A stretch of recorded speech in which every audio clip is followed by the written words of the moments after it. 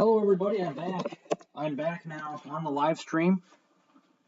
I got my internet back here. They did replace the internet a little bit here. The internet they had to, take it down a little bit on my kind of block where I live here in northern Illinois because we had a big storm last night and it brought some, some cable lines down and they had to redo those. So I am back now for the rest of this evening to cover the rest of whatever's left here for the severe weather potential. It looks like the tornado warning just expired or been canceled. That was just northwest here of Milwaukee, and that was just minutes ago. We'll continue to watch that storm. Again, I'm just back, guys. I wish I could have done a full live stream this evening. That was my plan all along. But again, they did have to take down the internet because of some problems with that earlier today. So I do apologize for that, guys. But other than that, definitely appreciate you guys joining and tuning in earlier on.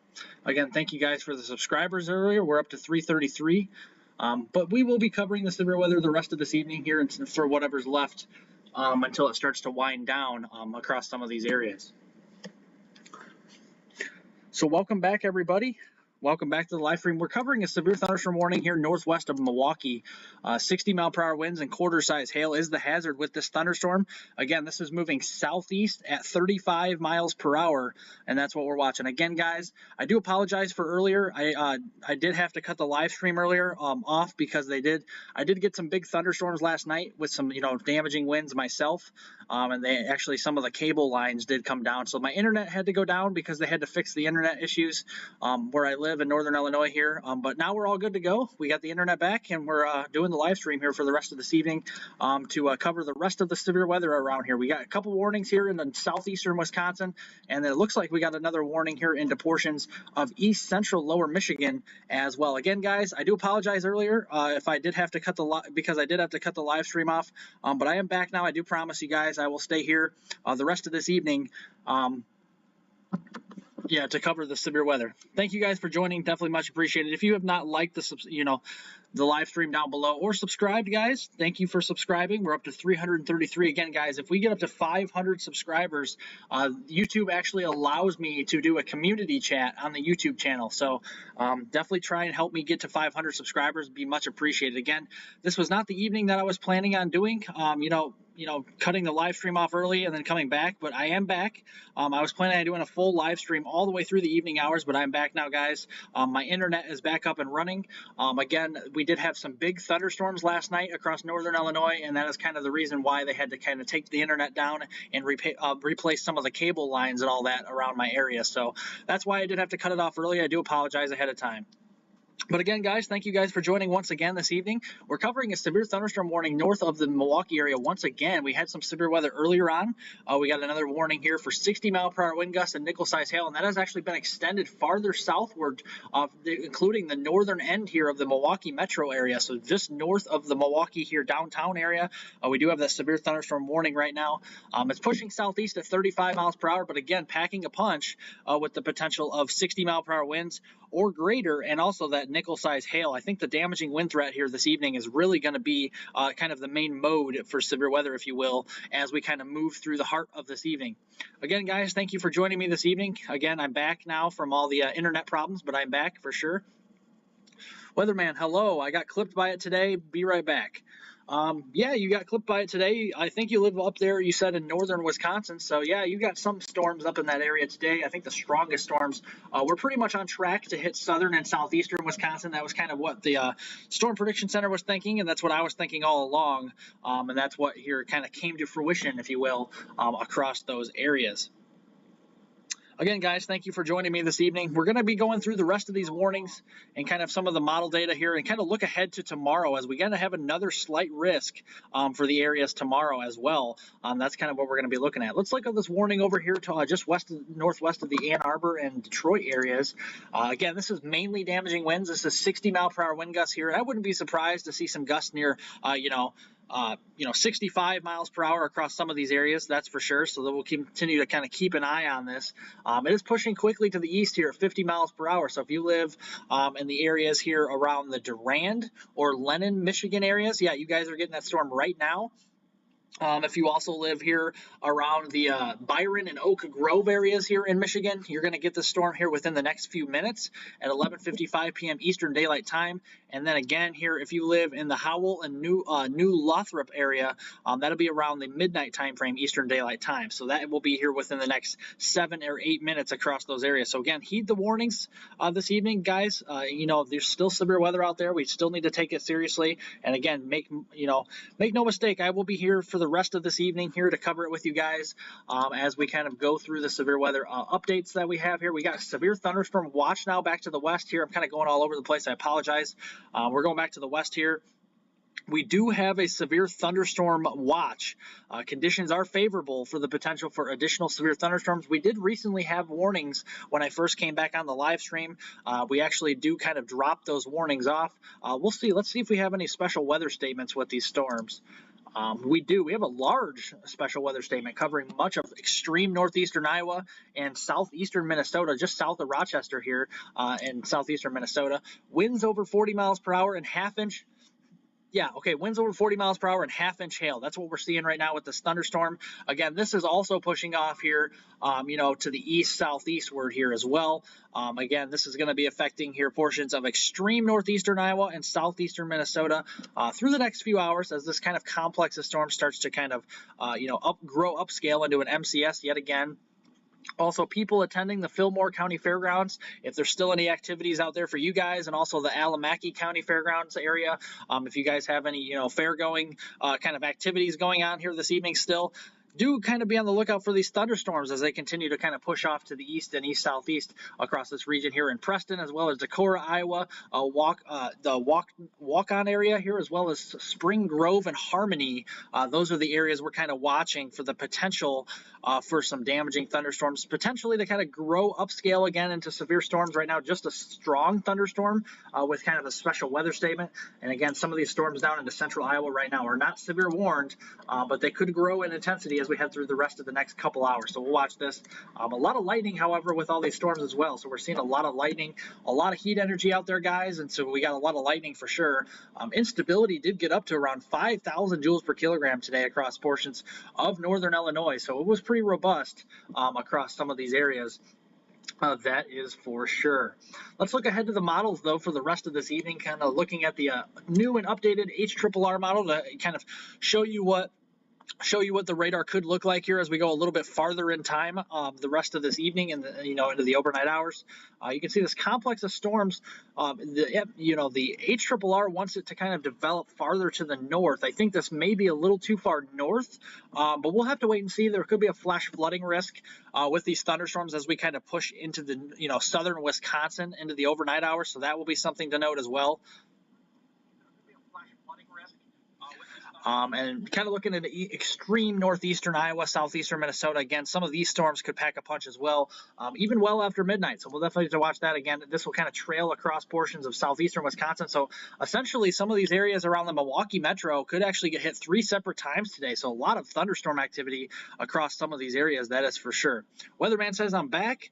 And Weatherman also says, I have storms just myself developing. Yeah, those will stay south of you. The cold front has already passed through your area. So you are A-OK the rest of the night if you live in northern or northeastern Wisconsin. Again, this complex of storms developing now is going to kind of move along kind of some of those outflow boundaries from the earlier storms, as well as kind of farther south into the untapped air across northern Illinois and far southern Wisconsin. So that's kind of the consequence right now here for the rest of this evening. Again, I do apologize, everybody, for kind of cutting the live stream off earlier. We did have some internet problems in my neighborhood here where I live in northern Illinois. We had some bigger storms move through last night with some pea-sized hail. I think winds around 60 miles per hour were measured on my wind gauge there out front as well. And we had kind of a flagpole that got kind of a little bit, the flagpole out front did kind of get a little bent from earlier last night. We got some very strong winds. I think it was clocked around 60 miles per hour. I didn't have a measurement of around 61 miles per hour yesterday. And it was severe warned. And we also had pea-sized hail, some extremely heavy rainfall. It's been a while since I've seen it rain so hard like it did last night where I live. And again, we got some very electrical storms too. It was almost constant lightning where I was living here in northern Illinois last night as well. Joe says, my grass still dead even with all this rain. Well, where do you live, Joe? Do you live here like I do in northern Illinois, or where do you live in the United States? What state do you live in, and what part of the state? That will probably better determine exactly your kind of outlook for drought as you get a little bit farther down the line here. If you live in Texas, I'm sorry to say you guys have a little bit of hope for northern Texas here and northwest Texas in the Panhandle coming up here next week. But other than that, if you live in south central Texas, you guys are not going to have much relief for any rainfall anytime soon. And even in North Texas, you guys that possibly could see some of that rain next week with kind of that cold front possibly getting as far south as the Red River there in North Texas and southern Oklahoma. Some of those areas could get some rainfall, but by no means will it be a drought-busting rain. So again, that is something we're kind of taking an eye on as we move into next week. But again, we got a severe weather outlook here for the rest of tonight. We got a slight risk across much of Iowa here, especially central Iowa and western Iowa over towards southern Wisconsin, northern Illinois, including the Milwaukee areas here in southern Wisconsin, Madison once again here, the Rockford, Illinois area, as well as Chicago, and then much of lower Michigan and northern portions of Indiana and northwestern Ohio. We got that slight risk moving through the rest of the overnight hours. Again, this will be kind of, the update will come at 1 o'clock in the morning when the Storm Prediction Center does the day one outlook for Sunday. So that's what we're looking at. We got a 2% area here still continuing across portions of the area across here, Iowa getting into northern Illinois. Disregard the tornado signature of a 2% across the northeast. That is not the case. That was kind of a little bit of a glitch. That's an error by the Storm Prediction Center. Again, with their products, so do not, regard that threat across the northeast. Just kind of look at the threat across the southern Great Lakes and the western Great Lakes for the rest of tonight. Again, that is not right for the northeast. We're not seeing any tornadic thunderstorms this evening, so disregard that. The wind threat still 15% across the same areas here with that 2% tornado risk here. And again, the hail risk is really kind of going down, waning in intensity before our very eyes here this evening and really into the overnight hours. We still got that less than 5%. I guess you could see some small to medium size hail, but really for the most part, I'm not expecting any large hail really too much over a quarter size here for the rest of this evening and tonight. Unless these storms really start to grow in intensity, I think it's mainly going to be a heavy rain and damaging wind threat here than more than anything else. And the later we get into the overnight hours after midnight, it'll really start to turn into a very, a big lightning show and also more of a heavy rain threat with a lot of these storms. So that's kind of this is kind of your outlook for tonight. Again, that marginal risk still extends down into southeastern Nebraska, northwestern Kansas, and extreme eastern portions of Colorado. Again, very isolated severe weather, potentially that far southwest. Here's the outlook for tomorrow, guys. We got a very long, kind of extended area of slight risk of severe weather from interior New England, including Caribou again. I think this is Caribou's third slight risk this year, and it's pretty rare that you get some slight risk severe weather all the way that far north that frequently here this time of year, and that all those slight risks came in late July across those areas. So very impressive to say the very least. And we definitely have that slight risk not only for Maine but portions there of northern New Hampshire, much of the state, if not all of the state of Vermont, much of New York here, as well as northern portions of Pennsylvania, including the Pittsburgh area, Albany, New York, Syracuse, getting toward the Buffalo area, and then getting into portions here of southeastern lower Michigan, including near the Detroit area, much of Ohio, so Toledo, some of these areas as well, getting down towards Cincinnati, Indianapolis here, and then getting into downstate Illinois around the Champaign-Urbana area, getting farther south towards Mount Vernon. Some of these areas here across southern Illinois here could have some severe weather, Springfield. Then we kind of got a little nose of a marginal risk for tomorrow across southern portions of Montana, getting into portions there of Wyoming as well, kind of the Cheyenne, Wyoming area, getting down into portions there, the Panhandle, the western Panhandle there of Nebraska perhaps, and even kind of moving over down towards the Denver area and the front range of the Rockies. We even have that marginal risk, kind of some upslope severe weather potential, isolated, however, as we kind of move into the afternoon peak heating tomorrow. Again, here's the tornado risk, still a pretty appreciable tornado risk as we head into tomorrow afternoon across the interior northeast from Caribou all the way down through northern New Hampshire, Vermont, much of New York State. So if you live from Albany over towards Syracuse here, the Buffalo area, getting down into extreme northern Pennsylvania, that's that 5% shading there of tornadoes. That's a pretty appreciable risk, especially for the northeast. And then we got that 2% area extending back down towards portions there north of New York City, towards the Pittsburgh area, Toledo, Columbus, all those areas into portions of Ohio, near near the Detroit area, maybe just to your south, and then the Indianapolis area, kind of on the far western fringes of that tornado risk here for tomorrow. The wind risk here goes as follows, just kind of goes as a slight risk here. Again, if where you see the 5% wind risk, that's that marginal risk. Where you see that 15% yellow shading, that's a slight risk or slight chance for damaging winds across these areas as we kind of go through tomorrow afternoon and evening. And then the hail threat, just kind of lower in general, just a 5% chance here of hail down towards the St. Louis area, getting through Illinois, much of Ohio, Indiana, southern lower Michigan, and pretty much the entire Northeast, an exception to portions right along the coastlines there, including Boston and New York City, kind of out of that threat. As we kind of go towards, tomorrow regarding the hail threat. So that is kind of what we're looking at. Weatherman says not the first time it has happened with glitches and all. It's pretty rare they glitch, but yeah, I've seen it before. It's happened before. It's just kind of some of their products might be, just an error on their end. Again, disregard that tornado risk. But if you look on the SPC's day one outlook for the tornadoes the rest of this evening, again, that's mainly for the southern Great Lakes and the western Great Lakes, including Chicago, some of these areas in northern Illinois, eastern Iowa. Again, that 2% shading across the Northeast is not valid, so definitely do not, just disregard that threat. But tomorrow, however, that will change. We got a 5% chance of severe, potentially tornadoes tomorrow in isolated instances across the Northeast, like I was showing you. And then not only tomorrow, we actually have a day 3 slight risk, and this will continue. Areas that don't get that slight risk on Sunday, you'll get your fair share of severe weather along the I-95 corridor from Boston to New York City here, getting down towards New Jersey here in the Maryland area, especially here down towards Washington, D.C., Richmond, Virginia, getting over towards portions there of Dover, Delaware. All these areas on your Monday along the I-95 corridor, Cape Cod included, getting down towards, Hartford, Connecticut. All these areas are impacted potentially on Monday afternoon as that cold front continues to kind of shift off to the east-southeast.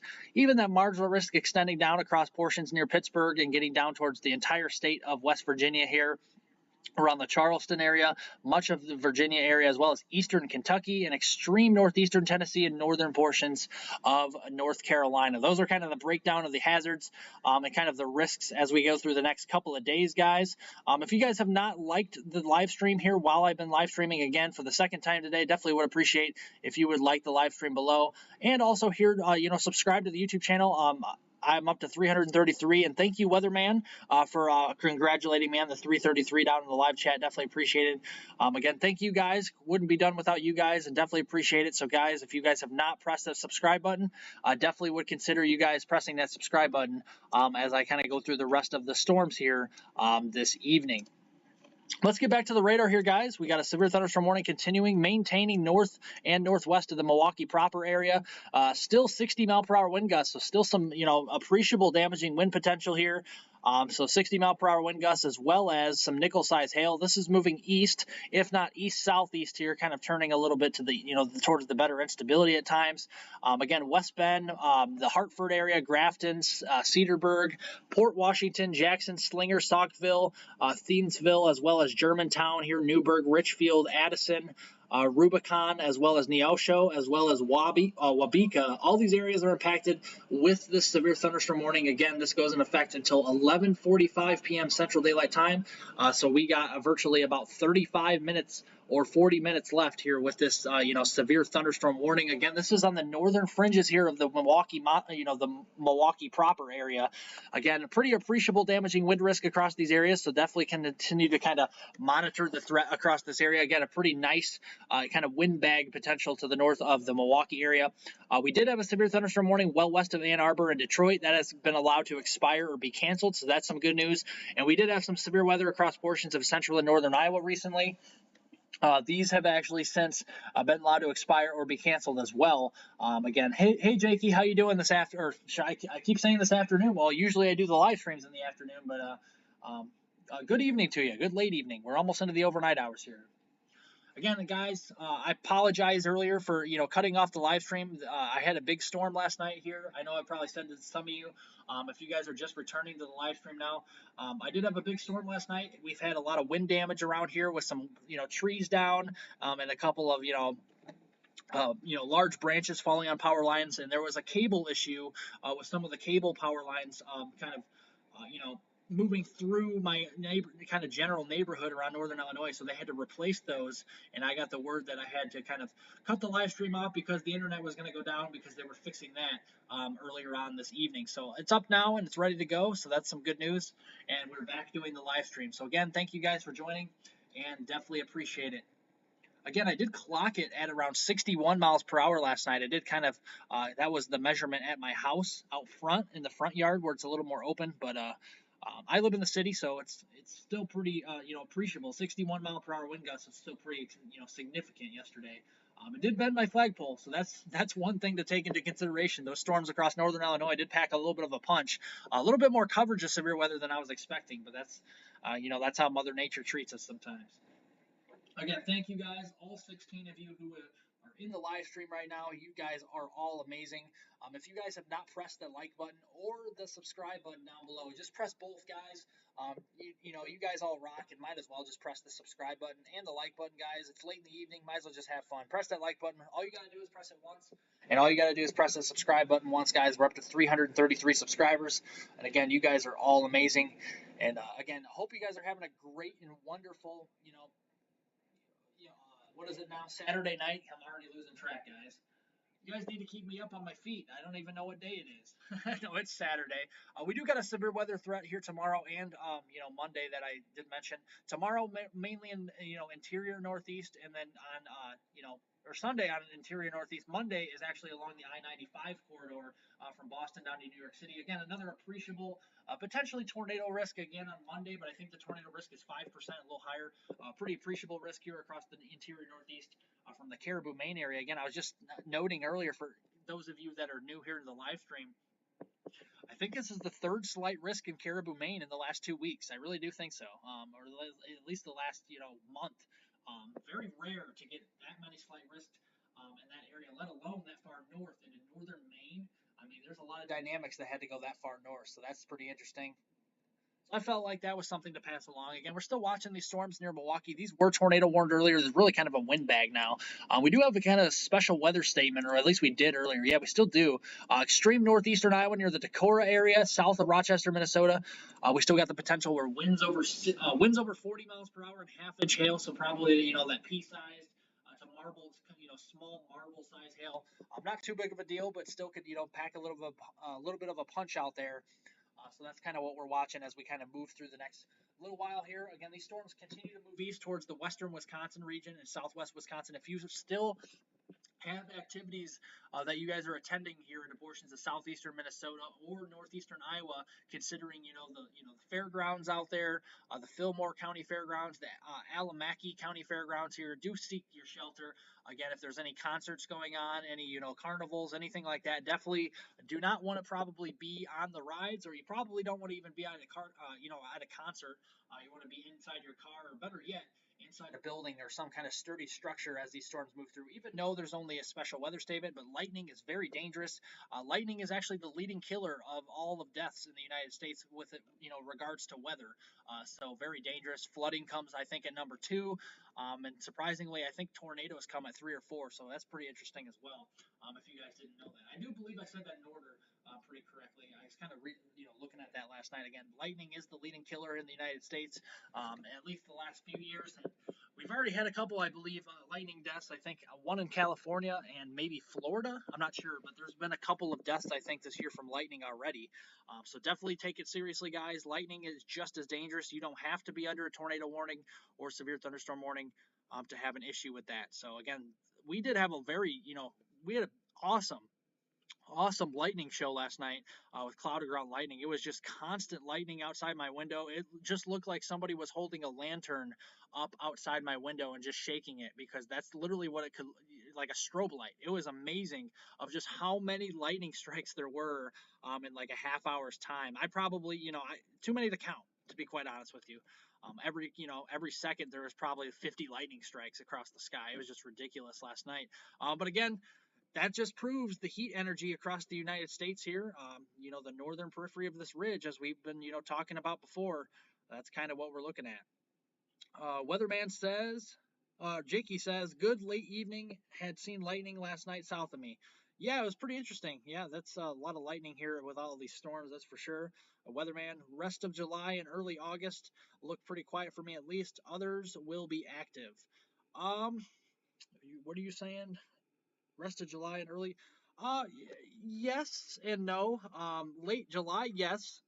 Early August is still unknown because we're still kind of far out.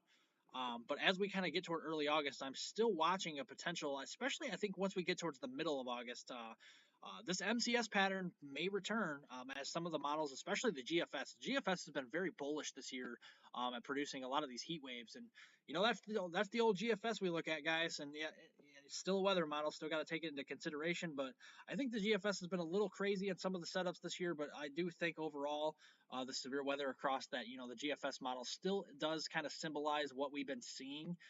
Again, it still kind of has the general flavor there that we kind of look for severe weather. Again, so the climate forecasting systems model is a good model to look at when you're looking longer range weatherman. So if you look at the climate forecasting systems model, don't take, the precipitation footprint or, the instability where, verbatim, like if it says 5,000 joules per kilogram on the climate forecasting systems model for surface-based CAPE, if you look at it on, say, pivotal weather in, 3 weeks' time, doesn't mean there's going to be 500 joules per kilogram CAPE. Really, all you got to kind of do what I call a squint test. You got to kind of look at that and kind of squint your eyes and say, well, there's a little bit of a potential for severe weather, but it's kind of uncertain where exactly. But it kind of gives you the general idea and general kind of region where you could expect that severe weather. So yeah, take a look at the climate forecasting systems model, guys, if you can. It's on Pivotal Weather.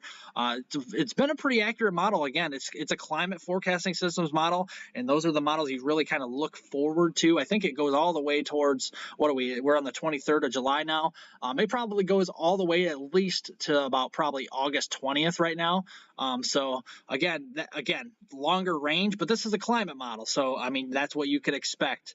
As something like that. So just go check that out. Again, it's pretty interesting. It kind of shows you the general setups. Again, don't take the instability, the surface-based instability, temperatures, and all that verbatim. It could go up or down, but it just gives you the trends. And again, I like looking at them daily to see kind of what the, weather looks like downstream a couple weeks from now.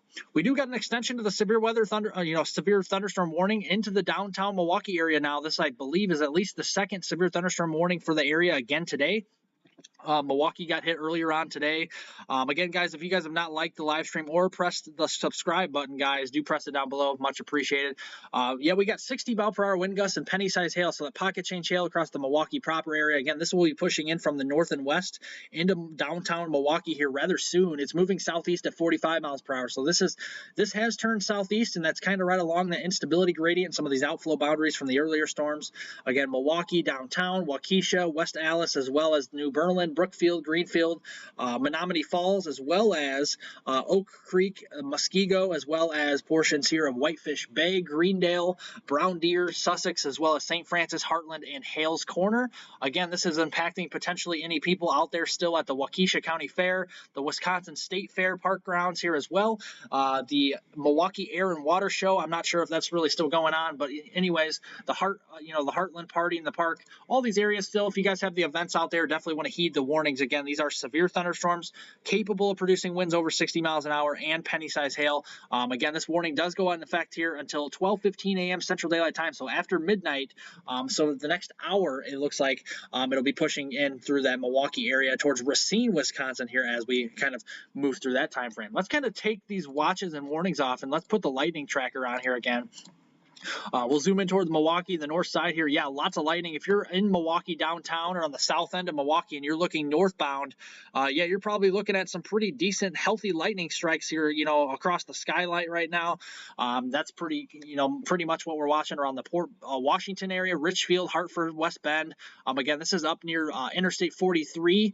So if you're traveling from downtown Milwaukee northward on Interstate 43, you're bound to hit some torrential rainfall, some blinding rain, especially if you got that 60 mile per hour wind gusts, maybe some penny-sized hail, and of course that frequent cloud to ground lightning potentially across these areas, kind of like I was seeing last night across my area. So pretty interesting there.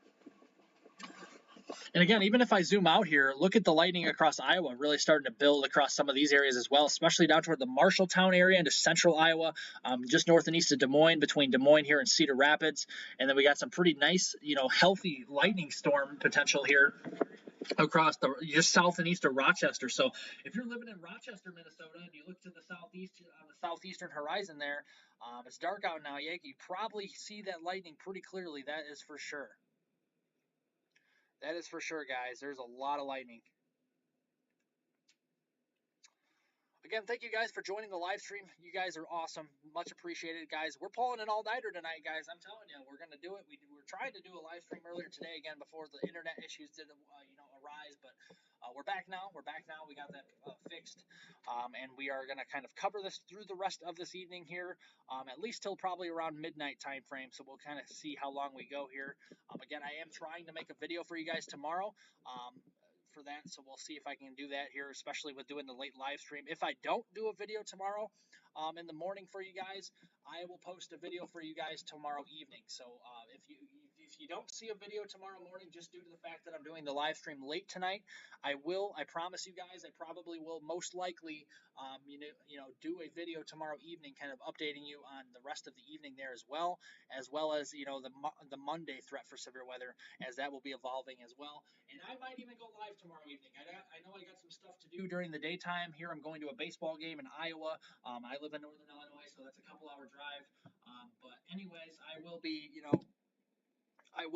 back to potentially do a live stream tomorrow evening. So do stay tuned, turn on all your notifications. And again, another good way to subscribe to the channel, because if you turn all your notifications on, subscribe, you have the green light to be notified for when I do the live stream, if I do one tomorrow, as well as the notifications for the videos that I put out in the morning hours. So zooming farther out, though, we even got some storms up near Green Bay, north of Green Bay here toward Wausau, here getting towards Sturgeon Bay. A very interesting kind of arcing band of storms. Again, not severe, under severe criteria, but we are seeing, let's see here. Yeah, we're not seeing any special weather statements or anything like that. Just some general, garden variety type storms. We are seeing, let me take the lightning off, another special weather statement for portions of Waterloo, Iowa, and west of Cedar Rapids toward the Marshalltown and Grinnell area, Newton, Iowa, east of Des Moines. These are pretty strong. These could, strengthen back to severe limits, as they're only, 8 to 10 miles per hour below the severe limits right now. This is, wind gusts up to around 50, perhaps 55 miles per hour with this at the strongest. It's moving east at 50, so if it's moving east at 50 miles per hour and it's capable of producing 50 miles per hour, put two and two together, guys, and more than likely it's probably producing at least 45 to 50 mile per hour winds near the surface. That is for sure. Again, gusty winds could knock down tree limbs and blow around unsecured objects. So if you live in those areas, I know it's late, but do secure your objects here, kind of bring them indoors and stuff like that as well. This is for Interstate 80 between mile markers 163 and 204 for all you truck drivers out there if you're tuning into the live stream.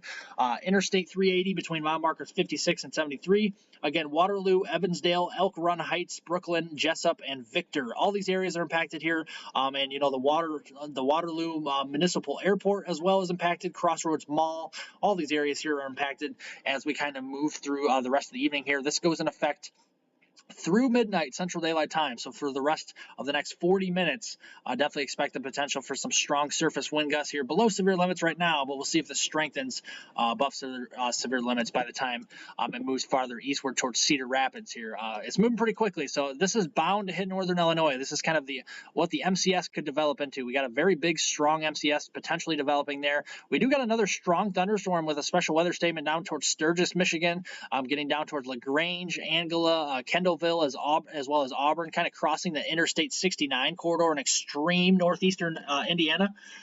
Again, this is north of Fort Wayne, so we're seeing this right now. This kind of lone thunderstorm. Winds over 40 miles per hour is a hazard. It's moving east, if not east-southeast here at 40 miles per hour right now. Again, gusty winds can knock down tree limbs and blow around unsecured objects. Auburn, Sturgis, Kendallville, Angela, Garrett, Butler, LaGrange, Bronson, Waterloo, all these areas be impacted. Again, Interstate 69 in Indiana for your truck drivers out there between mile markers 328 and 357. Again, 328 and 357 are the mile markers for Interstate 69 in extreme northeastern Indiana, and also Interstate 69 as well, moving into Michigan between mile markers 1 and 5 there. Also Interstate 80 in Indiana between mile markers 116 and 156, as well as Interstate 80 here in Ohio for between mile markers 0 and 7. So a lot of a lot of coverage across these, interstate areas as we move through the next, little while here. Again, this one goes in effect here until 1 a.m. Eastern Daylight Time. Again, probably about another 39 minutes for this area. I did forget this area actually is in Eastern Time, so that's pretty interesting as well. Weatherman says about to be hit. Gusty winds on camera in Port Washington, Wisconsin. Yeah, gusty winds are on camera. I would probably look up the Earth Cam, but I don't think. I wonder if they do have one for Milwaukee. Let's see. Let's look it up real quick to see if they have any Earth Cam here for Milwaukee to see if we can see any lightning off in the distance. I'm not sure which way they're pointing it, so we'll definitely look at this and see if we can find it.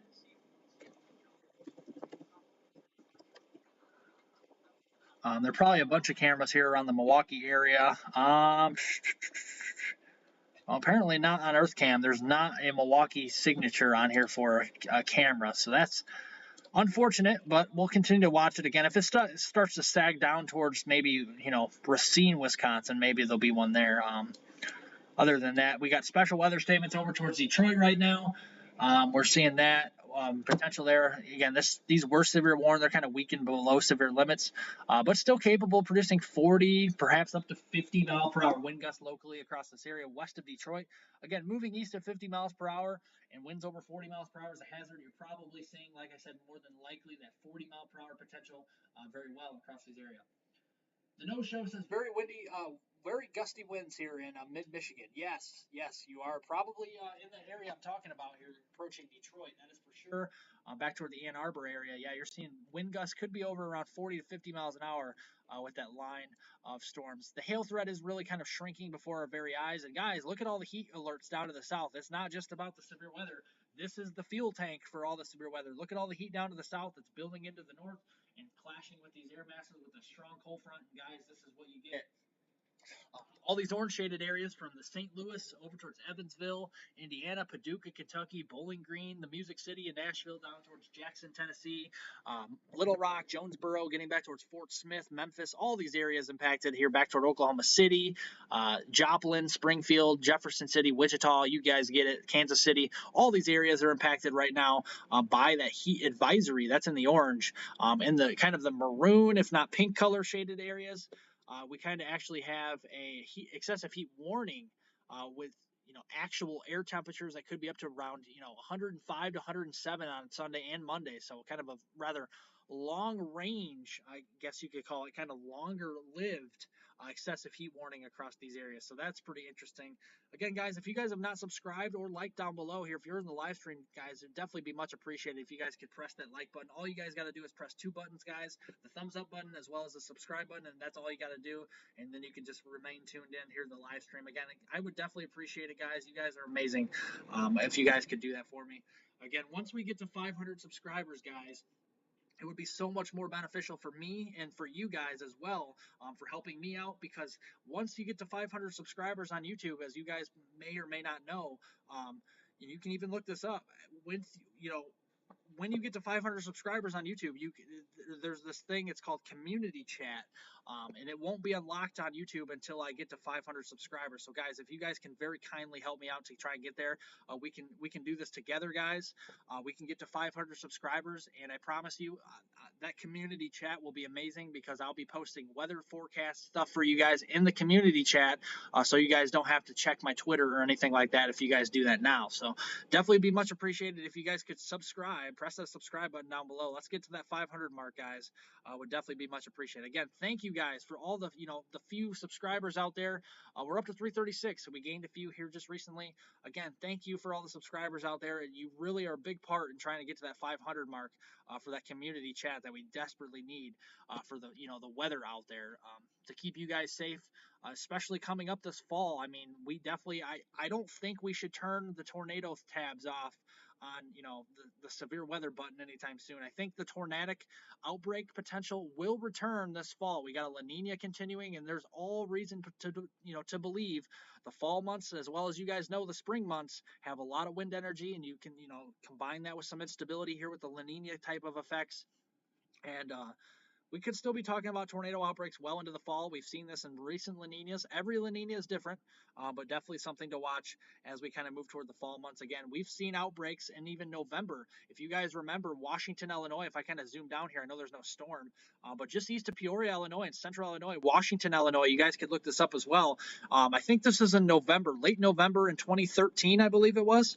There's an I think an EF4 tornado that moved through the heart of Washington, Illinois, decimated the entire town, unfortunately. I think there were some deaths with this as well. Very, very sad, heartbreaking kind of time of year. Again, it was, I think, in the 80s in late November, and then with the day that tornado hit, and then the day after, it was, in the low 30s and snowing. So that's just kind of the volatile atmosphere that you guys could expect potentially even as we get into later this year. So again, don't kind of turn the page and say we're not going to have any more tornadoes this year. We definitely could be.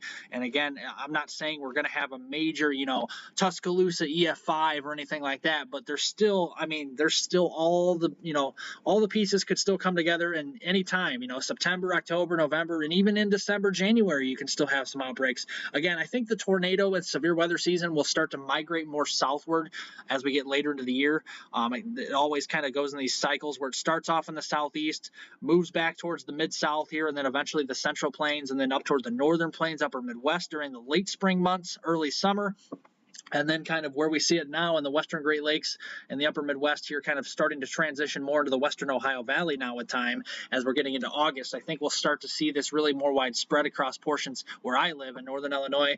And then once we get to September, October, I think it really starts to settle back towards the Tennessee Valley and the southeast. So all you guys in the southeast, if you're tuning in right now, do not turn the page, because it's going to be changing in a big way potentially as we get towards later in this year. Again, that's just what I'm seeing with the climate forecasting systems model as well.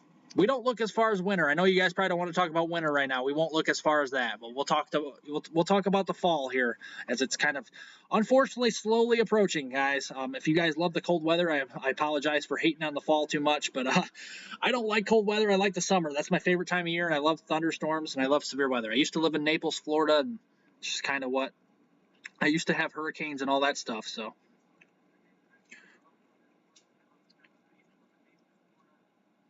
No, yeah, November 2013, Weatherman says. As a matter of fact, a 43-year-old was killed in 15 miles to my north by an EF1 tornado on August 19th, 2011. Yeah, 2011 was a pretty bad year.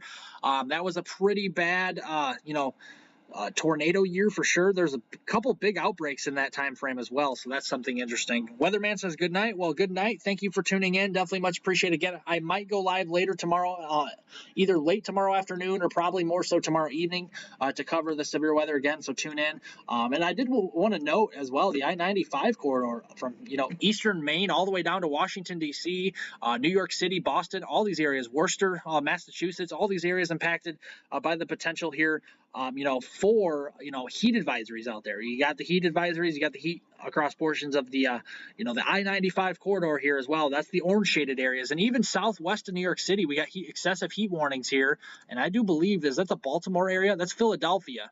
Okay, so Philadelphia getting down towards the Wilmington area here in Trenton. Into Trenton, New Jersey.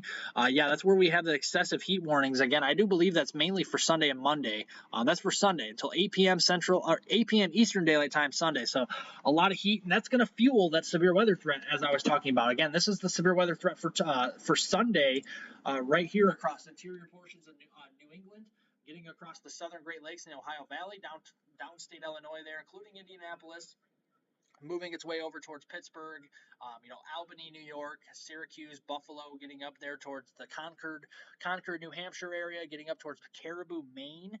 And then as we kind of move towards Monday, we're going to have a slight risk kind of shifting more south. So the I-95 corridor is in play from Boston all the way down through Hartford, Connecticut, Rhode Island, the Cape Cod area, getting down towards New York City proper, Baltimore, Philadelphia, Trenton, New Jersey, Dover, Delaware, Washington, D.C., Richmond, Virginia. A lot of population hubs in play for that slight risk.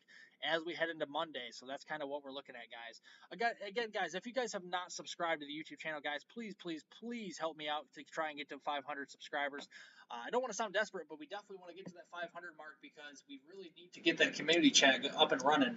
YouTube doesn't allow you to do that unless you hit 500. So we really need that to get up and running because I can post some awesome weather-related content on the community chat for you guys to check in the morning hours along with my videos, and that would be just a dream come true, guys. That would be amazing to be doing that for you guys, to help you guys out, and kind of doing more severe weather forecasts and stuff for that as well.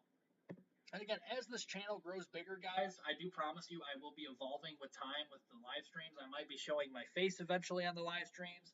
I might be doing my own severe weather forecast potentially, my own winter weather forecast for like how much snow to expect. We got a bunch of cool stuff that we're going to be doing as this channel does grow, guys. So all the more reason to like and subscribe. That's just pretty cool for all you guys out there as well. Again, thank you for the like. Definitely appreciate it. Blessed says thank you. You're welcome. You're welcome, Blessed. Definitely. I'm here for you guys. That's the only reason I do these live streams. It's not for me. It's for you guys. Again, this is just to keep you guys safe and out of harm's way. Again, I have a passion for helping people, and I've always had that kind of passion in the back of my mind, and I always liked helping people. And again, this is another way to kind of give back and helping people. So that's kind of what I strive for anyway with all these live streams. Again, it's to benefit you guys, not me. This is a severe thunderstorm warning, a new warning. Again, we did mention that these storms could kind of grow a little stronger. Decorah, Iowa, approaching the Mississippi River here toward the Walk-On area. Then Lansing portion. I think Lansing is in Lansing is in Iowa, so extreme northeastern Iowa here, probably about as far northeast in Iowa as you can go. This is just northwest of Prairie du Chien, so if you've ever been there, I've been there a few times. Very beautiful town here in southwestern Wisconsin, right along the Mississippi River and where the Wisconsin River meet. Just to the northwest of Prairie du Chien, we got a severe thunderstorm warning here, mainly for damaging winds. This is 60-mile-per-hour wind gusts, so winds over 60 miles per hour possible. Again, moving pretty swiftly off to the east at 45 miles per hour. That's a line extending from 9 miles south of Spring Grove to near Decorah, Iowa. So again, we're going to make it an all-nighter out here if we have to, guys, with all these warnings. We're going to stay to it and kind of the pedal to the metal with the severe weather potential here, still kind of moving on through these areas through the heart of the evening and the overnight hours. So we'll keep on being here for you guys for a while, since especially I kind of had to turn it off later. Yeah, look at all these storms starting to strengthen now. We're going to watch this. Northwest of Cedar Rapids and east of Waterloo, Independence, Iowa, down towards Vinton, Iowa, and right along Highway 20 and also Interstate 380 there to the north of Cedar Rapids there. We're actually seeing a severe thunderstorm warning that just got issued. This goes in effect till 12:15 a.m. Central Daylight Time, so about the next 40-45 minutes. Again, moving east at 50 miles per hour, damaging straight line winds over 60 miles per hour is the hazard with this severe thunderstorm. So definitely want to take these seriously. If you have any, like even this morning when I had a flagpole, that my flagpole bent here earlier on this morning when those storms moved through northern Illinois around 3-4 o'clock. I didn't expect severe weather, but we did have actually numerous severe weather across northern Illinois, some damage reports. There was even a couple storms down into portions of Streeter and Morris, Illinois, down towards the Bloomington Normal area that was capable of producing, a tornado and even some, golf ball size hail and 70-mile-per-hour wind gusts earlier. Potentially some damage down that way as well. So again, though, just kind of a wide area. Again, some of these areas have gotten hit a couple times today. Again, Milwaukee's had, I think this is their second severe thunderstorm warning.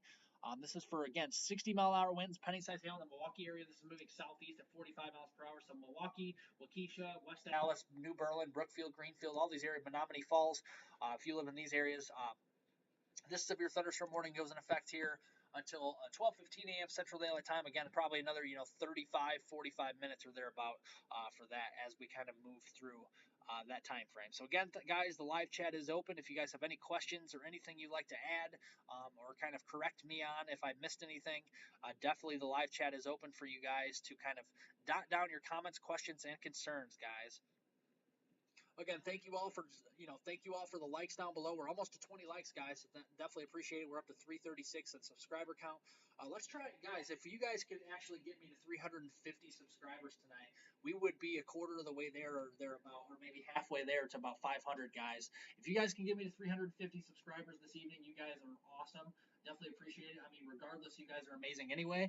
But I mean, if you guys can get me to 350 subscribers, you guys rock. Really do. Yeah, we still got the severe thunderstorm watch across northern Iowa, northeastern Iowa. Those two counties there into southwestern Wisconsin, and actually I do know those county names because my grandma does live up into southwestern Wisconsin, and these one of these counties. She actually This is Crawford County, that includes portions of Prairie du Chien, and also Grant County, Wisconsin, including the Platteville Whitewater area here into portions there of southwestern Wisconsin, far southwest Wisconsin. Again, that's severe thunderstorm watch. Again, that also extends back through Dubuque, Iowa, Cedar Rapids, Waterloo, just north of the Des Moines area, Fort Dodge, getting back up towards Rochester, Minnesota, West Union, Elkader, Iowa, all these areas, Marshalltown. This is in effect here until 3 o'clock in the morning, Central Daylight Time. So this goes through the almost to the dawn hours of Sunday for those areas here in that in the northern Iowa and portions of southwestern Wisconsin, southeastern Minnesota. So we'll watch those warnings. Is there an update to this warning here in Milwaukee? Let's see. It looks like it's bright. Did they extend that? Let's see here. 12:15 a.m. Central Daylight Time. Still for Milwaukee, still 60-mile-an-hour winds and penny-sized hail. That kind of overlapped that severe thunderstorm warning there. Again, this is moving slowly but surely down towards the Milwaukee area. It looks like the strongest part of this might miss Milwaukee over Lake Michigan to the east. Nonetheless, though, we're still going to be talking about some severe weather potentially encroaching on the Milwaukee area downtown rather soon as we move here through the next little bit. Oh, Blessed says power going off and on and off, might lose internet. Are you talking about you? Yeah, I lost the internet last night or earlier this evening, and that's why I had to cut off the live stream. I was kind of bummed out about it, guys, because I really was trying to, do a whole evening full of live stream here because we did have a lot of severe weather. I'm sure while I was gone, I was looking at the radar, and we did have a bunch of severe thunderstorm warnings, a few tornado warnings mixed in that we were talking about. And again, I definitely wanted to relay all that information. It's just we had some bigger storms moving through northern Illinois, and knocked out some of the cable and stuff. They had to come redo the internet this evening. It took them a while to come do it, but they did, and we're back up and running now. So that's some good news. Again, guys, you rock. We're up to 338 subscribers, guys. If we can get to 350 on the subscriber count, again, 500 is the goal, guys. If we can hit 500, again, YouTube allows us to do the community chat, and that's going to be important because, again, we could post more weather-related content on there. We could do a weather-related content posts for forecasts and a bunch of other stuff on there. So definitely would be helpful. We can do even polls, kind of having some fun on there, kind of doing polls like what season do you guys like, and you guys put a poll of what you like, and it just be pretty interactive on the live stream and all on my YouTube channel. So that'd be pretty fun to do, guys. If you guys can help me get up to that, that would be pretty amazing. Again, thanks for all the likes down below. Again, I'm a pretty personable guy, so everybody, you guys are all my friends, and like I said, I don't have any enemies. You guys are all my friends, and again, you guys are amazing. Definitely appreciate you guys taking time out of your late evening, staying up with me late night here tonight, this Saturday evening and overnight, and keeping up and tuning in for the severe weather coverage. Again, 340 guys. We only need 10 more to hit 350. You guys rock. You guys absolutely are amazing. And even if we go above and beyond and overachieve in this live stream over 350, just more of just how amazing this audience really is for my YouTube channel. So definitely appreciate it. Yeah, we're still watching these severe warnings again in Iowa, just mainly windbag producers. These are mainly just, 60-mile-per-hour winds and maybe a couple, nickel, penny-size hail. Every once in a while, we might have some quarter-size hail mixed in. Even the quarter-size hail has really kind of settled down. And actually, if I zoom out, look at how quiet it is across the southeast. Kind of besides Knoxville, just to the southeast there, in the Asheville area, getting into portions there around Charlotte, North Carolina, and then a couple storms well east of Jackson, Mississippi. Most of the southeast, besides that, is pretty void of any, showers and thunderstorms. Very quiet night across these areas, and even into Texas here, you can probably expect that because all the drought. We got a lot of dry weather. Again, the Pacific Northwest very quiet. Really, the main action, the busiest weather right now is local to home. If you guys live in Wisconsin, Iowa, Minnesota, or Northern Illinois, yeah, consider yourselves active right now. That's for sure. That is for sure, guys. Jakey Buddy says, I need to move to the States because I need to experience more deadly force of nature, like 100-mile-per-hour winds. There have been derechos. I know Canada's gotten their fair share of some damaging storms as well. And of course, we don't want storms to be damaging. Again, we don't want storm damage. We don't want anybody hurt or anybody killed out there. We do not want that. We want these storms, even regardless. Severe thunderstorms are cool. The wall clouds, shelf clouds, and all the cool clouds and stuff, tornadoes that you can see. But we don't want tornadoes going through towns. We want tornadoes to go through, open areas that don't affect anybody. That's kind of what we're looking at. Again, we don't like that. That is for sure. Again, you guys are absolutely amazing. I appreciate my audience is like one of the best audiences on YouTube. I swear, you guys are amazing. You literally are. I mean, you guys subscribe to my channel. You like my videos. You like my live streams. I mean, could I ask of anything more? I mean, you guys really are the best audience I could ever ask for. So definitely appreciate it, guys. Hope you guys are all having a wonderful Saturday night. That's the least I could say for you guys. You guys are amazing.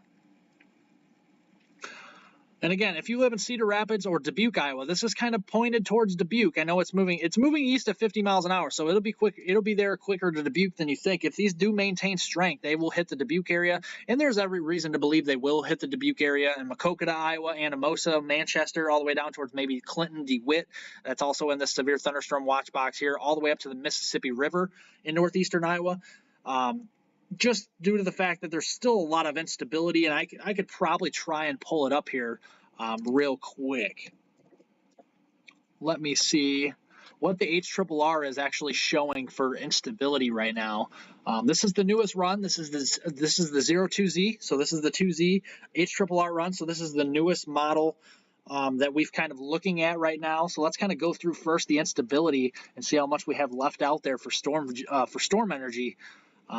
Quite a bit. We got quite a bit in the greens here. That's still 2,500 joules per kilogram, and that's still really double what you need for thunderstorms, let alone severe weather. So that's pretty interesting.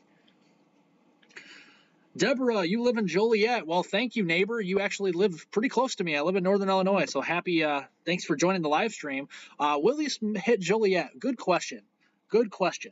Again, I'm going to get to all your guys' questions, so bear with me here. The HRRRs, I think, might be a little too far north with this because, interestingly, the HRRR is not really showing this kind of line segment of storms moving through the Cedar Rapids area on the southern side, and that might be due to a little bit of, the capping issues with the model, kind of ingesting some of the capping issues with this. But the signal is there for some flash flooding potential across southern Wisconsin. Again, the Joliet area, I think later on this evening, and actually it's already late evening, after midnight, probably about 3, 4, 5 o'clock in the morning, you'll get your fair share of storms along with me here in Northern Illinois once again. I think north of Joliet, if I'm not mistaken, you can let me know. I think in the Waukegan, they got a lot of they got a ton of heavy rain. They had flash flooding emergencies, or at least a flash flood warning here that some of the, the emergency management or something like that last night, they said they had 5 or 6 inches of rain. I know the storms just kind of sat over that area, that's for sure. So I hope that answers your question, Deborah. If I didn't answer your question, just ask another question again. You guys can ask multiple questions. You guys don't have to just ask one question here in the live stream and just call it good. You guys can keep asking questions. Don't hesitate to, again, all your guys' questions are valid, and you guys ask some good questions, so definitely keep asking. Let's see here. Shovershoe, hi from Ernie, Cedar Falls, Iowa. Cedar Falls, Iowa. Let's check out Cedar Falls. I want to say Cedar Falls is in eastern Iowa, correct? Let me check it here. I can look up the location. I know Cedar Rapids is in eastern Iowa. Cedar Falls, Iowa. Okay, so you're just to the you're around the Waterloo area. Okay, yeah, there's a severe thunderstorm just to your east. So let me know. Did you have any damaging winds or anything in your area? Definitely let me know.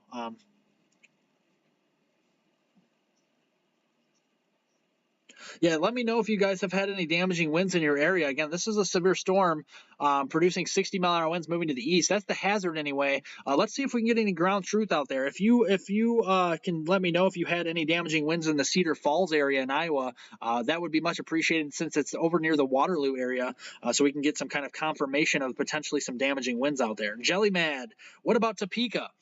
Thank you for joining everyone again for being interactive on the live stream. Topeka, you guys are high and dry right now. You're very quiet. Kansas City the same way. St. Joseph, Nebraska City, Omaha. There are some storms off here to the west northwest of Topeka. These are low top thunderstorms. They're not very strong in strength. We're not seeing, those 40, 50,000 foot tops or anything like that. But we are still seeing quite a bit of some lightning here and still some heavy rain and some heavy downpours. Again, far northern portions of Kansas, southern and southeastern Nebraska. Again, that's kind of what we're looking at. But very high and dry in Topeka right now. And let's look at the temperature. You guys probably can't see this, but I'm going to look at it real quick and let you know how warm it is in Topeka. It's 89. It's almost midnight, guys. Topeka's in Central Daylight Time. It's 11:46 p.m. Central Daylight Time. It's 89, near 90 degrees still in Topeka, Kansas, and that just proves on the northern periphery of all this heat. That's just the fuel in the tank for all the severe weather out there. So that's kind of what we're looking at. We still do. Let's go with a little bit of the flooding alerts. We've gone over some of the severe thunderstorm warnings and all that stuff here. Let's go over this is another form of severe weather, flash flooding potential. This is a flash flood watch for Chicago proper, including all the metro areas around Chicago, all of the Waukegan area, Evanston, Elgin, Aurora, Joliet, getting over towards Gary, Indiana, Valparaiso here into extreme northwestern Indiana. And then getting back toward DeKalb there, the Highway 20, Interstate 90 corridor, moving in toward the Elgin area, far northeastern Illinois toward Lake County, getting down towards portions there of, Kane County, Kendall County here in, northeastern portions of Illinois. Yeah, you can expect some flash flooding potential later on this evening, that's for sure. Let's see here in the chat. Blessed says, I lived in Cedar Falls and Waterloo, Elk Run, Sumner, all over. Wow. So you've definitely been all over. That's cool. You've lived in Iowa all your life. Is that what you're saying? That's pretty cool. Iowa's interesting. I mean, it's got a lot of corn crops, so especially in the summer, you can what they call evapotranspiration. You got a lot of that corn sweat out there, and that's when you see those dew points in the 80s, lower 80s sometimes in the summer. It gets pretty humid. Air you can wear out there, that's for sure.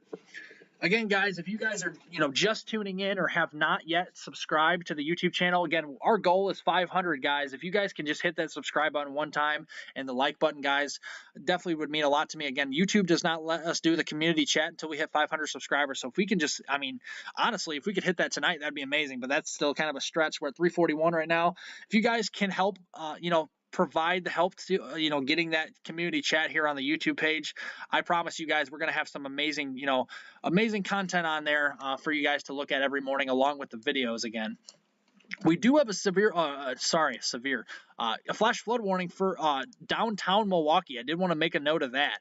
I didn't realize that. We actually do have one.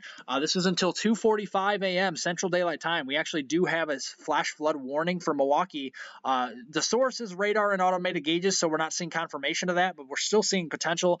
Doppler radar and automated rain gauges are indicating that heavy storms have moved through the area with 1 to 2 inches of rain has already fallen in this area around Milwaukee. And you got to think about the pavement in these big cities like Milwaukee or, like New York City, any of these bigger towns and cities, they have a lot of pavement, right? So a lot of these heavy rains have to run off somewhere, and you have a lot of concrete. It can't really soak in. It kind of got to run through the streets here. So that's kind of what we're watching for as we move through the evening. Again, another 1 to 2 inches of rain are possible in this warned area again. So we could have, totals around 2 to 4 inches, potentially 5 inches before it's all said and done. That's for sure. Deborah says, hey, hi, my sis lives there. I'm south by Mount Vernon, Illinois. Moved from Chicago 32 years ago. Yeah, Mount Vernon, Illinois. I know exactly where that is. I've traveled there many times. My aunt lives in Middle Tennessee, so we've been by Mount Vernon. Just southeast of St. Louis. Pretty nice little town down there in southern Illinois, downstate Illinois. Getting closer towards between Effingham there and Paducah. A very nice area to live, that's for sure. So pretty diverse weather down in that area as well, I'd imagine. That's for sure. I'm sure. Didn't you guys get if you live down in the Mount Vernon area, not to talk about winter while we're talking about severe weather, but did you guys get those big winter storms with those 2-foot snowstorms last winter, or at least a foot of snow? That was those areas got hit pretty hard with some of those ice storms and stuff down that way in southern Illinois. And if you guys really think of it, if there's Tornado Alley and there's Derecho Alley, I guess if you could call it that. Um, there really is technically, if you do the studies on it, and I really haven't done the study, but I really have kind of looked over some of the research on it because I like researching stuff about weather. Um, Pretty much, I guess you could call it ice storm alley is pretty much in the Ohio Valley because I mean you got all the cold air coming in from Canada that's stuck kind of usually in the Midwest and Great Lakes. You got the warm air coming from the southeast across the Tennessee Valley, and then right in the middle across the Ohio Valley. That's what I call ice storm alley, pretty much. I guess you could call it. Just kind of a little tidbit. It's kind of funny to say, but I mean ice storms are dangerous. So again, that's just kind of what I think anyway. There's still a lot of research into it, but again, guys, thank you for subscribing. We're at a 342. Guys, we are just 8 subscribers away, guys. We need 8 more people to hit our goal, at least tonight at 350. Again, the big step to getting to 500 subscribers, guys. If you guys can do that, I will provide you with daily weather forecast videos. Now, I did tell everybody earlier, I did do a video this morning. If you guys want to check that out, kind of going along the lines here of Sunday, Monday. I will not do a video potentially tomorrow morning, just due to the fact that we're doing a live stream now. But I will potentially, if not most likely, do a video later tomorrow evening. So if you guys want to tune in for that, definitely kind of look into that, as well as kind of like the video and all that, so it gets it out to more people here on YouTube. Would definitely be much appreciated as well, guys. So again, thank you for all the subscribers and likes out there. Again, I couldn't do it without you guys. You guys are amazing. So thank you. Pretty good audience out here we got today. So again, you guys rock. We even have a flash flood warning south of Rochester, southwest of Rochester, Minnesota.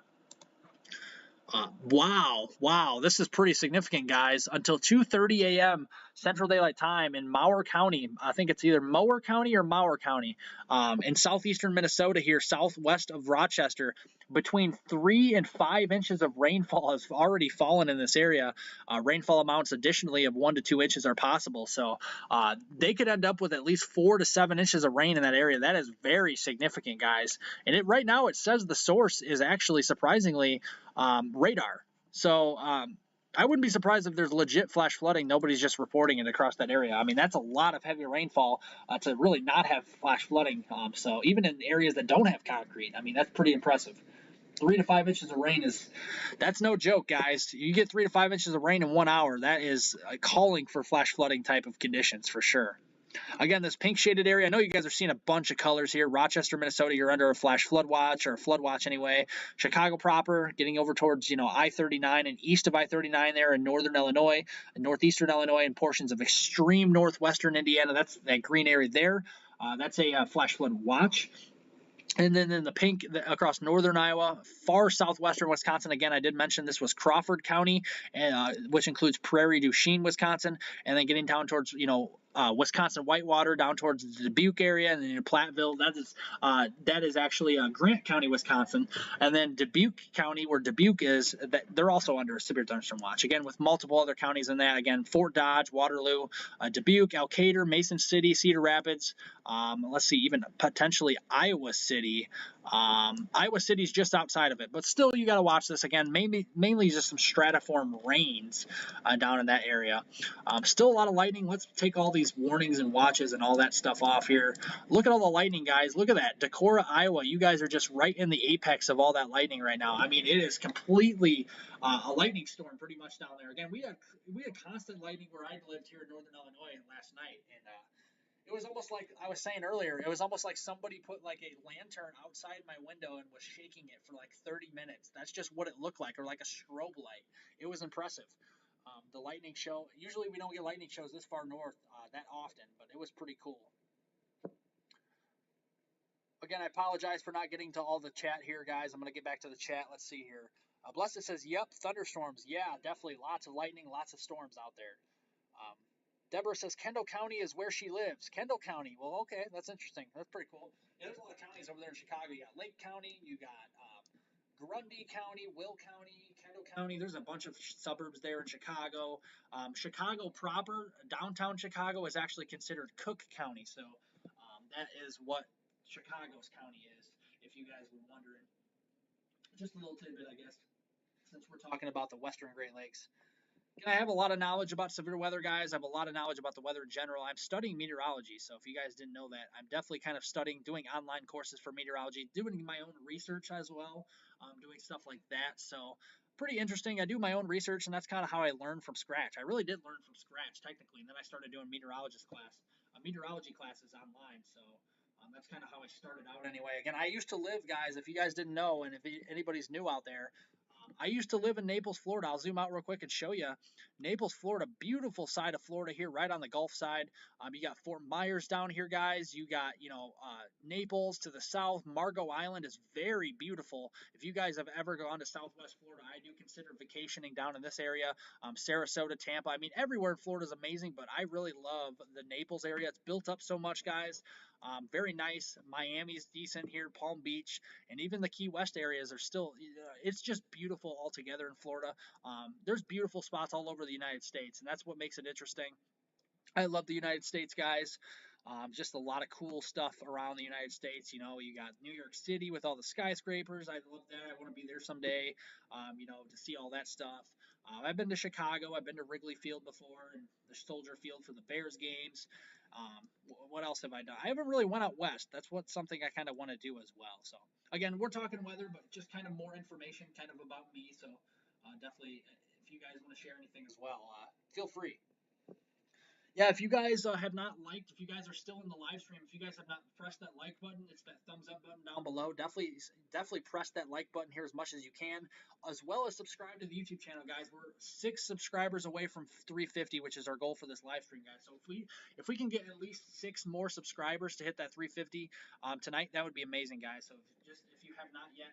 Just everybody, please press the subscribe button. All you got to do is press 2 buttons, guys. The thumbs up button down below and the subscribe button down below as well. That's all you got to do, and just remain tuned into the live stream. Definitely appreciate it. You guys are all awesome. Let's see here. Yeah, Dubuque, Iowa. Yeah, this is going toward Dubuque, Iowa right now. I know we've been talking a lot about the Midwest and Western Great Lakes. We do got a warning extension. Speaking of Prairie du Chien, they are actually under a severe thunderstorm warning in southwestern Wisconsin now. This has crossed over the Mississippi River. We're about to cross over. Very, very damaging. Or should I say, yeah, damaging storms, but potentially a flash flooding setup occurring across portions there, the Decorah, Iowa, back toward the Cresco area, of kind of some back building there with a lot of torrential rainfall occurring. So not only on the leading edge will you have the damaging straight line winds with winds over 60 miles an hour, but you could be seeing, the heavy rain threat. But good news is, even if it's back building, it's moving quickly, guys. Look at this. Law enforcement, guys. Law enforcement is actually the source here. So we are seeing confirmation of 60-mile-per-hour wind gusts from law enforcement here, at least near the Prairie du Chien area or just west here of Prairie du Chien. This storm has picked up a lot of forward speed. It's moving east at 70 miles per hour, and that has to do with that low-level jet. That low-level jet is really pushing through, guys. And that is kind of what's sparking some of these storms across these areas, that's for sure. Again, guys, I have lots of knowledge. I've nailed two derecho events 2 weeks in advance before they happened this year, guys. I look extensively at weather model forecasts. Again, I bleed my eyes out every night before I put my videos out. Trust me, before I do that for you guys to give it, because the most important thing to me, guys, is that you have an accurate weather forecast. I don't just like putting things together and not, giving an accurate forecast, and that's what I strive to do. You guys can also see that in my about page on YouTube here, my kind of mission statement for all that as well. That's kind of what I like to do is be as accurate as possible using the resources that I have, my knowledge, and also the computer weather model, the computer forecast models. We got an extension of the warning. This is approaching Dubuque County. This is getting closer. This is towards the Highway 20 corridor in far northeastern Iowa. This includes Manchester, Iowa here. This is for 60-mile-an-hour winds. So this is really starting to turn more into I wouldn't say widespread damaging winds, but more kind of a more windbag producing type of complex of storms. This is moving quickly as well, east at 50 miles an hour. So the northern end of this is moving east at 70 miles an hour, and this is moving east at 50 miles an hour. So 60-mile-per-hour wind gusts is the hazard here. So areas of Manchester, Dyersville, Iowa, Edgewood, Earlville, Colesburg, Greeley, Dundee, all these areas here, you guys get the point. Manchester Airport, Delaware County Fairgrounds, the Backbone State Park, the Twin Bridges Park, as well as Petersburg. all these areas are impacted by the severe thunderstorm warning as we speak.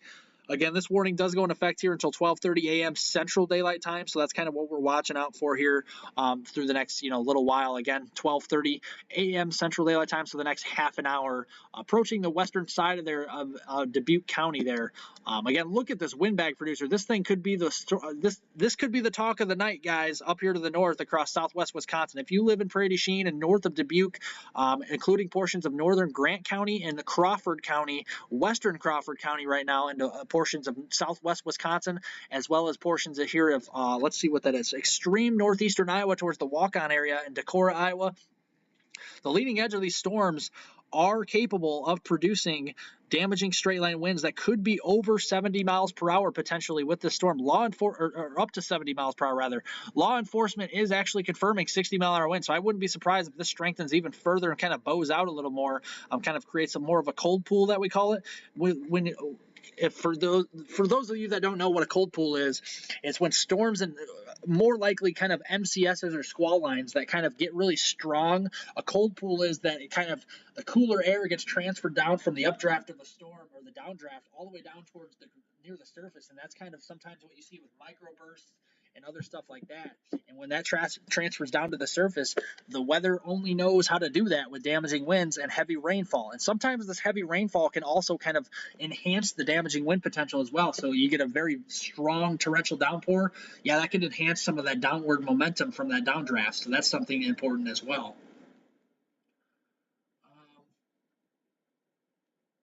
Yeah, you like it lots. Like I was back home again. Yes, more ice storms here too. Yeah, there's a lot of ice storms, unfortunately, down in that area. That is for sure. Again, guys, if you guys have not liked the live stream or subscribed, guys, we only need 5 more subscribers. Might as well, if you guys are just tuning in now, you might as well just hit those 2 buttons. You might as well just hit the thumbs up button and the subscribe button, guys. I do some amazing weather forecast videos, guys. I really do. I honestly do it for you guys as well. There's a lot of amazing YouTubers out there that do weather forecasts, but really, for mine, I want to make mine more unique. I like talking about my weather forecast and breaking down the pattern and why we're seeing this and what we're seeing this for. Other YouTubers kind of just do the overview of just saying, oh, we're just going to have severe weather today, or we're just going to be cloudy. Well, I like to kind of break down the pattern and say, kind of go back to the drawing board and say, why are we having this? And that's just kind of what again, another piece of the puzzle why I want an accurate weather forecast. Because to get an accurate weather forecast, you really have to break down the pattern, the weather pattern, and kind of the atmosphere from the top down, from the upper levels, the mid levels, low levels, and near the surface. You really have to kind of get an accurate reading. So that's kind of what I do. So we got a new warning. This is a severe thunderstorm warning for eastern portions of northeastern Iowa near Elkader, getting in towards Grant County. This includes the Guttenberg, Iowa area and Elkader, Iowa, along here Highway 35 in southwestern Wisconsin and western Grant County, and then portions here of northeastern Iowa, Highway 52. Again, this is west of Lancaster here and also west-northwest of Platteville. This is a warning for 60-mile-per-hour wind gusts moving east to 40 miles per hour. This was the worry, guys. The reason why we're seeing these storms where we are now, some of these areas farther south into eastern Iowa and northeast Iowa are untapped. We haven't had a lot of storms today, so we got some of that energy kind of moving through in this untapped air. And I do believe we're going to start to see a squall line really start to pack a punch, potentially across northern Illinois as we head in after midnight. We got a very potent low-level jet, and I'll show you that here. Let's go to the NamNIS model. This has been covering this threat very, very well. Let's go to this here. It doesn't show the low level. Okay, let's look at the NAM. Okay, this is the NAM. The low level jet, yeah, we're seeing a very pronounced, look at that. You can see the yellows and reds. Guys, overnight tonight, that is a yellows and reds there. That's like 60 knots worth of energy from that low level jet, pointed right towards northern Illinois and southeastern Wisconsin, which is also kind of the worry too, because some of these storms could be kind of parallel to that cold front that's moving through. So that could enhance the flash flooding risk as well across these areas. So looking here in the live chat, let's see who's talking here. Again, I'm trying to get all your all your comments. I will get to all your comments, guys. Don't worry. Audio and visual. Hi, everybody. Well, hello. Thanks for joining the live stream. Definitely much appreciated. I'm sorry I'm a little late on some of your comments here, guys. I'm getting to all of them. Jakey's buddy says, I had a flash flood where Canadian Tire had 2.5 feet of water, half foot of water, so 6 inches of water that'd be. Around the parking lot, probably the store had lots of water too. Yeah, I'm sure they definitely probably did. Yeah, some of these some of these flooding events could definitely be catastrophic. So we definitely don't want to be in the in that type of weather for sure. The water was up to the top of the car's tires. Yeah, that's pretty impressive. That's a lot of rainfall, that's for sure. There's got to be a lot of heavy rain at once for that. Wouldn't be surprised to see that tonight. We'll just have to wait and see. Hopefully not, but you never know. Deborah says, nice. Went to the first game. Went to first night's game. Are you talking about the Chicago Cubs? Is that what you're talking about? When I was talking about Wrigley Field? I think that's what you're talking about. Just let me know. Again, the Milwaukee area still, we don't want to, leave Milwaukee out here. We still have that. Actually, as I just said that, I think Milwaukee just said that. Okay, it's just loading. Okay, that's what I was doing. I thought it got canceled.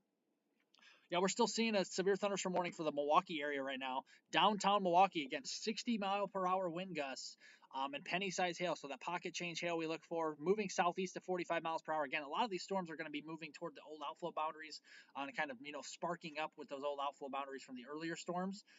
And what we're seeing is that when that happens, we're probably going to see a lot of heavy rain and kind of the untapped air into northern Illinois. Besides this morning, northern Illinois really hasn't had many storms. So I think as they move into northern Illinois from eastern Iowa, we'll really start to see these with the low-level jet really start to kick up. You can see numerous warnings. Earlier we had nothing at all in Iowa.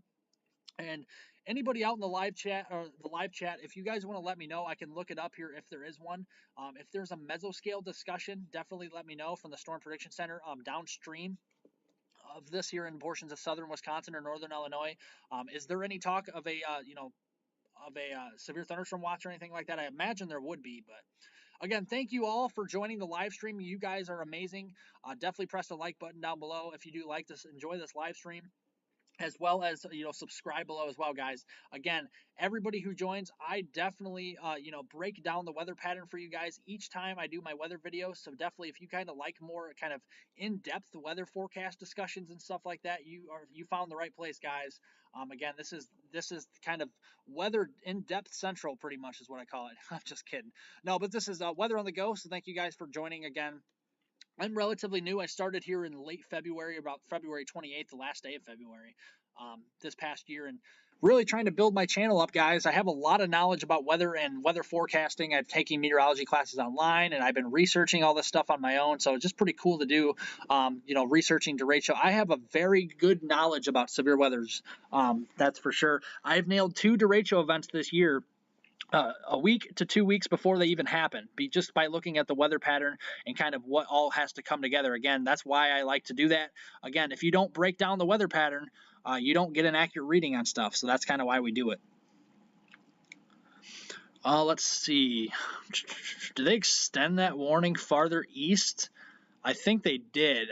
If we haven't covered it, we'll cover it now. This is north of Anamosa, Iowa. Let's see if there's any towns in here. Central City, Hopkinton, Delhi, as well as Ryan, Coggin, as well here as Prairieburg and Monticello, Iowa, in eastern and northeastern Iowa here. Again, windbag producer, 60-mile-per-hour wind gusts on the leading edge of these storms is the main threat. This is moving east at 50 miles an hour, so these are moving quickly.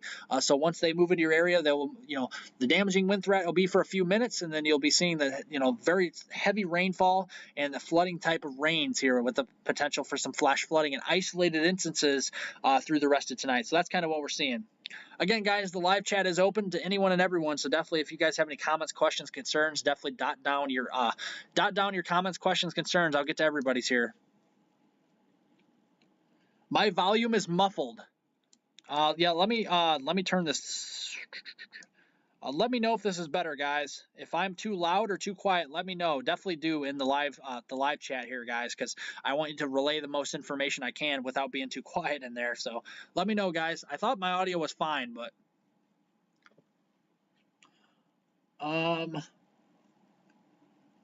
Samantha says it's a lot of lightning and rain here in Detroit. Yeah, Detroit's seeing a lot of rainfall over there right now. Some heavy rain right over Detroit. Let's see the lightning here, the picture on Detroit, or the lightning take.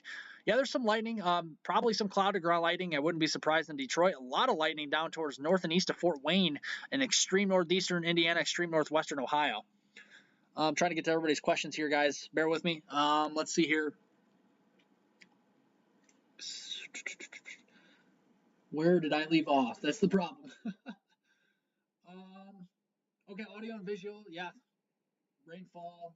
Mr. Kerr, thank you for joining the live stream. Definitely much appreciated, man. What's your feelings on Battle Creek? Battle Creek. Where's Battle Creek? Is that in Iowa? Is that what you're talking about? Battle Creek? Battle Creek, Michigan, Nebraska, Iowa. There's a bunch of Battle Creeks. You'll have to let me know. If it's in Iowa, Battle Creek is dry right now because you're in western Iowa. You have already seen, I think, at least the cold front has come through or is coming through at your time at this time. If you live in Battle Creek, Michigan, let me look at this for you. You're probably seeing a little bit of rainfall, maybe some sprinkles, light showers to your south and east. Again, we have to watch this if you live in Battle Creek, Michigan, for the storms upstream towards portions of Michigan, moving over south central Lake Michigan right now. Some of these could pose a risk for some damaging winds and hail and heavy rainfall overnight if you live in that area. But you'll definitely have to just tell me what Battle Creek you live in, and I'll narrow it down for you. Look at all the lightning near Milwaukee, like right over Lake Michigan, guys. I bet that water is just lighting up right now with all that lightning. That is crazy.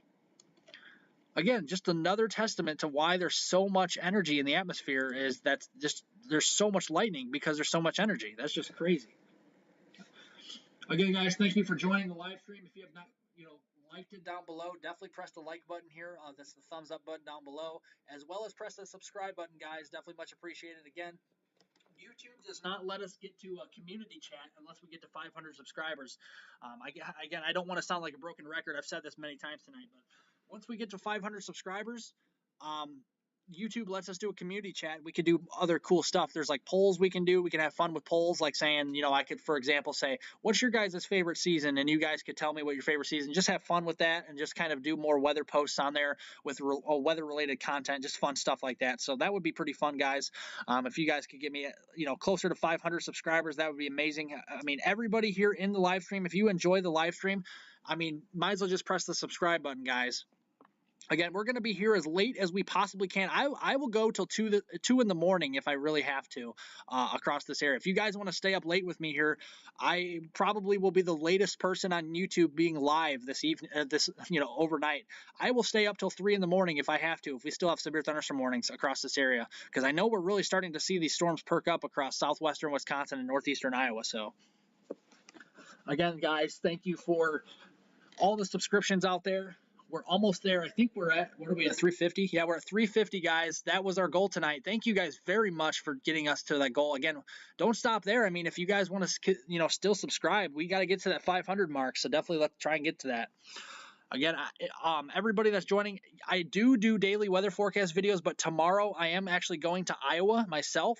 I'm going to a baseball game tomorrow, so I'm going to be since I'm doing the live stream late tonight, I'm going to be kind of doing probably a video later tomorrow afternoon, if not early evening for you guys. If you guys want to know about the tropics, let me know. I can probably do an update on the tropical weather as well. Mainly just active in the Eastern Pacific Basin. And pretty much just, pretty quiet in the Atlantic. However, let's actually bring up tropical tidbits here, guys, because I actually do have something to talk about. I know there's a lot of severe warnings we'll get to here in just a moment if there's any new ones. Let's talk about the tropical weather real quick for you guys. We actually do have the climate forecasting systems model. Again, a lot of the people don't like this model just because it's the climate forecasting systems model. But it really is, like I always say, the trends are your friends, and really, it really is. If you kind of look at this, look at where it has higher rainfall anomalies on here, and that's where we're seeing the storm action right now. So that's pretty interesting. Again, I'm going to get to all your comments here. Let's see. There's a lot of comments coming in. Battle Creek, Michigan. Yeah, Battle Creek, Michigan. You guys have showers to your south and east right now. Thunderstorms to your east as well. You got to watch that. If you live in Battle Creek, Michigan, watch those storms up near Milwaukee. Those could drop down into your area well after midnight toward about 2, 3 in the morning. So definitely watch that if you live there. Again, you guys are making this live stream very fun, very interactive on the live chat. Definitely appreciate it. Keep those questions coming, guys. Chicago Thunder versus Lightning Meatballs. Okay, pretty interesting. Lisa Lewis says, "How is Ohio? Ohio. Let me go back to the radar for you. Right now in Ohio, very quiet unless you live in right immediately near Sandusky or Toledo or west of there. Extreme northwestern Ohio right now has some thunderstorms and maybe a couple smaller, lower topped convection across portions there of Sandusky with a lightning strike, I guess, over that area. But maybe some pretty electrical thunderstorm across portions of extreme northwestern Ohio if you live up towards the Pioneer area, up towards I-90, I-80 area, kind of interchange there. Yeah, definitely kind of watching that into portions of northwestern Ohio and far northeastern Indiana as well. Just so much lighting with these storms this evening. It's just incredible to see on the radar. I wonder, I'll have to put up the satellite imagery to see what this looks like. Because sometimes even at night, these MCS complexes really look cool on a satellite. So we'll look at that here in a minute too.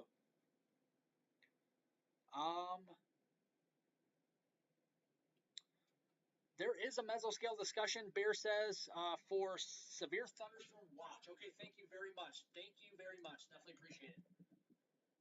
There is a mesoscale. Let's take a look at this, guys. Okay, so it's over my area. Okay, interesting. A few damaging gusts may still occur tonight. That's all it says. Okay, there's more to it. Yeah, like it says, basically kind of, reflecting the Storm Prediction Center's kind of alluding to what I was kind of alluding to as well. Trends will be monitored for upscale growth and possible need for downstream watches. Numerous storms have redeveloped along the cold front and atop existing outflow boundaries. So that's kind of what we're watching from earlier. Earlier storms are, dropping through with the outflow boundaries of kind of moving through. That's kind of the renewed thunderstorm complex is starting to develop in that area, with the outflow boundaries. Very warm, moist advection, which is kind of that low-level jet bringing all that moisture in. Again, there's a lot of big words in here, but really advection kind of means just bringing it into the area. That's pretty much all it means. Just a bigger word for that. Out of the southwest with a low-level jet from 40 to 50 knots in the 850 millibar layer. So that's what we're looking at. Ample moisture and instability remain in place with the greatest surface buoyancy, which is the instability and lapse rates combined there across Iowa, Wisconsin, Illinois, tri-state area. Given the warmer temperatures in this region, downdrafts may be able to penetrate into the boundary layer more readily. So that does mean that these storms could be surface-based, and they look like they are, which if you have surface-based thunderstorms, you have more of the potential for producing wind damage than you do with an elevated thunderstorm that mainly produces hail. So again, these storms could still be producing hail even if they're surface-based, so we'll watch this. Pakistan weather, probably some dry weather over there. You guys are do you guys have droughts over there? How's Ohio gonna be tomorrow? Here's tomorrow's outlook for Ohio. We got severe weather again. Much of Ohio is under a slight risk, and basically the entire state is under pretty much some type of severe weather risk. Either a marginal risk, 1 of 5, or a 2 of 5, a slight risk for severe weather in Ohio. Again, this includes Toledo, getting into portions of Columbus, maybe Cincinnati, getting down here. Let's see where Cincinnati's at here. Cincinnati's right on the line there between marginal and slight. Areas like Cleveland, getting over toward Pittsburgh as well. Much of the interior New England there, and then even on Monday, the I-95 corridor here from Boston to New York City, kind of the active storm track across the areas as we kind of move into Monday with a slight risk even on the day 3. Again, this could be upgraded or downgraded. We'll have to wait and see, but Boston, Hartford, Connecticut here, Cape Cod, New York City, just kind of eyeing it here by looking at some of the states, Dover, Delaware, Washington, D.C., Richmond, Virginia, getting down towards portions there, Baltimore, like I said, Philadelphia. These areas are all impacted on Monday as we move into that time frame. And there is some potential even during the middle of next week for a very strong upper-level trough to dig in from central and southern Canadian prairies to kind of move down with a cold front during that time frame. And that could bring more severe weather. Still uncertain, though. We'll keep in mind here that the Storm Prediction Center will be working hard overnight. Again, they're based in Norman, Oklahoma, and they do some amazing work down there. So we'll continue to kind of allude to their forecasts as they did really kind of nail this kind of right on the head today. Very, very good forecast. The Storm Prediction Center has a lot of amazing forecasters down there. Again, I one day wish to be probably a forecaster for the Storm Prediction Center. That's just my take on things, but it's just pretty. I love severe weather. Not the damage it does, but just the cool clouds. I love like the wall clouds and all that stuff. That's just awesome. Again, guys, definitely appreciate all the likes and subscriptions down below. You guys mean so much to me. Again, I have the most amazing audience here on the YouTube channel, so definitely appreciate it. You guys rock. Again, if you guys have not pressed the subscribe button or like button, just please press the subscribe button down below and the like button. All you got to do is hit those buttons once, and that's all you have to do.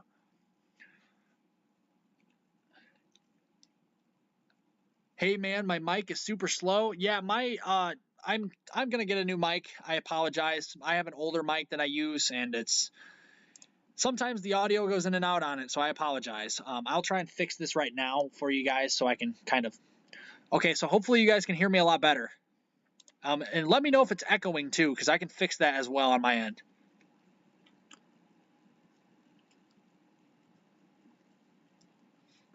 Hammer says, thank you for joining. Hammer says, you think they will extend the thunderstorm, the severe thunderstorm watch into northern Illinois?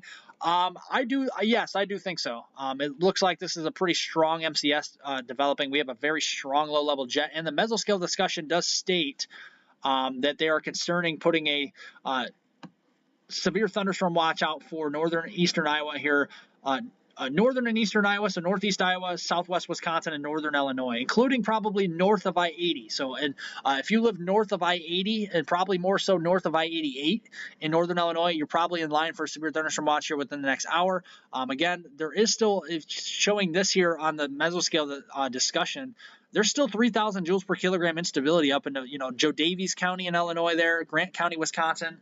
Portions there into southwest Wisconsin around the Dubuque area. So it's still a lot of instability down there. And that's where we have most of the warnings. Again, this is for 60-mile-per-hour wind gusts out there, guys. So still some pretty damaging storms, that's for sure.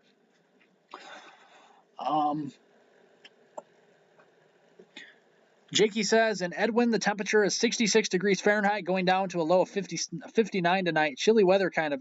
Yeah, it's because of that cold front moving through, man. Yeah, they definitely, you had that potent cold front move through the other day, and that's that cold front producing all the severe weather right now across the United States and the western Great Lakes. That's what you're seeing. Again, a lot of the upper Midwest is actually seeing that.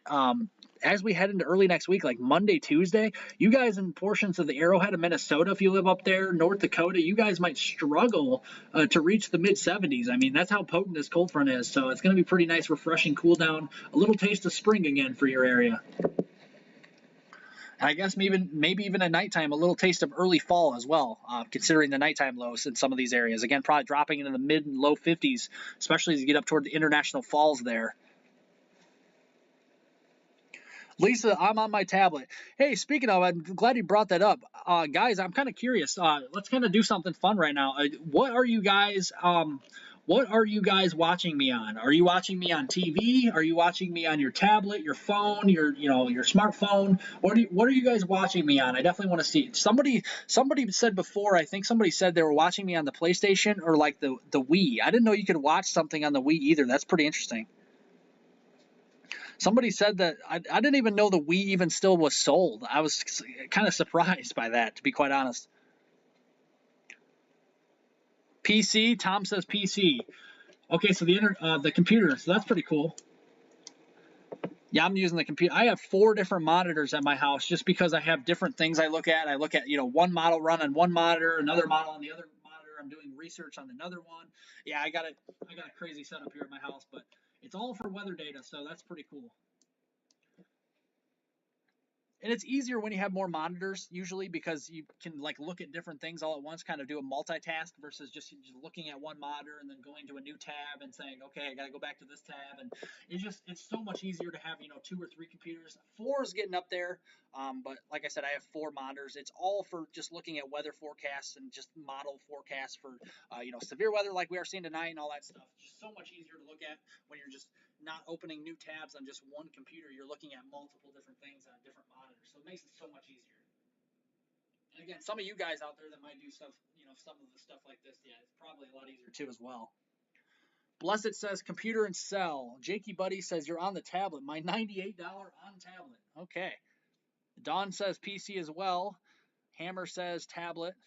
A lot of tablets out there, guys. That's pretty interesting. I didn't know you could. I mean, I guess it's pretty high resolution on a tablet. That's for sure. Let's see. Is this a new warning? We still got 60-mile-an-hour winds near the Manchester, Iowa area. This is moving due east at 50 miles an hour. Again, we're spending an all-nighter, guys. If we have to go till 2 in the morning, we will, covering the severe weather for you guys. Again, if you guys have not liked or subscribed down below, please like it and also subscribe to the YouTube channel. Definitely much appreciated. Thank you to all people here in the live chat today, from Dawn to Jakey Buddy, as well as I think it's Bear or Beer. I apologize if I'm pronouncing it wrong. Bless it. Thank you, Hammer. Thank you to Tom Disler as well. Here is Lisa. Thank you to all you guys. Thank you to Quinn, Deborah. All you guys. Mr. Kerr. Audio and visual. I don't want to leave anybody out here, guys. Let's see. Samantha, also thank you as well for being very interactive on the live stream here. Again, all you guys, Jelly Mad, the Shover Shoe as well here. Again, thank you all for being very interactive on the live stream this evening. Definitely much appreciated. Kristen that just chatted here. Thank you guys for being very interactive. Laptop, that's pretty cool. Yeah, laptops are awesome. Dawn says, yes, I have 4 monitors too. Well, that's cool. Yeah, monitors, it makes it so much easier though. Wouldn't you agree that, I mean, you have more things, you can multitask so much easier using more than one computer, you know? Again, you guys all rock. I will give you another weather forecast video in my all the new subscribers out there. Turn all your notifications on. Hit the notification bell if you can. Again, turn all your notifications on. I will do these live streams. I might live stream tomorrow evening, but more likely on Monday as well, to cover severe weather across the Northeast. Maybe even in the middle of next week, potentially as far as Wednesday, because we have, Tuesday, Wednesday, we got another potent cold front coming through, and that'll really, take the humidity out of the environment for sure as we kind of move toward that time frame. So. Maybe some more severe weather. A little uncertain that far out, but we'll continue to keep an eye on it for you guys. And again, I don't only do severe weather, guys. My videos, I cover southern and southeastern Canada. I also do tropical weather updates from, if we have a tropical system making landfall this year, I will be doing a live stream for that. I will be live streaming if a tropical system hits Florida, Texas, and you name it. I might even do a live stream if it hits like Dominican Republic, guys.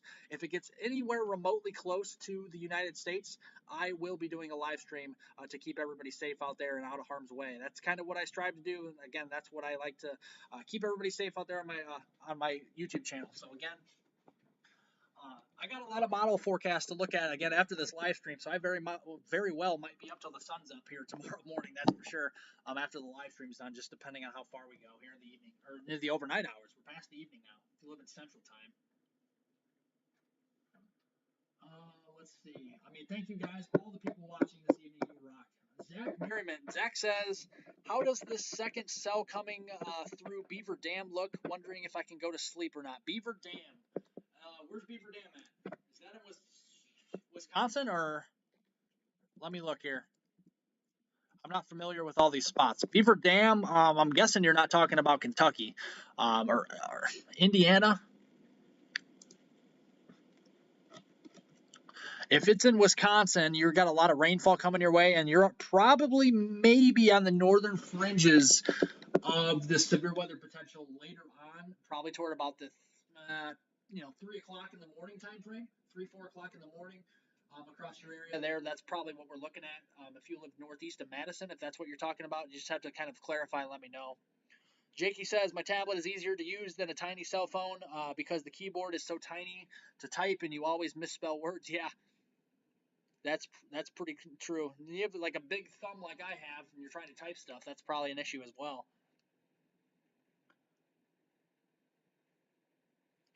Hammer says, lost your mic again? Are you talking about my audio is getting bad again? Guys, okay, I'm just going to ask this one time, guys, so we can get this right.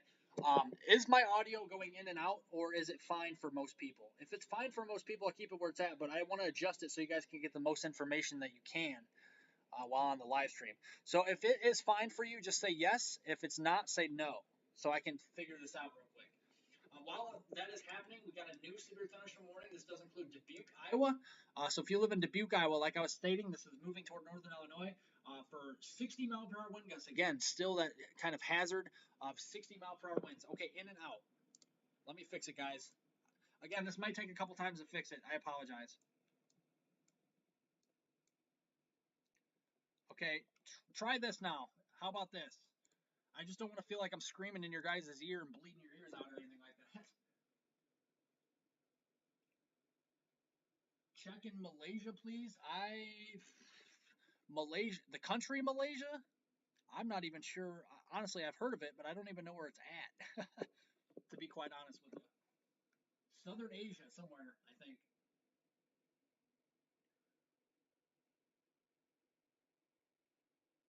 It's better now? Is that what you're saying, Bear? Is that what you're saying? It's better now? Okay, if it's better, guys, let me know. Say yes in the chat if it's better. That's worse? Oh, man, I got some audio problems right now. I need a new mic. I need a new mic, guys. Again, in my future live streams, as this channel gets bigger per se, I will be doing a. As this channel gets bigger, I will be doing a. What's it called? I'll be showing my face and all that. That's what I'm trying to say. As the channel gets bigger, I'll be adding more stuff to it eventually with my live streams. I'll be showing my face and all that type of stuff as well. So that'll be pretty cool.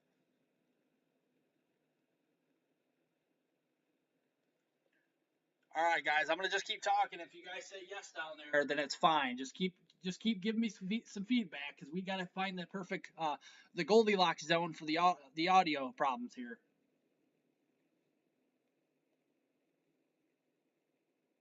You know those cans with yarn? That's what we're talking about. What do you mean cans with yarn? I'm so confused. I'm so confused. Unless you're talking to somebody in the chat that I'm not sure of, then I'm not exactly sure what you're talking about. Lisa says it's better. Okay, thank you very much, Lisa. Anybody else think it's better as well? Again, I might not be able to, find a happy medium for everybody, but for the majority of people on here, again, if it's, try turning it up. If you guys think it's in and out or something, just try turning it up. I'm not walking around at all. I'm sitting right in the front of my my computer right now. Deborah says no. You might have to, hey Deborah, try turning it up like 5 or 10 more on the volume and see if that works. Because Toby says it's better now, and Lisa also says it's better now. So it could be what you're using, or just it. Who knows? I really don't know. I'm just trying to find a happy medium for everybody. So I do apologize again. If you guys have not subscribed to the YouTube channel, again, hit the subscribe button. Again, I've been, I don't want to beat a dead horse, guys, or sound like a record, but definitely, if you guys, we need to get to that 500 mark as soon as possible, so we can get those awesome weather content related stuff on the community chat here for YouTube.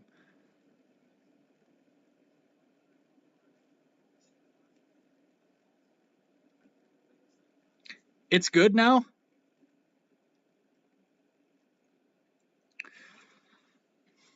Okay, thank you very much, Deborah. Appreciate it. Thank you all. I mean, I'm not criticizing any of you guys. You guys help me out, so definitely appreciate it.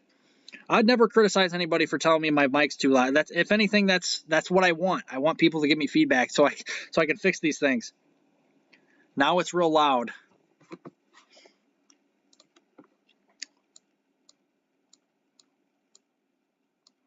It has it in the yellow. Once I get to the red, it shows it going like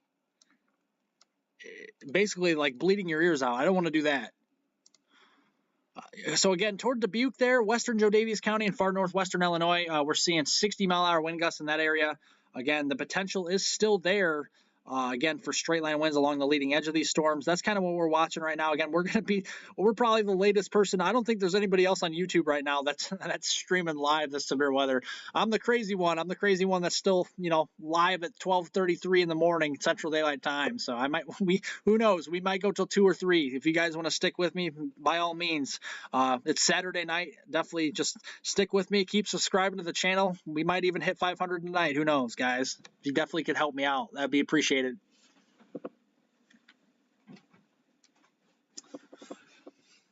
Yeah, so if you live near Dubuque, Iowa, 60-mile-an-hour winds really along the leading edge, and then you got some heavier rain, some kind of stratiform rain behind this.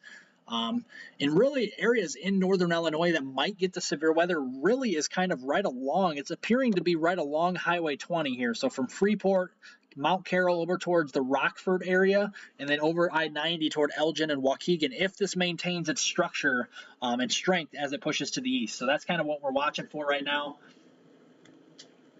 So that is something we're seeing, again, just mainly damaging winds and heavy rain threats. Pretty much all we're seeing here. Let's see. Again, we'll zoom out. You can see the severe thunderstorm watch has, continued across Waterloo. Again, I expect the western half of this to start to be, canceled or allowed to expire. Again, we're not really seeing any severe weather behind this right now, so that's some good news, but something we'll watch.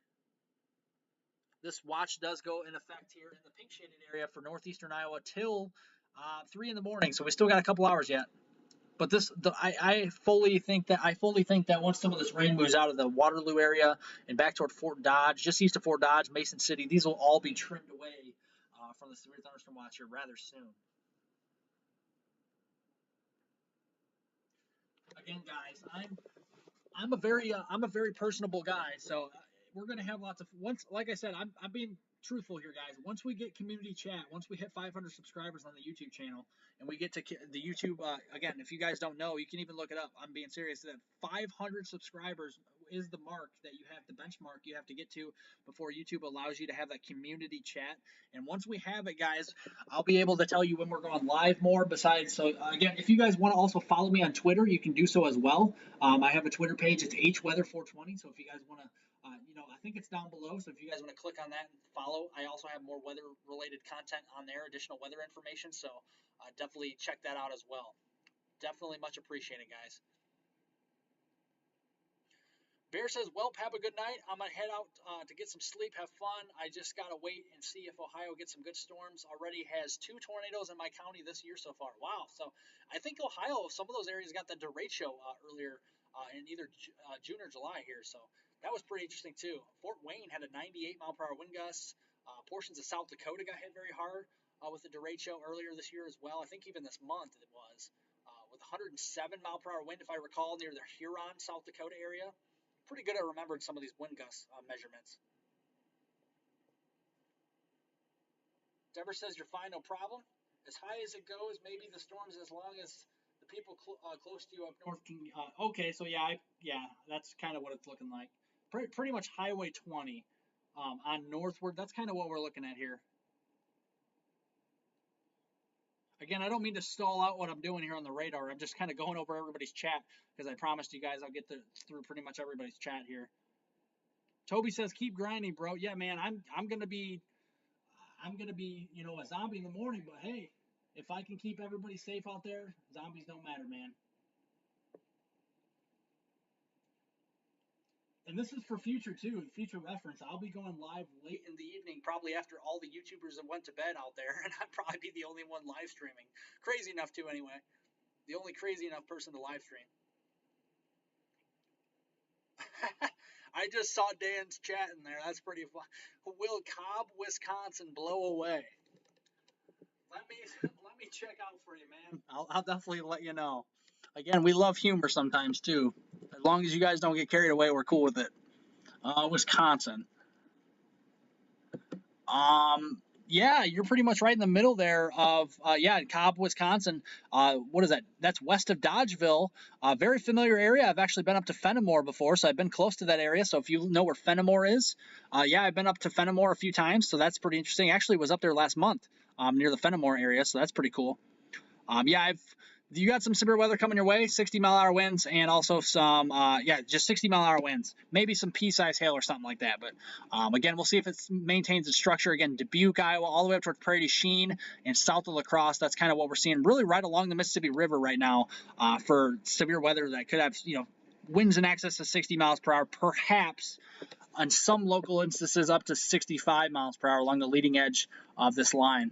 Especially with kind of the hilly terrain. I know I've been up to Prairie du Chien a few times. I've been up to Fenimore a few times, Wisconsin there. There's kind of some hilly terrain, so. Eagle Horse, all these storms have great power and fierce. Yeah, a lot of instability today. We still have 2,000 to 3,000 joules per kilogram, so which is still considered moderate to locally strong CAPE or convective available potential energy. Kind of thunderstorm food, if you will, across these areas. Again, guys, if you guys have not subscribed, press the subscribe button down below. We're getting there, guys. We're almost to 400. We're almost to 400. That would be just almost to 500 there as well. Once we get to 400, we'll be 100 away from 500. New benchmark, guys. Favored radar. I like Radar Omega. Radar Omega is the best. And if you guys are all wondering, I do have Radar Omega. I do. I have to reach out to them. I've already done so, and they haven't got back to me yet. I've tried to kind of restart the app, if you will. Every time I go into the app, it goes to a black screen. It doesn't show anything when I click on Radar Omega. So I do have the app, and it's a very wonderful radar to use. If you guys have not had Radar Omega, it's a cheap purchase. I think it's like $8.99 or like $11.99 or something with a couple model packages in there for weather models. It's an amazing weather radar to use. It's got a bunch of tools in there you can use. Tons of stuff from hail growth to lightning. You can see a bunch of stuff. Velocity. I'm pretty sure velocity's in. I haven't looked at it in a while, but just an amazing one to use. To be quite honest, probably the best radar to use. Trout fishing says, I'm just south of Harper's Ferry, Iowa. Rain picking up again and lightning, no real wind, but we sit right below the bluffs on the river. Okay, gotcha. Yeah, you'll have the rain and you'll have the lightning. Lots of lightning. It's like, let's take these warnings off and show you guys all the lightning. I mean, this is no joke. There's lightning is actually, if you believe it or not, guys, you guys didn't know this, kind of a little tidbit for you. Lightning is actually the leading killer in the United States for deaths, so we definitely don't like lightning. Even if you're not even under a severe thunderstorm warning or anything like that, thunderstorms in general are dangerous because that cloud to ground lightning, and you don't even have to get struck directly by lightning. There's a lot of different ways you can get hit by lightning and actually it could be fatal or injure yourself. You could have a direct hit to your body with lightning. You could have what's called a ground current. It could be 15, 20 feet away, and if you're close enough, it could kind of travel through the ground. There's also there's other terms. I haven't looked at all those terms in a while, but it can bounce off different objects here. If you're like holding kind of a metal object and it hits the other side of the metal object, it can travel through that.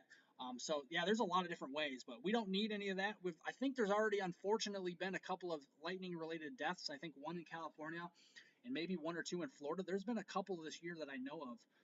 But again, those are rare. But you still don't want to be out in a lightning storm, let alone a thunderstorm. And that's why we say, all the meteorologists out there say, when thunder roars, go indoors. Same thing with flash flooding.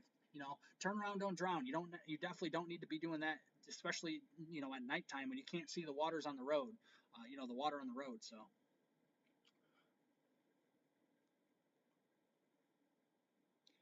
Audio and visual. Be safe, everybody. I'm out. You need a new mic. Well, indeed, man. Well, indeed.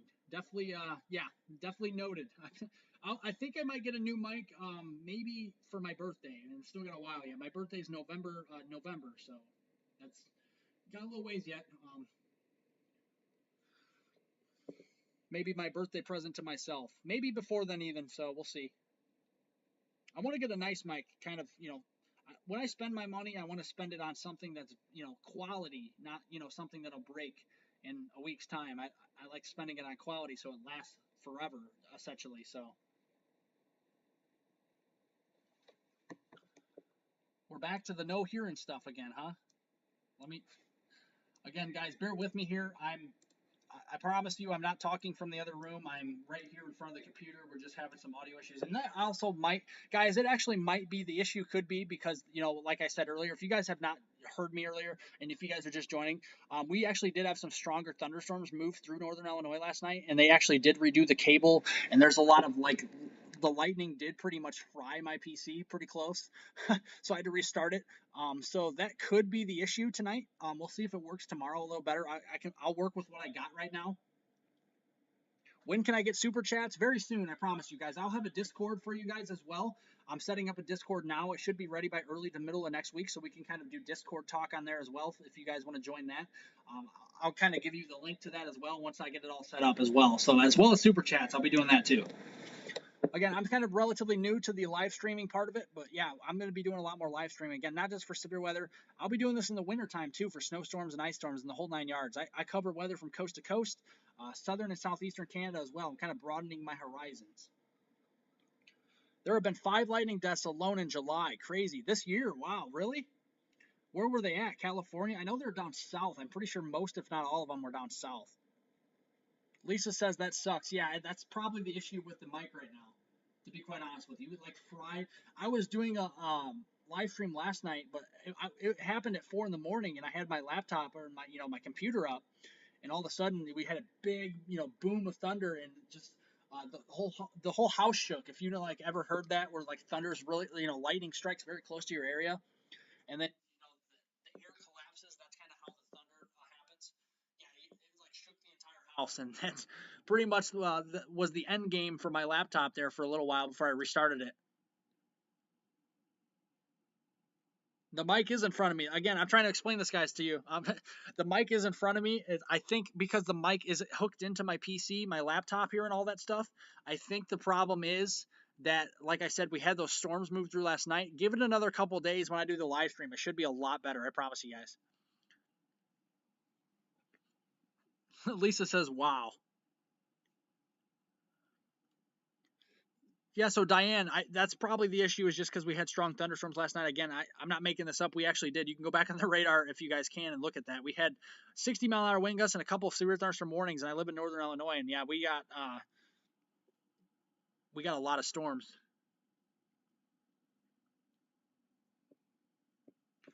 Thank you for all the likes down below. Guys, let's see if we can get to 100 likes in this live stream by like 1:30 in the morning. Let's see if we can do it, guys. If you guys can help me get to 100 likes, and if we can get to 400 subscribers here for tonight, I would be content with that. That would be amazing, guys. If you guys can do that for me, that I would appreciate you. I mean, I already appreciate all you guys already, but that would be incredible. We'd already almost be to 500. We only need 100 at that point, so all the new people here in the live stream, or if you guys have not, if you are already in the live stream and you have not subscribed already, press the subscribe button. All you got to do is press it one time and you don't have to worry about it ever again, guys.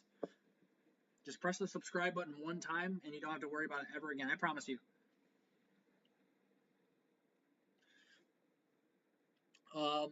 Okay, let's go back to what we were talking about earlier. I know I've been talking about a bunch of stuff between now and then. Let's go back to tropical weather stuff here. As we go back towards let's see here. This is the first week or so of August, so going through about August 6th, 7th time frame. Again, this is kind of looking forward. Again, you can see there is some light at the end of the tunnel if you live in portions there of Oklahoma, Kansas, Arkansas, Missouri. I know some of these areas have been really dry. Again, no drought-busting rains per se, but definitely some heavier downpours potentially, and some nice steady rains that you could beneficially need, across these areas. That is some good news. So. Again, I feel bad, guys. I really want you guys to get some rain in Texas and all these areas, but again, we just really haven't had the pattern conducive. All this whole active jet stream has just been across southern Canada the entire year, and it just continues as we kind of move towards the rest of July here into early August. As we kind of turn the page to early August, that's really kind of what we're looking at. Toby says 2 deaths in Florida and 3 in Alabama. Well, okay, so yeah, I did know they're down south. Yeah, that's unfortunate. Yeah, there's been quite a few lightning-related deaths already this year. So, again, lightning is nothing to mess with. Again, I think, yeah, lightning, you guys can look at Toby if you want to. Look it up. I think lightning is the #1 killer in the United States. Second, I think, is flash flooding. And actually, believe it or not, it's either hurricane or tornado is third or fourth in that kind of one of those orders, which is pretty interesting. Tornadoes is actually not the leading killer in the United States, which is pretty interesting as well. But again, not to scare anybody out there, we're just laying out the facts for you guys. Trump says, be safe, people. Yeah, we definitely got to be safe. You're going to bed, or are you just saying be safe? Again, we're going to put the warnings back on here. Again, talking about the tropical season. Again, we're not seeing anything in the Atlantic right now that warrants any, response to look at. But the Eastern Pacific's been pretty active, and all the waves that come off Africa and move towards the Caribbean and into portions, of the, over the Central Americas into the Eastern Pacific basin. A lot of these have just been really just energized by those warm water temperatures. I mean, that's kind of how these storms form. I think pretty much almost every hurricane up to about last week or the week before in the Eastern Pacific, every system was a hurricane, is what I'm saying. Like, there's been a lot of those systems have been, and eventually I think the Eastern Pacific might quiet down, because if you think about it, it's what you call upswelling, is where like you get so many storms over such a long period, and all that warm water actually goes, away, and you kind of mix up that water from the bottom of the ocean towards the top with all the upswelling, with all the winds from the storms and all that. Eventually, that's going to occur, and it's probably going to settle down a little bit in the Eastern Pacific. I don't think it's going to quiet down just completely. We're not going to see any storms, but we're probably going to see it, along the lines of some storms still. And again, the Atlantic Basin, everybody's calling for an above average year. I still think it's going to be a slightly above average. I think August, September is really going to heat up across the Atlantic, Caribbean, and Gulf. Again, I think Florida is the main target for landfalls this year. Second on my mind is the Carolinas and the East Coast. Third would be probably Louisiana, Mississippi, or Alabama. And then fourth here would be Texas. So that's kind of what I'm thinking right now for landfalls. Again, Florida, kind of the main zone is what I'm looking for, across portions there of the Carolinas and the East Coast second.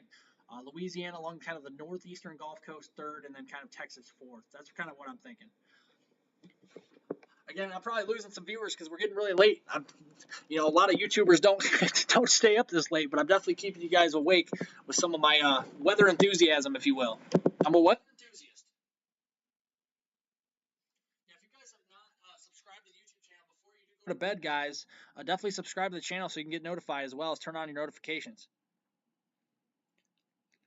Manistee, Michigan. Will I sleep at all tonight? My dog has CBD on board. Not working so well. Let me look at that for you, Diane. Manistee, Michigan. Again, guys, there's a lot of comments in the chat. I'm talking about a bunch of different stuff. I need to start talking about the chat here, guys. I apologize. Manistee, you should be good. You should be good. All the severe weather's to your south. You just got general thunderstorms, maybe some smaller hail, but you'll be good to go to bed if you want to go to bed. Neil says, appreciate the coverage. Yeah, you're welcome, man. I'm going to be doing all these live streams here in the future as well. I'm kind of new to the live stream. This is probably like my 6th to 10th live stream ever, so eventually I'm going to be getting better at it. But again, eventually I might show my face on these as well. That's my plan. We did actually have these warnings up towards portions of, Grant County, Crawford County, Wisconsin, toward Prairie du Chien here, down toward Platteville, Whitewater, Wisconsin, be canceled. So that's good news. There's still an ongoing severe thunderstorm warning around Dubuque here, moving into northwestern Illinois, Joe Daviess County. Again, this is moving quickly to the east at 55 miles per hour, so nearly highway speed pretty much here. And of course, if this is moving to the east at 55 miles per hour, you can at least expect that for winds reaching near the surface. You could probably see, 60 mile per hour winds plus with this here as it moves through.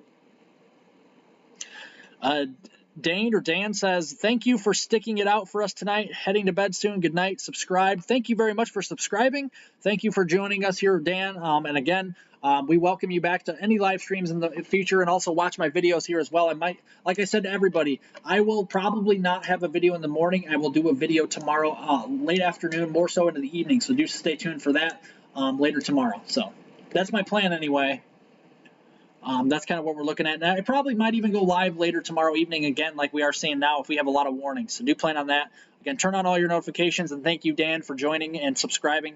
And all you guys who subscribed out there, much appreciated. Diane says, thanks, buddy. Appreciate the late coverage. You're welcome. Yeah, I'll be doing this a lot more. Probably going to be one of those guys that in the future, if we have severe weather well into the night here in the future, and, hurricane season coming up, the hurricanes don't stop at nighttime. Yeah, I'll be doing more live streams for you guys to keep you guys safe. So don't you worry. I got you covered. And that's what my my slogan is above, my motto. It's all your weather coverage, and that's pretty much, that sums it up right there. And I came up with that on my own, and yeah, that's what it is. All your weather coverage, guys. Toby says, we got 7 inches of rain here in Knoxville area the other day in a matter of 3 hours. Wow.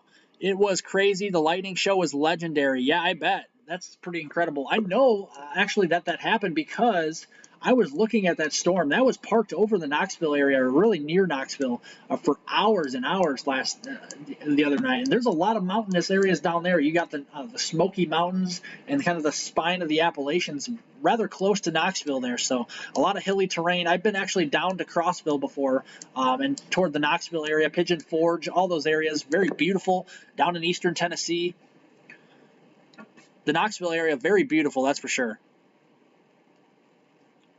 Again, all the U.S. is beautiful, just the different areas, that's for sure.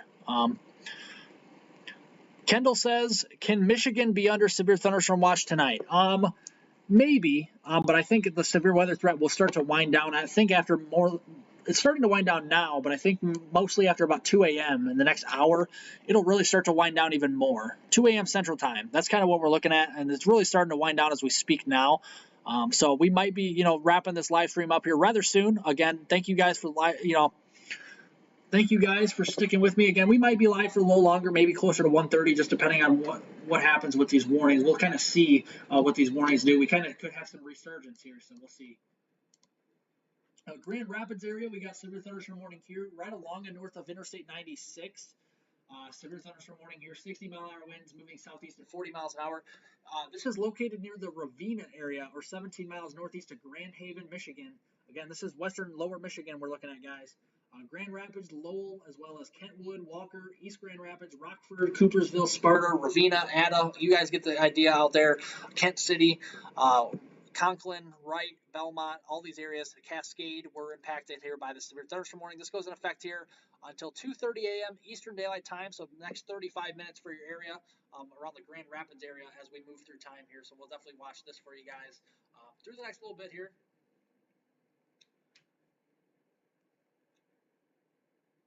Dan says we can deal with it, no big deal. I'm kind of scrolling up to see all the other chats here. I don't think I missed any, or at least I didn't miss very many. So talking about a treehouse on stilts. You keep an eye on the weather for sure. Yeah, I definitely do, man. I definitely will be trying to. Again, I try to get very busy severe weather days. I really try to stay very busy on getting all the warnings that I can. But again, guys, don't close the book on the severe weather potential at all.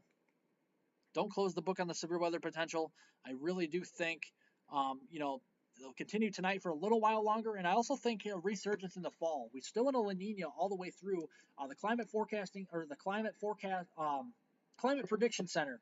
I'm talking about the climate forecasting systems model. That's something completely different, but the climate prediction center is forecasting a La Nina to continue all the way through the fall and even into the winter here of 2022, 2023. So that's what we're looking at, and that will enhance the kind of the fall severe weather season, as well as kind of, I think the Indian summer this year is going to be actually pretty interesting as well, which could kind of linger that severe weather threat around.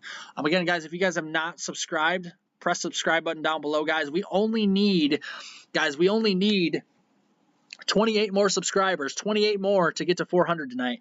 That's kind of our goal. Let's try and get to 400 subscribers. If you guys have not pressed the subscribe button, guys, I've been here all night for you, working for a few hours now, guys. The least you guys can do is press the subscribe button. I definitely would appreciate that. Again, you guys are all amazing. You guys are all my friends. I definitely appreciate it. Again, all you guys joining here in the live stream chat, as well as being interactive in the chat, as well as joining the live stream. Again, you guys rock. Severe thunderstorm watch, again, it still goes in effect here for the Madison area. We did actually see, I didn't even allude to this, we actually do see that severe thunderstorm watch extended. They did extend this across far northern Illinois again and southern Wisconsin here. Some of these areas in southern Wisconsin have already got hit already here earlier on. Going to have kind of round two, if you will, kind of a dual round for severe weather today in some of these areas. Severe thunderstorm watch includes Janesville, Madison, Platteville, getting over western suburbs here of the Milwaukee area. The northwestern and western suburbs of Chicago, so kind of Aurora up towards Elgin, DeKalb, getting up here into portions of McHenry County, into McHenry, Woodstock area, Rockford, Illinois, those areas, Freeport, getting down here towards, Mount Carroll, Clinton, Iowa, and north of the Davenport Quad Cities. That's kind of what we're looking at right now for the severe thunderstorm watch here for the rest of tonight.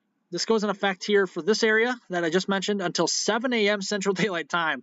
I won't be live that long, but there's still potential all the way through when the sun comes up, the severe weather potential.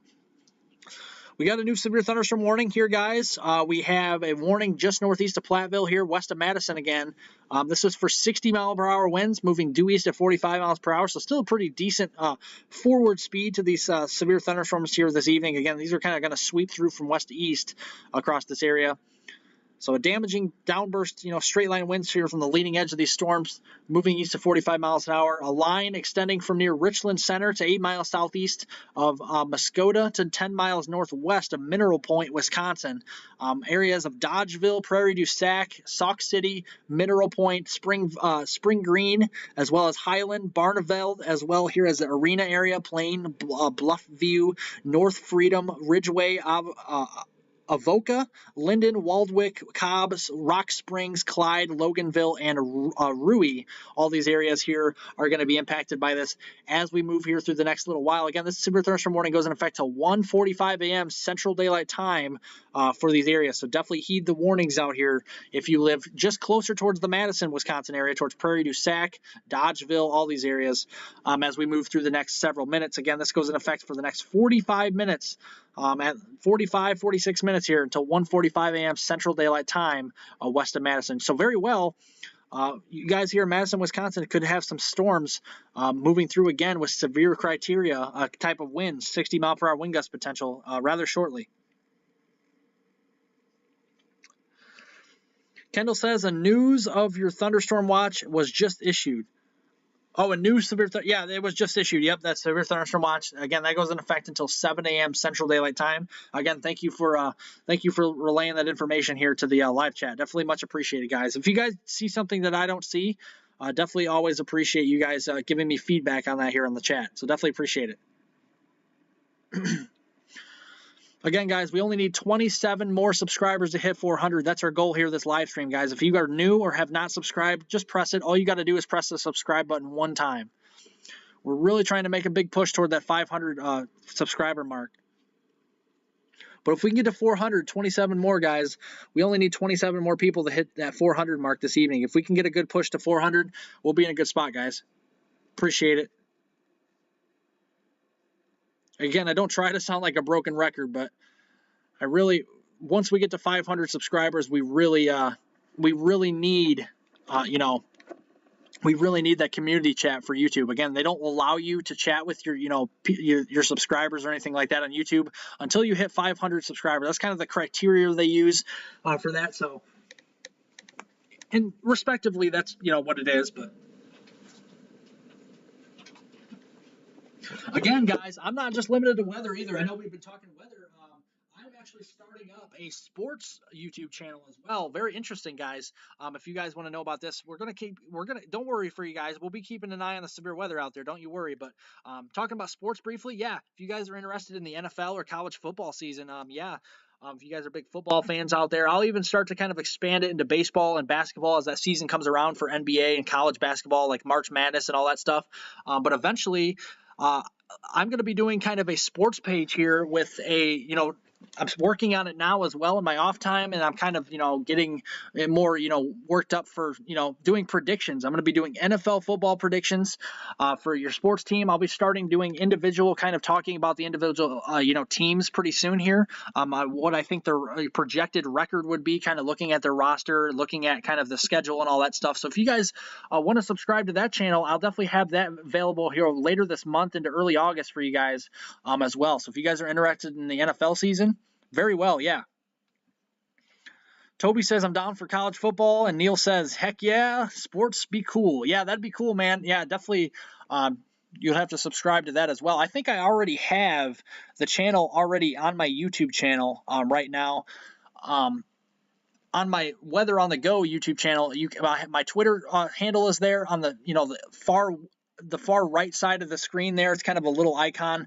It's a Twitter handle, as well as just to the right of that. That's where my new YouTube channel I'm kind of working on right now. I only have 2 subscribers right now, but I'll be growing that eventually.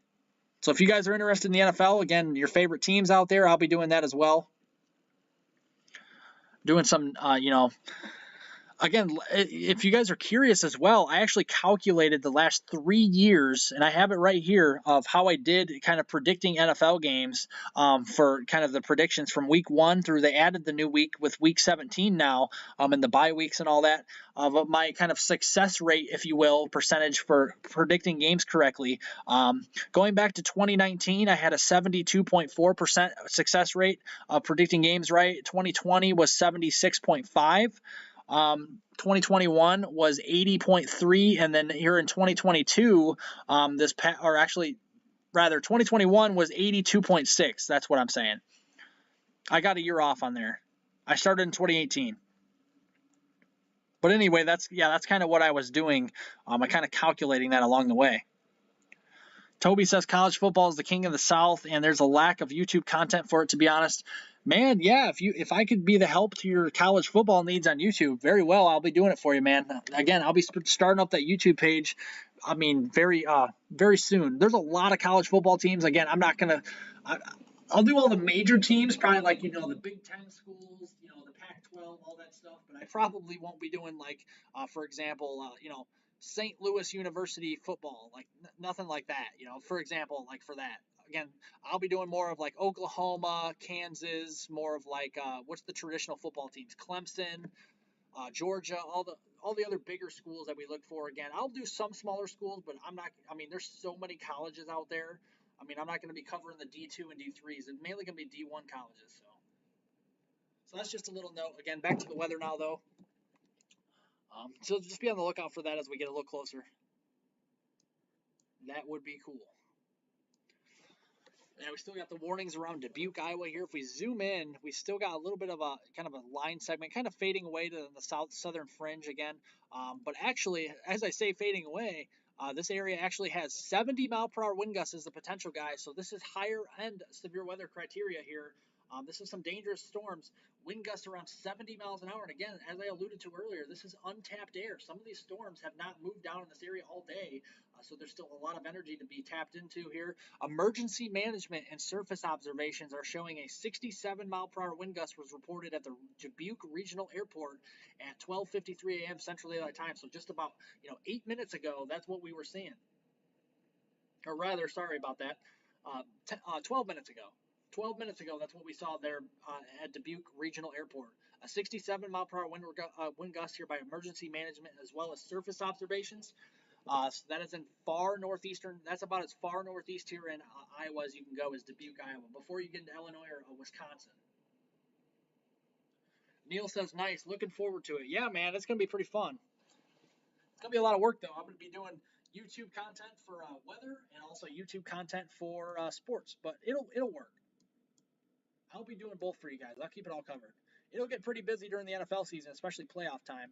Again, I'll have playoff predictions and all that stuff. Like, I think once I get probably till about week 12-ish, probably about week 12, week 13, I'll kind of break down what I think the playoff teams will be and all that. Once we get to that time frame, that's for every sport. I mean, I'll get once it gets closer to that time again. I'll kind of give you a playoff picture of what I think will happen. So.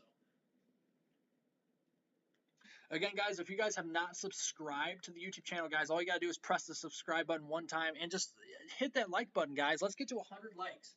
We're at 65 likes. Hit the like button. If you everybody in the chat right now and in the live stream, hit the like button. Everybody in the chat and the live stream also hit the subscribe button, guys. It'd be much appreciated. We will have a big surge to 400 if everybody does so here in the next few minutes.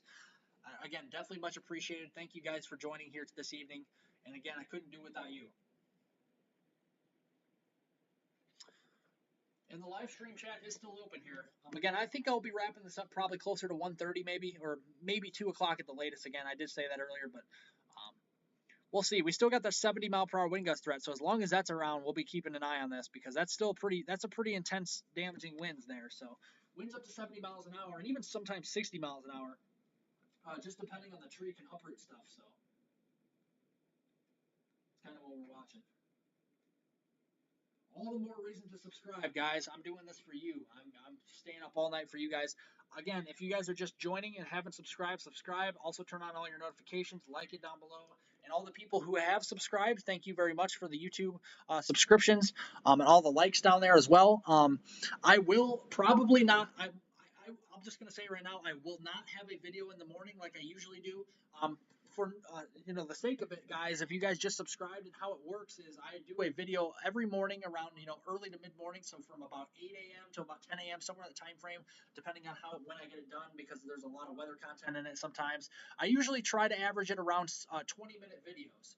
The reason why I do that is because if you're thinking, oh wow, this guy's doing a 20-minute video, but I break down the weather pattern, and that's what I like to do because breaking it down and helping everybody stay safe is more than just because a lot of YouTubers out there, like I said before, just kind of go over the overview of kind of the weather. Just say, oh, there's going to be a low-level jet. There's going to be, a big complex of storms, damaging winds, large hail, and tornadoes, maybe 75-mile-an-hour wind gusts. But I really get into the details of why we see that and showing you the instability or the cape and show you the, the upper-level energy from the jet stream all the way down to the, the low-level jet, showing you the capping inversions. Sometimes they even show you, forecast soundings that I look at and that all the meteorologists out there in the weather offices and the Storm Prediction Center look at as well. I show you that and a bunch of different cool weather stuff. Again, as this channel grows, guys, I will be doing more of that, so definitely appreciate it. Yeah, I have a Twitter, Toby. It's H Weather, capital H Weather 420, or you could see it's the same emblem that I have on Twitter as I have on the emblem I have on YouTube. So you can find that on there as well. Again, if you guys want to follow my Twitter, I think my Twitter handle is down below. If it's not, it's HWeather420, and you can probably even type in Weather on the Go, and my emblem will be right there. It's the same as the YouTube emblem, and you can follow me there as well. Again, I post a lot of weather content most times, so I definitely appreciate that as well. I'm really surprised they have not kind of allowed some of these watches to be expired. Maybe because there's a couple of thunderstorms back west of Waterloo that could strengthen. But really, these storms are, I mean, there's quite a bit of lightning still with the cell north of Ames and Des Moines, around the Iowa Falls area, Williams, Webster City, Eldora, Iowa, right along Interstate 35, running north-south through the Mason City and Des Moines area. But really, most of the strong weather is across southern Wisconsin and getting into northwestern Illinois, extreme northeastern Iowa right now. So like Dubuque, Iowa, and all that.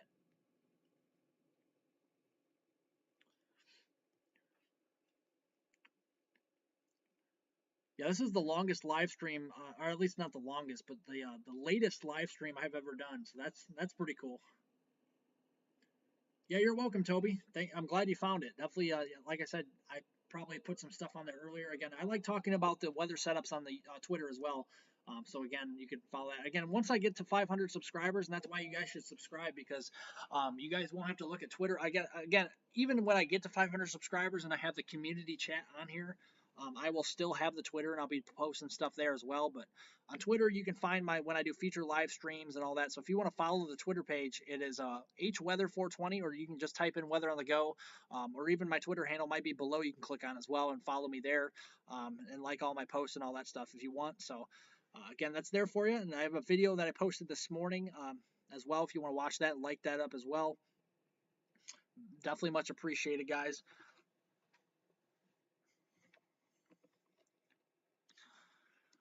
Yeah, we got some storms in far northern Kansas right now. This is west of Marysville, southwest of Beatrice here. Just some, general garden variety storms. Let me see if there's any special weather statements. I don't think there is. Oh, I guess I didn't think there was, but there is. Okay, so let's zoom in here. This is a special weather statement near the Belleville area in far northern Kansas. Pretty decent storm. This is, I mean, just a few miles per hour below severe limits. This is a 50-mile-per-hour wind gust potential here. Wind gusts up to 50 miles an hour, moving due east at 20 miles per hour here. 6 miles east of Republic, Kansas. Belleville, Munden, and Narca are all impacted again. Gusty winds could knock down tree limbs, blow around unsecured objects. So I know it's late at night, but I guess if you want to go outside and get those there, if you live in these areas, definitely appreciate it there. Heeding the warnings. This isn't a warning, but it's, special weather statement is still, dangerous as well.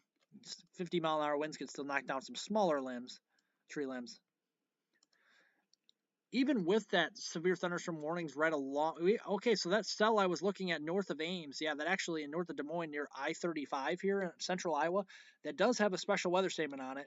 Winds over 40 miles an hour and nickel-sized hail. So that's probably why they haven't trimmed the severe thunderstorm watch yet. I was wondering why, but that's our answer to the question, guys.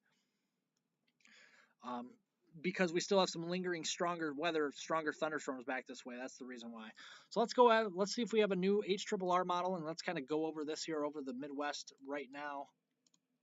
This is the 5Z, so this is what we see. Complex moving through, some heavy rainfall. Much of southern Wisconsin going to get a nice drink of water here as we head into the pre-dawn hours here. And then as we kind of move towards portions of western lower Michigan, some stronger weather again the next few hours. Maybe some back building into central Illinois, potentially down towards I-80, I-74 towards Peoria. But again, that's more isolated and widely scattered. The stronger, more organized storms will probably stay up again in southern Wisconsin, right along that warm frontal boundary again, and into portions of northern Illinois there, especially near the Wisconsin state line, near the Cheddar Curtain. So if you live near the Cheddar Curtain there in southern Wisconsin, watch that as well. This is your precipitation, that's moving through. This is how much rainfall you can expect. And again, some of these areas could be seeing up to 4+ inches of rain, especially into western and central portions of lower Michigan, as we kind of move through all the way through midday hours tomorrow. So some pretty healthy rains across this area. And some of these areas do need the rainfall, but could probably use some more rain down in Illinois, Indiana, and Iowa as well. But again, we need 30 more likes down below, guys, to get to 100. Let's see if we can do it here in the next 16 minutes. I think I'm going to wrap up the live stream at 1:30, guys. So about 16 minutes. If you guys have any questions, comments, concerns, I think I'm going to wrap up the live stream at 1:30. We might still have some warnings beyond there, but I think most of the pressing weather should start to subside. And if most of it has already, we're still watching a 70-mile-per-hour wind gust potential there. Again, emergency management and surface observations have measured at least a 67-mile-per-hour wind report there. Confirmed at the Dubuque County Airport, and we also did have potential with wind gusts potentially as strong as hurricane force here, still not out of the question. Again, up to 75 miles an hour. Again, a lot of this area is kind of untapped right now. That's kind of what we're seeing. Farther to the north, again, we still have that warning west of Madison. You could have some severe weather in Madison, Wisconsin. This goes into 1:45 a.m. Central Daylight Time, so probably beyond the live stream when it ends. But yeah, 1:45 a.m. Central Daylight Time. Again, 60-mile-an-hour wind gusts here, moving east at 45 miles per hour. Pretty impressive here as it moves to the east. Again, this would be the second round for the Madison area. Again, Dodgeville, Prairie du Sac. So Dodgeville, Prairie du Sac, as well as Sauk City, Mineral Point, Spring Green, Barneveld, Highland, Arena Plain, Bluffview, North Freedom. All these areas, you guys get the point. Again, this is moving toward the Madison, Wisconsin region once again. And this big shade of pink here back into Iowa, that's a severe thunderstorm watch until 3 a.m. Central Daylight Time for the next, the next hour and 45 minutes for that area in the northeastern Iowa, including Waterloo, Cedar Rapids, Dubuque, getting up toward Mason City here as well, and east of Fort Dodge, north of Des Moines. We also have another severe thunderstorm watch downstream, like the Storm Prediction Center's mesoscale discussion did state earlier, again for Rockford, Illinois, along the Highway 20 corridor, and down towards Aurora, getting up towards Janesville, Madison, Wisconsin, and then west of Milwaukee. Again, we might see this extended toward Milwaukee or maybe even lower Michigan after after sunrise tomorrow, or maybe shortly there before. We'll have to see as we kind of see if these storms kind of strengthen more with a low-level jet overnight. That will be something to watch as well. Again, guys, the live chat is open. If you guys want to, down any comments, questions, concerns, I can definitely answer anything or, talk about anything. For the next 14 or so minutes, 14, 15 minutes, I think I'm going to wrap up around 1:30 here this morning. Kind of getting a little tired, I guess. I mean, I've been doing this here for a little while now, and again, I don't mind doing it for you guys to keep everybody safe out there. I'll be doing more of these live, longer range, longer lived, live streams in the future, not only for severe weather, but even for, like the winter and, the winter and also, what is it? The tropical weather as well. That's what I'm trying to get at. The tropical weather, that's what I'm going to be doing in the future as well. So guys, if you guys have not subscribed, we're trying to get to 400 subscribers, guys. All we need is 22 more subscribers, and we're at 400, our goal, guys. Let's do a challenge, guys. It's 1:17 a.m. Central Daylight Time. Let's see if we can get at or over 400 subscribers in the next 13 minutes, guys. Sound good? Let's see if we can get up to 100 likes and 400 subscribers. I know it's a stretch, guys, but it's a challenge, guys. Let's see if we can do it. I appreciate it, guys. You guys are amazing. I have the most amazing audience here on the YouTube channel. And again, I couldn't do it without you guys. Again, I've said this many times, and I'll say it again. You guys rock. You really do. And again, these live streams, you guys make it so much fun on the live chat. Again, thank you. I'll go through the live chat right now for most of the people that have, commented, and thank them for all the comments. Again, Toby, thank you for the comments, as well as Neil. Thank you guys for being interactive today. So Toby and Neil, Kendall, Diane, Dan, as well as, the trout fishing here as well. Lisa Lewis, thank you guys. Thank you to Hope as well. Thank you to Audio and Visual, Deborah. Thank you to Dawn, Eagle Horse. Thank you, Bless It, Bear, everybody else here in the the live stream chat today, making it so interactive and so fun. You guys definitely rock, and you make this. Steve, I'm just kind of going up a little bit more. Carla, as well as again, you guys are all amazing. Drew Ferguson, all you guys make this live stream very fun. I definitely look forward to more of these live streams again tomorrow. If you guys are wondering and just subscribing now, thank you very much. We need 20 more subscribers here within the next 12 minutes. Let's see if we can do that to get to 400, and let's see if we can get to 100 likes, guys. And while we have that, we got another extension, Severe Thunderstorm Warning. This is not too far to the northwest of where I live. Or to the north where I live, rather. Severe thunderstorm warning here for 60-mile-an-hour wind gusts and moving east at 50 miles an hour until 1:45 a.m. Central Daylight Time. Galena, Lena, Bellevue, Stockton, Warren, Hanover, Pearl City, Elizabeth, Shannon, Woodbine, Scales Mountain, Apple River, Winslow, Council Hill, Nora, Shepville, Massback, as well here as Green Island, Loran, and Guilford. All these areas are impacted by this severe thunderstorm warning, again, that was located over North Hanover or 9 miles southeast of Galena. It's moving east at 50 miles an hour. So that's kind of what we're looking at. Again, I won't have a video in the morning, but I will have a video. Again, I usually have videos in the morning, guys. I usually do daily weather forecast videos, and every once in a great while, I kind of take a break doing the morning videos, but more likely than not, I do a lot of videos in a row during the morning hours. And again, like once in a great while I don't, but again, every single morning between 8 a.m. and 10 a.m., usually you can find a video here on my, usually averaging around 18 to 20 minutes long. Again, very informative, very valuable video for you guys to watch in the morning, so definitely like those up. Again, I won't have one tomorrow because we're doing the live stream so late, and my eyes are straining from already looking at the radar and stuff, so I'm going to take a break tonight. But starting tomorrow morning, I definitely will start to do that again, and as well as tomorrow evening, I probably will have another video update for you guys, maybe a shorter one, maybe about 10 minutes long or so. I'm just kind of updating you briefly on some of the stuff for tomorrow evening as well. But I'll have a full update for you guys Monday morning to start off your work week across the country. Again, I cover southern and southeastern Canada as well, so you can count on that, guys. Definitely appreciated. Again, just joining, thank you very much for subscribing. Again, thank you, Deborah, for subscribing and liking. Definitely much appreciated. Jazz said, just found you, subscription and like given. Just tuning in, sorry to ask if it's already answered, but in Southwest Michigan, severe with the next round of about 5 a.m. Yeah, potentially in the southwestern Michigan. I'm kind of eyeing up the potential for an extension through Milwaukee and Chicago of this severe thunderstorm watch potentially. If not severe weather, it could have some smaller hail, some heavy rainfall, and maybe some frequent lightning that we see with all the heat energy out there. That's kind of what we're seeing. Again, don't apologize for those questions, guys. You guys asked some very good questions. Definitely appreciate it. So you don't ever have to apologize. Priscilla says, hi, checking in from Madison. Madison, Wisconsin, you guys have to watch to your west. Right now, you're seeing heavy rain probably right now, lots of lightning. The main show is to your west. We got a line of storms pushing through 60 to maybe up to 70 miles per hour with the winds again. I know Madison, Wisconsin had those stronger storms earlier. Hope everybody was safe for that. But yeah, we have some strong weather coming in here rather soon in the Madison area. Again, this will probably be closer to about 2 in the morning in the Madison area with that line of storms, and then maybe some more thunderstorms and rain behind it.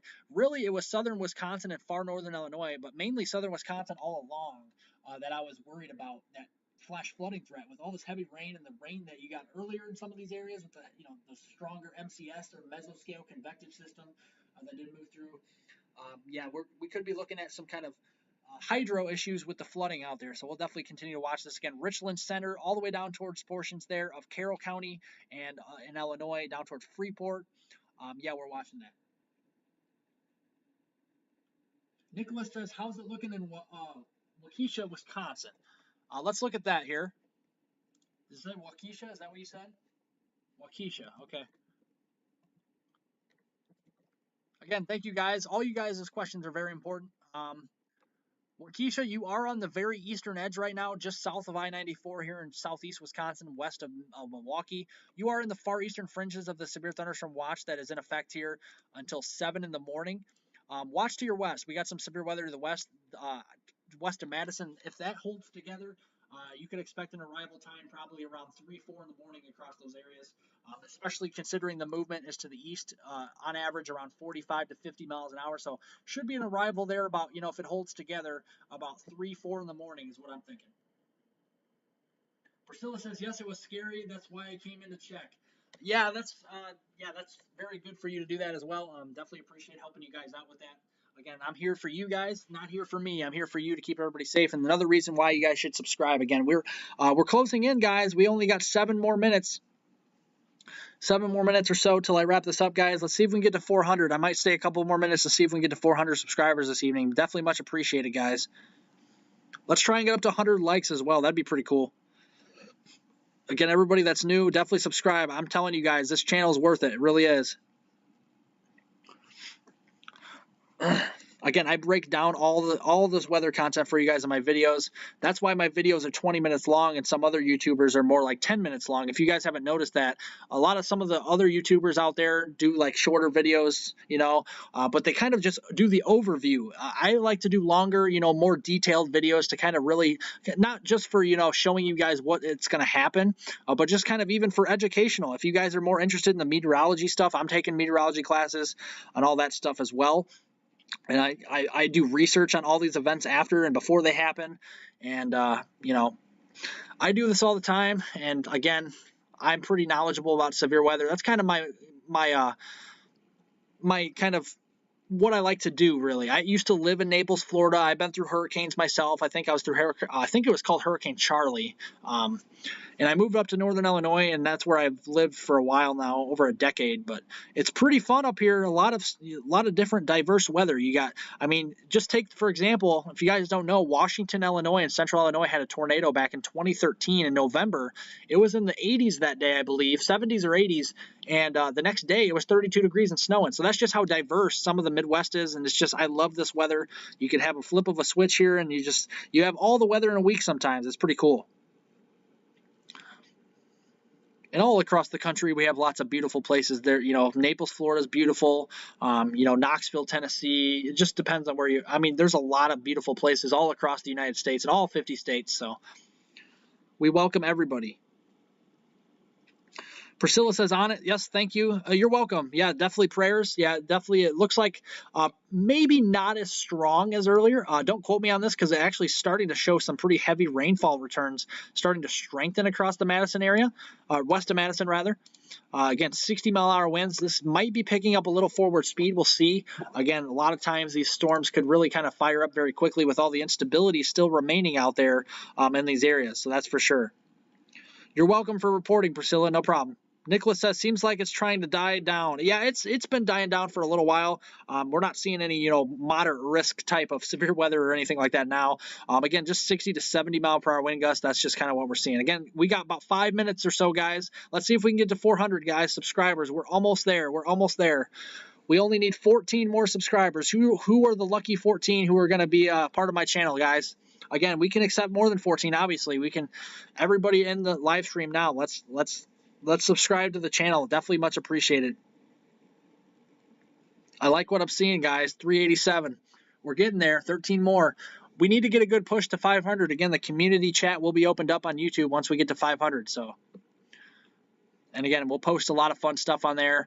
Again, like I said, I'm a very personable guy. You guys can count on that. Definitely, I can throw in a few jokes from time to time, and there's also some seriousness with the weather as well that we have to take care of, and then also, do some fun stuff with the polls on there, on the community chat and some stuff on there as well. So, pretty awesome.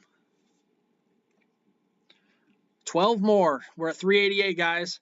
12 more to 400. I know, that's amazing. Then we'll be at 100 until 500. That's just pretty cool. This channel's grown quite a bit. Again, I started it February 28th of this year, so it's grown quite a bit since then. We're closing in on the late stages of July here, and I thank everybody for doing so. Again, I couldn't do it without you guys. You guys rock. You guys really do. Appreciate it. Again, I think I have one of the best audiences here on YouTube. You guys are amazing.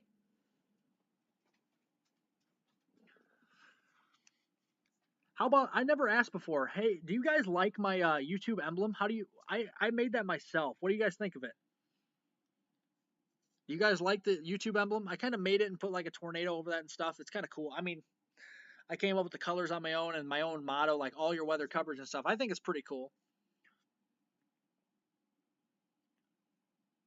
And also along the way too, if you guys prefer other things that that you don't like that I do, like, if you don't like longer weather videos, I do mix some shorter weather videos in there every once in a while as well. So I do that as well to kind of get everybody's, take on things. And I will always take, suggestions from the outside as well, from, what you guys prefer and, what you guys like. And I definitely will kind of take that in and try to make it more of your standard as well. That's another reason why you guys should subscribe.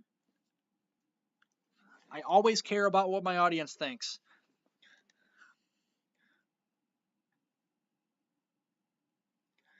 Yeah, thank you very much, Priscilla. Yes, it looks official. Yeah, thank you very much. Definitely appreciate it. It took a little, it took a little while. I mean, it looks simple to make, but it actually took a little while to make because they got to get it all centered right, with the tornado in the middle there and all that stuff and kind of the font. But it's pretty cool. The publishing time took a while, but that's why I clicked on it. LOL. Yeah, thank you very much. Definitely appreciate it, Priscilla. Lone Wolf Nation. Tornado potential tonight for Marshall, Wisconsin. Let's look at Marshall, Wisconsin real quick. Again, I'll be winding down this live stream. Again, I said 1:30. We'll maybe extend it a few more minutes out just because you guys are so amazing this evening. Might as well. Might as well, guys. You guys rock, so I might as well just give you what you guys want out there. Let's see here. Marshall, Wisconsin. You guys are in the far northern fringes here of the severe thunderstorm watch, just east northeast of Madison. If you guys live in Marshall, Wisconsin, I would expect some severe weather potentially within the next half hour to hour, as this kind of line or squall line starts to move into your direction here. 60 to 70 mile per hour winds is the expectation. Again, some very heavy rainfall. And even behind that, we're seeing some steady light to moderate rain as well, with some heavy pockets in there with some lightning mixed in. That's what you can expect across these areas as well, especially across Marshall, Wisconsin.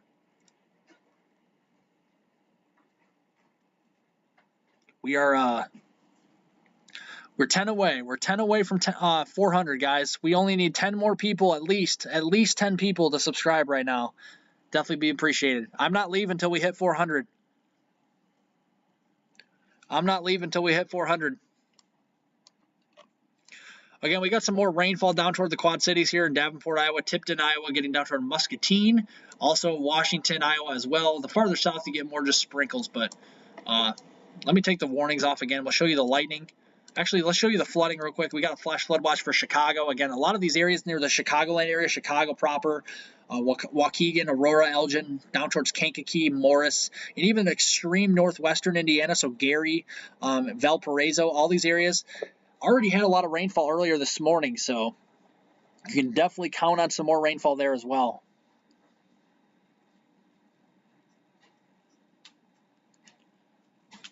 Appreciate all the likes and subscribes, guys. Appreciate it. Yeah, there's a flash flood warning over Milwaukee right now. Look at that. 2 to 3 inches of rain have already fallen. Broadcast media reports. Okay, wow, so this is official, guys. Broadcast media reports Brown Deer Road is flooded over. So there's, don't drive over that road, that's for sure. If you live in the Milwaukee area, if you know where Brown Deer Road is, broadcast media is confirming that it's flooded over completely with flash flooding. So we still have a lingering flash flood warning southwest of Rochester, Minnesota. Just the gauges are reporting it 4 to 7. So I was right. 4 to 7 inches of rain have already fallen in that area. The rain is finally ending. Maybe just a few sprinkles up there right now. So that's kind of the latest on the flash flood warnings.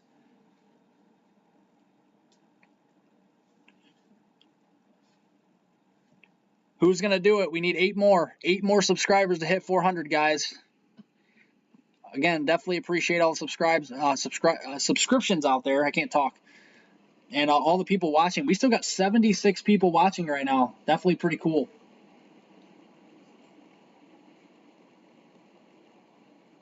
This is the most I've ever had watch me before, to be quite honest with you. Yeah, we got like a wake low up near Richland Center, Wisconsin. It's like what I call a wake low. It's like its actual term. It's just like when the line of storms gets so strong, it just like makes its own weather, like its own mini low pressure system. And it looks like it might be starting across Richland Center, or maybe it's just how it appears on radar anyway.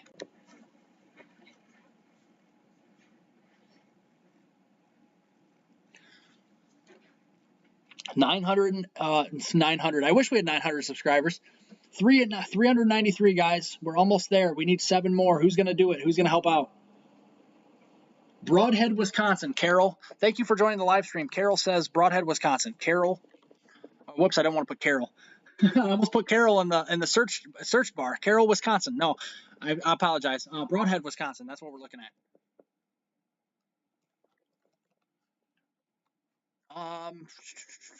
You guys are.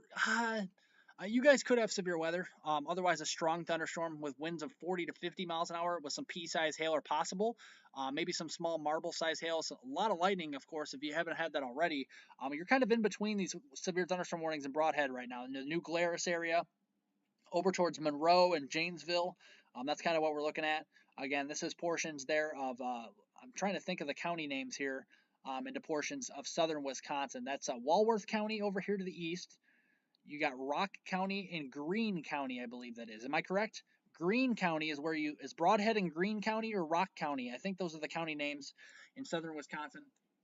So that's kind of what we're watching here. Again, guys, much appreciated for all the subscriptions out there. You guys rock. We're only 5 away, guys. 5 away. Wild Fox, thank you guys for joining.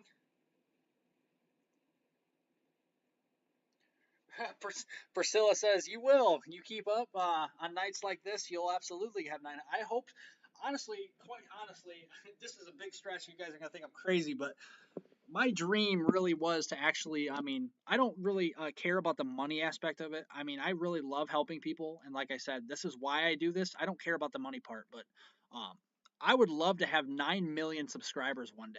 I mean, that sounds like amazing and just crazy at the same time, but I really would. That would just be insane, but that would be awesome. So again, guys, thank you very much for subscribing. Again, couldn't do it without you. Definitely much appreciated. I mean, once we get to 1,000 subscribers, I might actually do like a dedication video for thanking you guys on doing that. And then a new milestone would be 10,000 and then 25,000. You know, you guys get it. I mean, I'll be doing more of like those videos for like thanking you guys, getting me to 1,000 subscribers and all that stuff. So once we hit 1,000, you can count on a video for me for thanking you guys for that.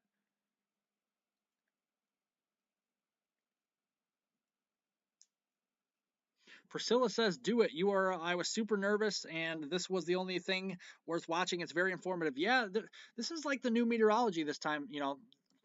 For weather. So that's just kind of the new thing now with all the technology advancing. This is really the new meteorology. It's pretty much on YouTube. I mean, yeah, you still have the local broadcast stations, the National Weather Service and all that, but this is really the new weather right here, pretty much." We got a new warning. This includes Madison, downtown Madison, Wisconsin, west of Sun Prairie, Baraboo, Wisconsin as well. Again, I try to pronounce these names. I don't try to butcher them, but this is for 60-mile-per-hour winds. So, located along a line extending from 10 miles northwest of Prairie du Sac to 7 miles south of Mount Horeb, moving northeast at 40 miles an hour. Again, 60-mile-an-hour wind gusts. Madison, Sun Prairie, Fitchburg, Middleton, Stoughton, Waunakee, as well as Baraboo, Verona, Portage, Oregon, McFarland, as well here as Prairie du Sac, Sauk City, Lake Wisconsin, DeForest, Cross Plains, and Lodi. All these areas, Windsor, if you guys live in these areas, the Dane County Fairgrounds, if you live near those areas, is going to be impacted as we move into central and south central Wisconsin here over the next little while. Again, I didn't say that, this warning does go in effect here until 2:30 a.m. Central Daylight Time, so till 2:30 in the morning. Again, this is generally north of Broadhead, but I do think, let's see if the Broadhead has kind of an, yeah, there's a special weather statement just to the west of Broadhead. Does include the New Glarus area, Darlington, getting over towards Monroe, Wisconsin. This is for winds up to 50 miles per hour. So all this has to do is strengthen to 8 to 10 mile per hour more, wind criteria, because technically a severe thunderstorm warning is for either 58 mile per hour wind gusts or higher, or quarter-size hail, which is 1-inch hail or higher. So that's what they have. And actually, if you guys didn't know this, a little tidbit for you. The Weather Service is actually, after, if you guys didn't know, and I'm sure many of you do, actually, okay, after I get through this warning, we'll talk about what I was just mentioning. We officially have a severe thunderstorm warning for Broadhead, Wisconsin. So Evansville, Broadhead, Monroe, and New Glarus. This storm, like I was saying, it could strengthen, and it did. This is capable now of producing 60-mile-per-hour wind gusts widespread across southern Wisconsin, again, moving east at 40 miles an hour. We might be live, I think, a little bit longer, maybe till 2 in the morning now because of all these warnings. So I guess you guys are stuck with me for a little while longer, just due to the fact that some of these warnings are just continuously popping up. So we were going to cut it off at 1:38 minutes ago, but I guess we'll stay up till at least 2 a.m. now with all these warnings. 2:30 a.m. Central Daylight Time. This is a storm located along a line extending from New Glarus to Winslow, moving east at 40 miles an hour. So Broadhead, Monroe, New Glarus, and Evansville all impacted. Again, this is a line of storms from near and just south of the Wisconsin Dells, all the way down through Madison here, Janesville, Broadhead, and all the way down here into northwestern Illinois, including just west of the Rockford area along the Highway 20 corridor. So that's what we're watching. Again, another very potent line of storms moving through here after a potent line of storms moved through earlier today. Yeah, guys, we only need 2 more subscribers to hit 400. Heck, we might even hit 500 tonight, guys. I might just be live. Just kidding. That's 100 more. Okay, guys, we need 102 more. 102 more subscribers to hit 500. Let's see if we can do it tonight. Again, guys, definitely appreciate it. You guys are amazing. I like to joke with you guys on here too. My jokes probably aren't as funny as yours, though. Anyway, so yeah, that's kind of what we're looking at. Widespread severe weather again, 60+ mile-an-hour wind gusts here. Neil says, "Let's go." Yeah, thank you very much, appreciate it. Carol says, got over 40 trees on our lot. Wow, yeah. What kind of trees do you got? You got the strong birch trees, or you got the strong oak trees? Oak trees are pretty strong. Again, this is mainly for 60-mile-an-hour winds. Again, like I said, with seeing this widespread severe weather, I mean, this is pretty widespread. If this isn't widespread, I don't know what is, because I mean, this is from the Dells, essentially, just south of Wisconsin Dells, all the way down here across southern Wisconsin, across the state line, west of Rockford and Freeport, Illinois, into the Highway 20 corridor, all the way down into northwestern Illinois here. The entire line would just develop. And again, let me take this off here for you guys. What I was talking about before was a wake low. You see where it kind of curls off on the radar here, and then you see a big line? That's what we call a wake low. And what that is actually fuels this line of storms to actually progress further east, because it's almost like it's making its own mini low pressure system. So it's kind of making its own atmosphere, if you will. And that's what's maintaining this MCS. This is an MCS. Yeah, a squall line is an MCS. So yeah, that's what we're seeing. Kind of a loop there. Again, it's not really a big bow echo necessarily, but we're still seeing. We're still seeing that damaging wind threat with this. All right, guys, thank you very much. Definitely appreciate it. We're at 401 now. You guys are awesome. Thank you. Now we got to hit our new goal, guys. 100 likes. We got to try and hit that now. 86 likes now. That's our new goal. Again, let's see if we can do it by 2 a.m. Again, my goal is officially 500 subscribers. Again, that will open up the community chat, guys. We only need 99 more to get to that. So we made a really good push today, and it's credit to you guys. Again, that's not on me. That's on you. You guys are amazing. Great audience out there tonight. Yeah, we got some rainfall down to where I live. I live near the Davenport Quad Cities area, so that's where I live. Very close to that area, just east of there, into northwestern Illinois. We had some big storms last night again. If you guys can't hear me on the live stream, definitely apologize. Again, we did have not live, but we did have storms move through last night around 4 a.m. around this time and a little after, and kind of a lot of damaging winds moved through, and we had the cable and kind of the internet go out. So my mic might be sounding a little bit kind of echoey and a little weird the next couple days, because it pretty much fried my computer. Pretty much all 4 of my monitors I have. So I had to restart each and every one of them, and that took forever. So basically, we got them up and going now, obviously, but and the reason why I have so many monitors is because it's easier. Like I said before, the reason why I have 4 monitors is because it's easier to look at one forecast model and then kind of compare it with another forecast model, and then take it from there. Because instead of just opening a bunch of new tabs, it's just so much easier to look at different monitors than just opening a bunch of new tabs on one computer, one laptop. Just so much easier to multitask, and that's why I have 4 monitors. Again, another extension here in northwestern Illinois, including Rock Grove, Lena Winslow here, and Freeport, Radat, as well as German Valley, Florence, up toward Orangeville, Wanaco, and also the Davis area. And this, again, was west of Rockford. This is for 60-mile-per-hour winds, moving pretty quickly still, east of 50 miles per hour here. So pretty strong, moving to the east here at 50 miles per hour. That's what we're watching. Again, Freeport, Lena, Stockton, Warren, Pearl City, Shannon, Cedarville, Davis, Dakota, German Valley, Winslow, Rock City, Radat, as well as Nora, Massbach, as well as the Buena Vista area, as well as Loran, Rock Grove, Annika, as well as the Orangeville area. This is all the areas impacted. Again, eastern Joe Davies County, northern Carroll County, and Stevenson County here in northwestern Illinois is impacted by this. As we move here through the next few minutes, and the next 45 minutes or thereabout, this goes in effect here until 2:30 a.m. Central Daylight Time. So the next 46 minutes, this watch here at Central Time is off until. So thank you guys for joining this evening. Again, you guys are awesome. Again, I'm keeping this. I know for a fact I'm probably the only YouTuber on right now. I'm the only crazy one to be on. I plan on doing these longer live streams. I might even be doing one tomorrow and also Monday or even Tuesday this late as well. So if you guys want a live stream that's well after dark, I'm your guy. That's for sure. Sorry about not getting to the chat, guys. I'm getting to the chat now. Jakey says Mother Nature is very unhappy.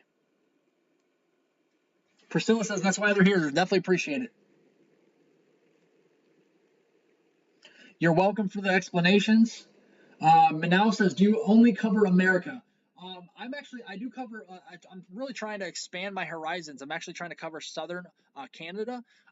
Mainly when I say southern Canada, I'll go up here and kind of show you real quick. I don't really cover British Columbia too much, but I probably will start.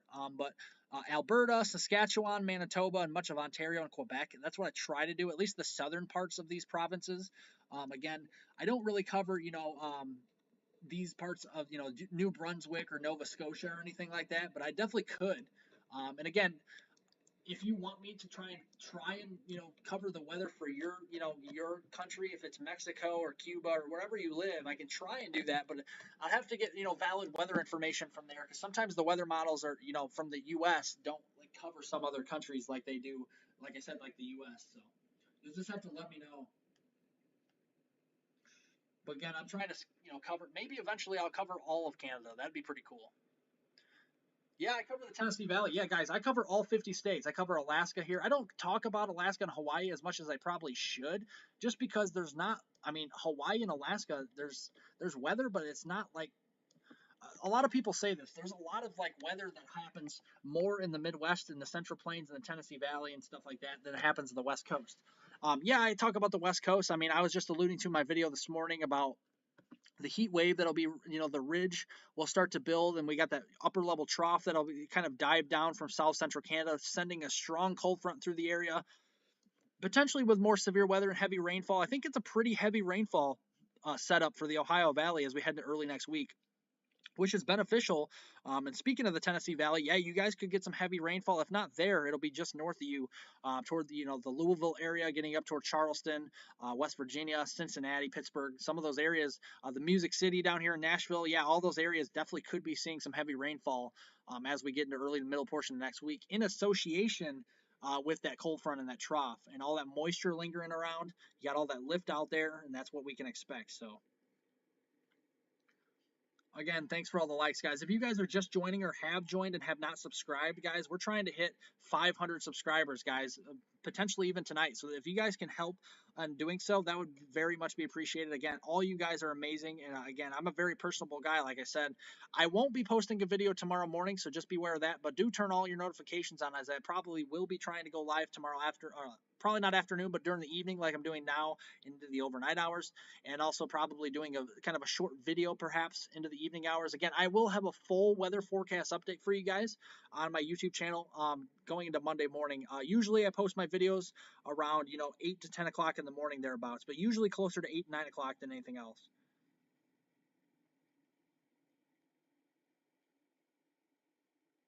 Carol says, just check the radar. Lordy, yeah, it's a pretty nice line of storms, that's for sure. It's got like a little wake low up here. It's kind of a mini kind of, even the wake low itself has a warning. So that it really is. It's like what they call a wake low. It's like a mini low pressure system that develops when you get a strong line of storms.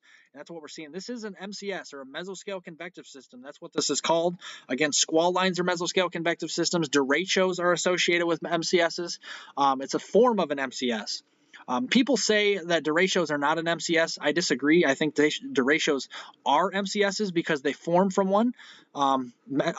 Quasi-linear structures as well, with tornadoes along the leading edge, are also MCSs as well, or actually those are referred to as QLCSs, but all essentially the same thing. They all do damage somewhat. Thank you guys for hitting 100 likes on the live stream, guys. You guys are amazing. Thank you very much. Appreciate it. Maurice says, good to know. I'm in Gallatin, Nashville area. Thanks. Yeah, very good to know. If you guys, I know some of this area here. Let me try and pull up the drought monitor for you guys here. I'm kind of going off to the internet real quick to look up the Climate Prediction Center here. Here's the latest drought monitor, guys, for your area. And again, there is a lot of severe drought. There's severe drought actually expanding into what I hope you guys can see this. I can't zoom it in anymore than I have now. But where you see the orange here, You got a severe drought developing across western Tennessee, essentially from Jackson, Tennessee, up towards Paducah, Kentucky, or just south of there, and getting into northern Mississippi. And some of these areas could see some rainfall and some significant rain, so that's some good news. Unfortunately, though, south central Texas, where you have that extreme and even that worst case drought, that worst case scenario drought, that exceptional drought that we see high up on that drought monitor. Yeah, that's what we see across expanding across the Southwest here, like we've seen for months and years on end. And that will continue, unfortunately, for some of those areas. Not to brag on, but I was 400th subscriber and 100th like. I'm kind of a big deal. Definitely appreciate it. Again, you guys are all important. You guys are all a piece to the process, not just one person. You guys are amazing. Thank you. Appreciate it.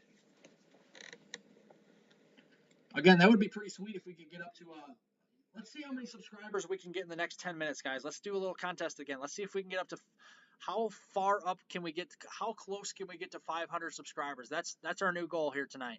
In the next 10 minutes, let's see how many subscribers we can get. Again, you guys rock. You really do. I mean, this is an amazing audience. You guys are like the best. I've never had a live stream like this. Again, you guys make my day, if anything else. You really do. Let's see. We still got, let's look up toward Madison here. 60-mile-per-hour winds. I don't think there's any 70-mile-per-hour wind tags on this anymore, but still 60-mile-per-hour winds is nothing to laugh at. This is still pretty significant. Again, this entire line right now is warned for 60-mile-per-hour winds and essentially not really any hail. So this is really just for 60-mile-per-hour winds for the most part. I don't see any hail. I'm kind of clicking on all these warnings. I apologize. Yeah, just 60-mile-per-hour winds, maybe some to small marble size hail from time to time, but again, this is mainly a wind bag now. This is kind of a squall line moving through as we move through the next. And let's kind of look back at the HRRR model here. The 6Z hasn't came out yet, but we'll look back at the 5Z one here. This is what you can expect. I'll put this in motion for you guys and slow it down because I know it starts off fast. I'll keep this in motion a couple frames here, a couple more times to kind of get your bearings on what you can expect here. I'll slow it down even more because it's kind of fast. This is what you guys can expect here as we move through the rest here of the, the overnight hours toward early Sunday morning. Again, this is actually going to be getting towards lower Michigan. So if you guys haven't got the storms lower Michigan, you guys still have to watch out. You're in that slight risk still. We could be talking about some heavy rainfall, maybe some straight line winds in those areas. I think the tail end of the line might try to sneak down towards central Illinois and north central, Indiana, northwestern Ohio, but I think it might struggle with some of the capping and that ridge down to the south. Might have a little bit of trouble. Stormy says, nice bow. I think you have a nice name on YouTube there. Stormy fits it well with the weather, that's for sure. Appreciate you joining the live stream and live chat. Your gamer, hey, I want to ask a question. Go ahead, man, ask a question. Or go ahead, man or woman, whoever you are. Appreciate it. Ask a question. Ask away. You don't have to ask questions. Again, all your guys' questions are valid, and all of them are important to me, so I will answer as many as I can and as much as I possibly can here on the live stream. As effectively as I can as well. I'll try to break it down for you.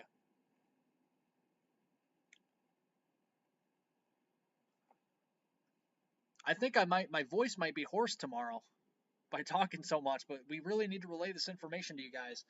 Let's look at the another model we look at is the NAMNIST here. This is the 0Z. Again, this is one we look at as well. So we'll let this run a couple times and actually move it a little faster. Got kind of some rainfall moving through portions of the mid-Missouri Valley, maybe some storms. We're watching this into Monday.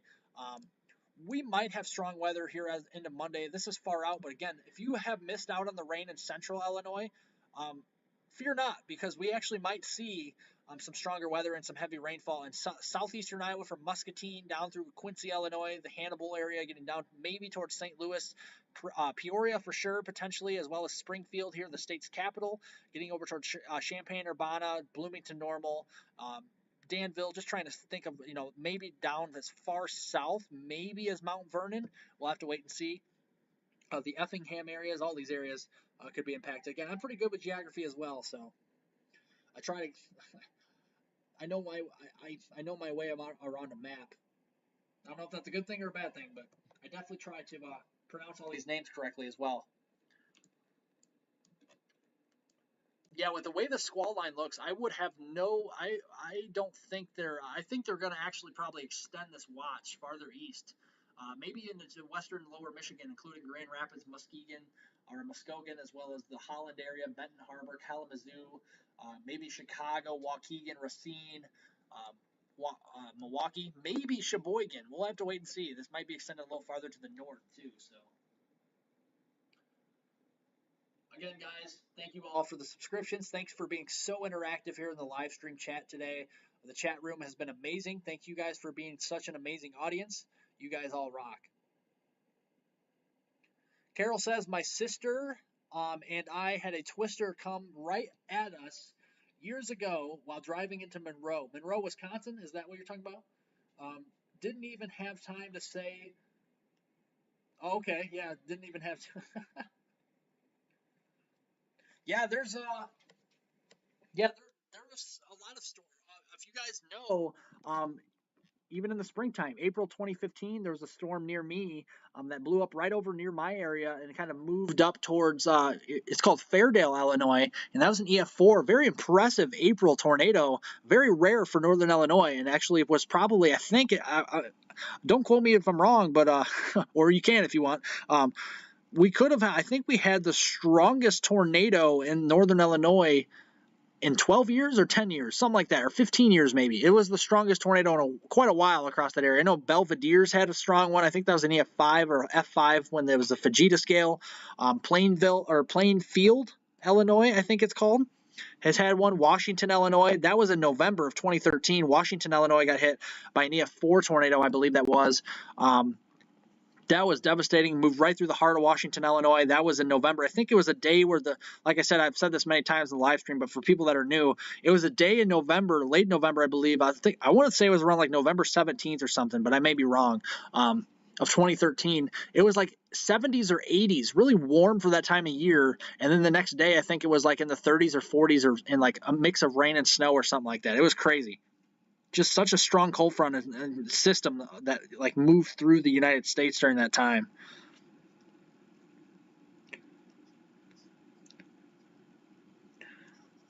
Carol says, my sister just missed the Fairdale one. Yeah, your sister. Oh, your sister lives in northern Illinois? Wow. Yeah, I live in northern Illinois too. I just lived around the kind of pretty close to the Mississippi River. I kind of lived near the Davenport Quad Cities. Michael Taylor, it's near Detroit, Michigan.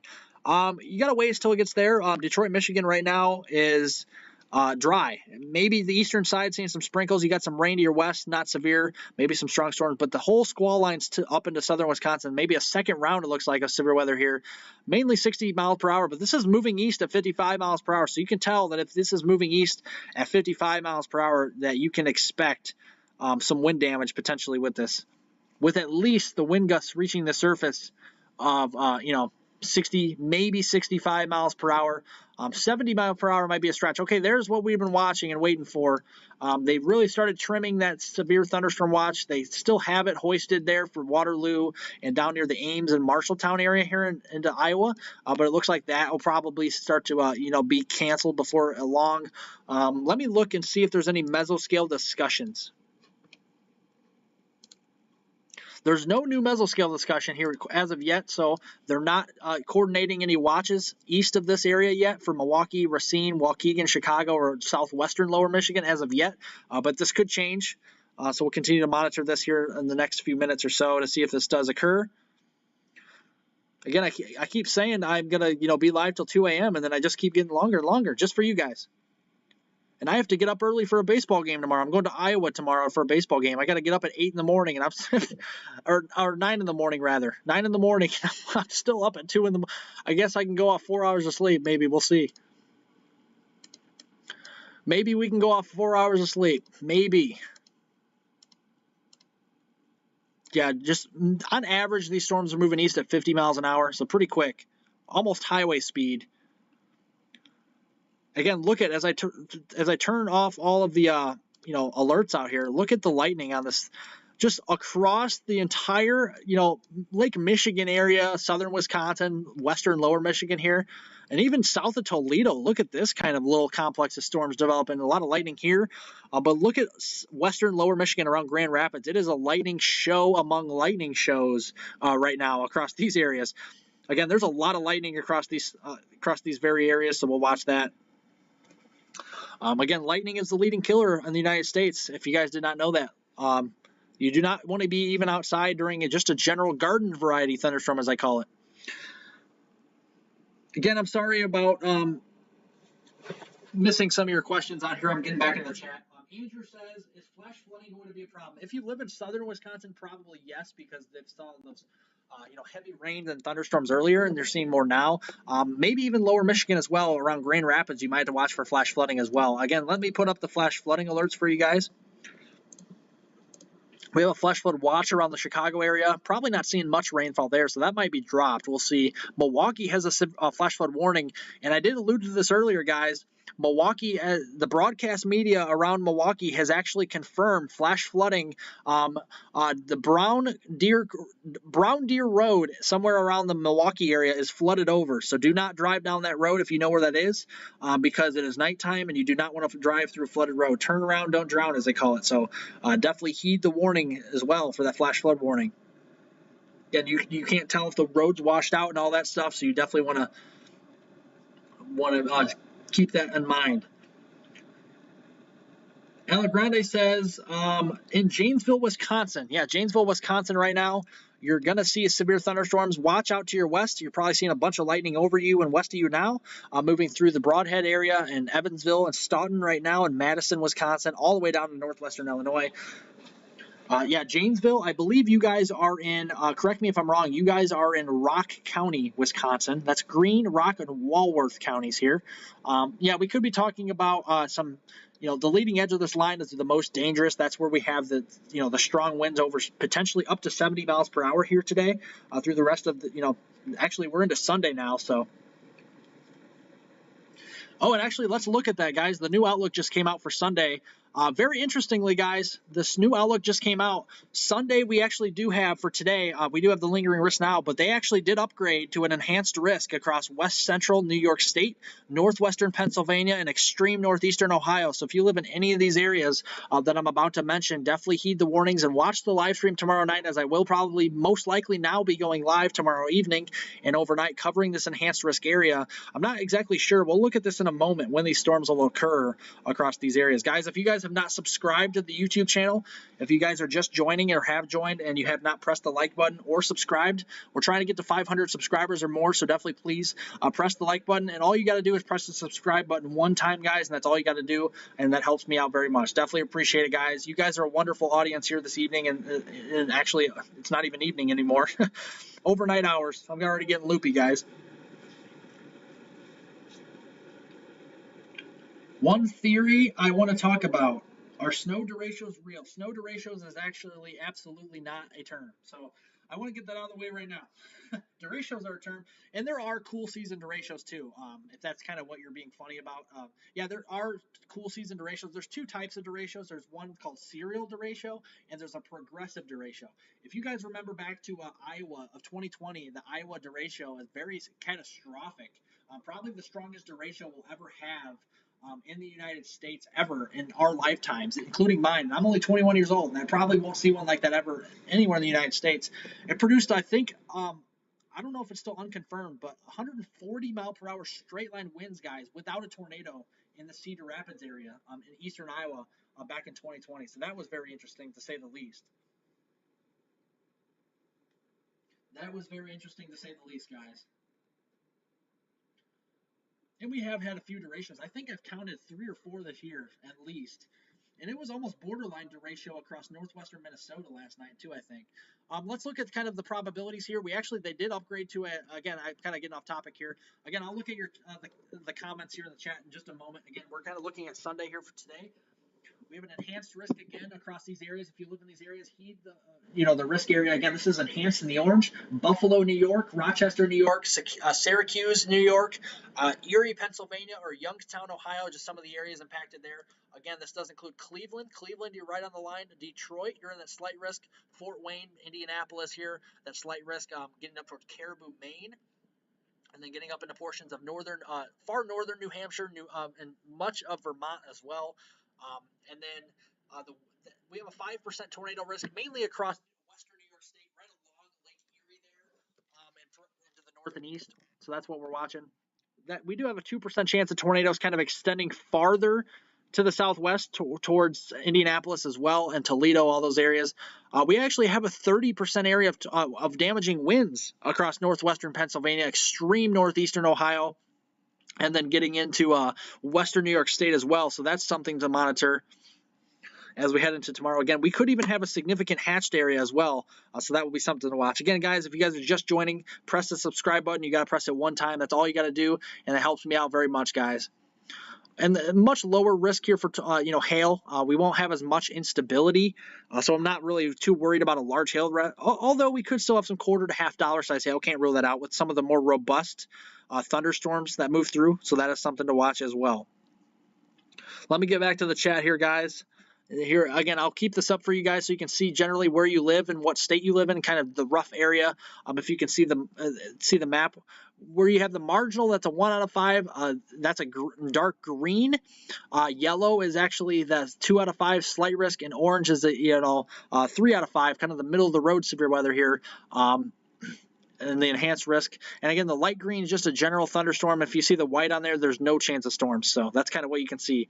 Going back to the chat here. Ali Grande just subscribed and liked a few minutes ago. Thank you very much. Definitely appreciate it. Welcome to Weather on the Go. The Weather on the Go family. Thank you guys for all subscribing. Stormy says, is Southern Ontario included in that enhanced area? No, mainly probably, I think, slight risk if it was in Southern Ontario. Marginal to slight. Then enhanced risk mainly for the U.S. side of things. The way it looks kind of oriented right now. Marie says, can you go over the tools you use and where you can get them and buy them? Well, some of them are very expensive. I know that. There are some, if you know a Weather Bell, I think that's a couple $100s. I forget how much exactly. It could have went up or down. I bought some of the products a long time ago. You can go for free. You can go to this website. It's actually tropicaltidbits.com. That's a very good website as well. Or you can go to Pivotal Weather. Pivotal Weather is very good. I will also use the College of DuPage weather models. They're very good as well. Very high resolution weather forecast models. So just a couple, a few different websites. I go to a bunch of different ones to get a different perspective on things. That's kind of what I use. And again, I use Radar Omega, although this is not Radar Omega. I know that. When I open the app for Radar Omega, it turns to a black screen. So I'm trying to get that fixed right now. But once I do, I promise you guys, I will be using, again, a very awesome, radar app to use. Probably one of the best radar apps. Again, you can get hail cores on that, velocity, just a bunch of different things. Again, guys, subscribe to the YouTube channel. We need 500 subscribers to get to the community chat, guys. Please help me out. Definitely appreciate it. Again, I said I was going to stay up to 1:30, stayed up longer. I said 2 a.m., stayed up longer. I'm doing this for you guys. So all you guys need to do is just please, at the very least, press the subscribe button. Again, I'm doing this for you guys. I'm staying up later, and at least 40 minutes later than I said I was, just for you guys. So definitely appreciate it. We got an extension, a large severe thunderstorm warning, actually getting close to Milwaukee now. This goes until 2:45 a.m. Central Daylight Time against 60-mile-an-hour wind gusts. This is moving northeast, so east-northeast or so at 55 miles per hour near the Cottage Grove to Durand area. Janesville, Beloit, Watertown, Whitewater, Staunton, Fort Atkinson, all these areas impacted by the severe thunderstorm warning. Again, you need to heed the warnings. This is for 60-mile-per-hour winds, so definitely something that we need to watch for sure. Stormy says, is volume going up and down, or is that my phone? It's probably, oh yeah, okay, so you guys are new. We had a big thunderstorm move through northern Illinois, and my internet got pretty much almost fried last night. So my mic is connected to my computer, my laptop, and all that, and I have 4 monitors to kind of look at all this stuff, the weather data, kind of multitask and all that with the weather forecast models, and to kind of publish my forecasts on my videos and stuff. And each one of them got very fried last night with the lightning storm. We had a lot of lightning and a lot of damaging winds, and I think something came down on a power line, or lightning struck something very close by, and kind of fried some stuff on my. I had to restart it all, and it took like almost a half an hour to restart it all, because a couple times I had to restart it a couple more times, than I normally would. No, it's something wrong with my microphone. It's because it got fried, basically. I need a new microphone. Again, I promise you guys I will get one. Again, here, I'll adjust the audio as much as I can on here, but the microphone on itself, I can't help it right now. Again, definitely appreciate you guys tuning in. And if you guys, it might be on your end as well. It might be mainly because of, try turning it up a little bit. Let's see if that works. Melissa Smith, thank you for joining. Definitely, if Melissa Smith, Carol, Priscilla, all you guys, if you have not subscribed, I know Priscilla has.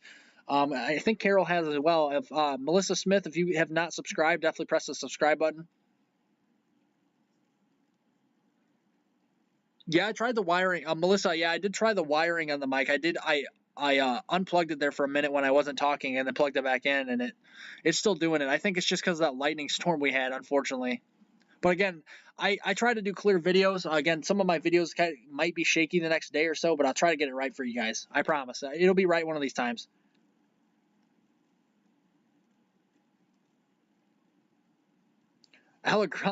It sounds like the sky and earth are ripping apart right now. What, on my mic? Is that what you're talking about? You're criticizing my mic right now? Come on now. Yeah, I'll try to fix it. I just don't want to bleed your ears out, guys. Okay, how about this? Some people were saying I had it in the perfect volume before, but now it's not working so well. It could just be because I'm talking quieter now a little bit, or louder maybe because I'm trying to amplify my voice because I'm getting tired. It's like after 2 in the morning. Jess says, you're doing great. We're just thankful you're on with us. You're definitely welcome. I would stay on a lot longer till I would honestly for you guys. I'm definitely not making this up. I would honestly stay up till 4 or 5 in the morning. I really would. But I do have to go to a baseball game tomorrow in Iowa, so I really actually have to end the live stream at least probably by 3 o'clock at the latest in the morning. But again, I'm getting pretty tired now, so I don't know if I can make it that long. 3 o'clock in the morning is 49 minutes from now. And very well, we might have severe weather going through that time frame as well. So, again, guys, press the subscribe button down below. We're at 421. Thank you guys all for subscriptions. Every 5 minutes, we can't hear you for like 20 to 30 seconds. More than likely because my mic got fried. That's what I'm saying. I'm telling you. Or just because I'm getting tired, maybe too. The weather sounds like the sky and earth are ripping apart here in Janesville. Oh, that's what you're talking about. I thought you were talking about the mic. I was like, what? Yeah, there's that leading edge of that line is coming through Janesville as we speak. So that's why you're probably seeing the strongest winds. If you aren't now, you're going to here in the next few minutes. Again, moving east-northeast or eastward here at 60 miles per hour across much of southern Wisconsin. We got another warning up near the Beaver Dam and Fond du Lac area. Just south of Fond du Lac. This is moving northeast at 50 miles an hour near the Juneau area here in Wisconsin. Moving northeast at 50 miles an hour, 60 mile per hour winds with this. West Bend, Beaver Dam, Mayville, Horicon, as well as Juneau here, Lemura, as well as Teresa, Campbellsport, as well here as the Oakfield area, Iron Ridge, Ashford, Addison, Byron, Eden, and Woodland. Just a few of those areas. Again, this goes in effect until 2:45 a.m. Central Daylight Time. Again, this is for southern Fond du Lac County, northern Washington County, and also northeastern Dodge County here in southeastern Wisconsin right now. So that is what we're watching.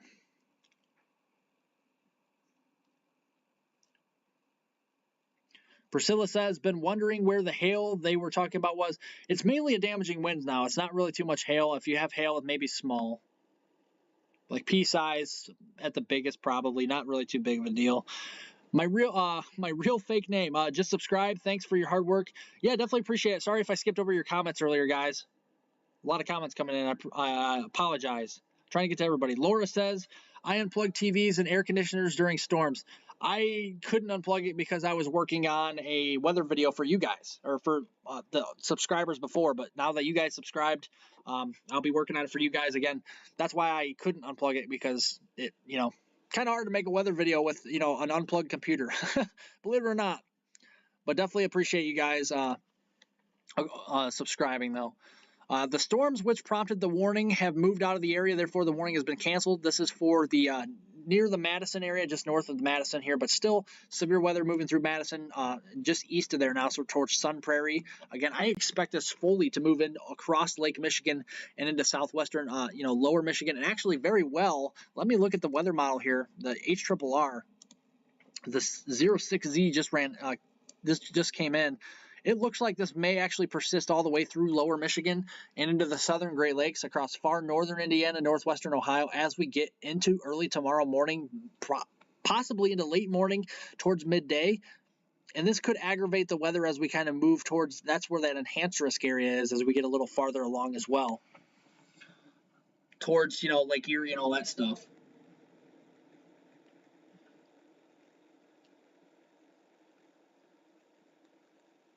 Priscilla says, wow, the lightning Madison is here. Stormy says, did you have a surge protector? Yes, I did. Yeah, I have tons of surge protectors. I have one for my TV, one for my computer stuff, and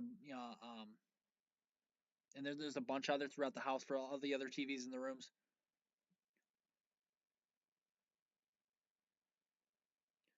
No, the mic is going low and then going loud. It's not your phone, Laura. Yeah, it's the mic. Yeah, I need a new mic. Yeah, that's maybe I'll get it eventually here. Mics don't cost too much, but again, I like quality over quantity though. Is the problem? I want a good mic that's not going to break. I don't want something that's going to break in a week or two. Not necessarily break, but like do this and not work. I want to spend money on it to get what it's worth. And I also, guys, if you guys are all wondering, you guys will probably be able to see my face at some point, probably later this year, maybe towards the fall and winter months on my live streams, so you guys can see my face as well, not just the computer. But that's just a work in progress. Again, I've just done a few live streams before, so I'm just kind of new to this. Again, I started my page at the end of February of 2022 here, so.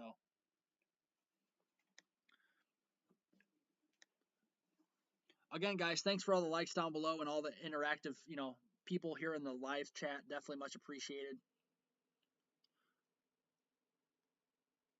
Stormy says, once back in the 90s, I wasn't even born in the 90s. I'm only 21 years old. I turned 22 in November, guys. Still learning weather stuff, but I'm getting there. I'm getting better at the hurricane stuff.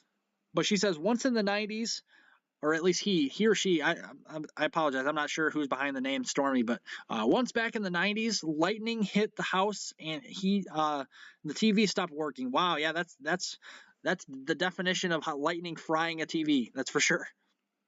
Marie says, right now the audio issue is happening.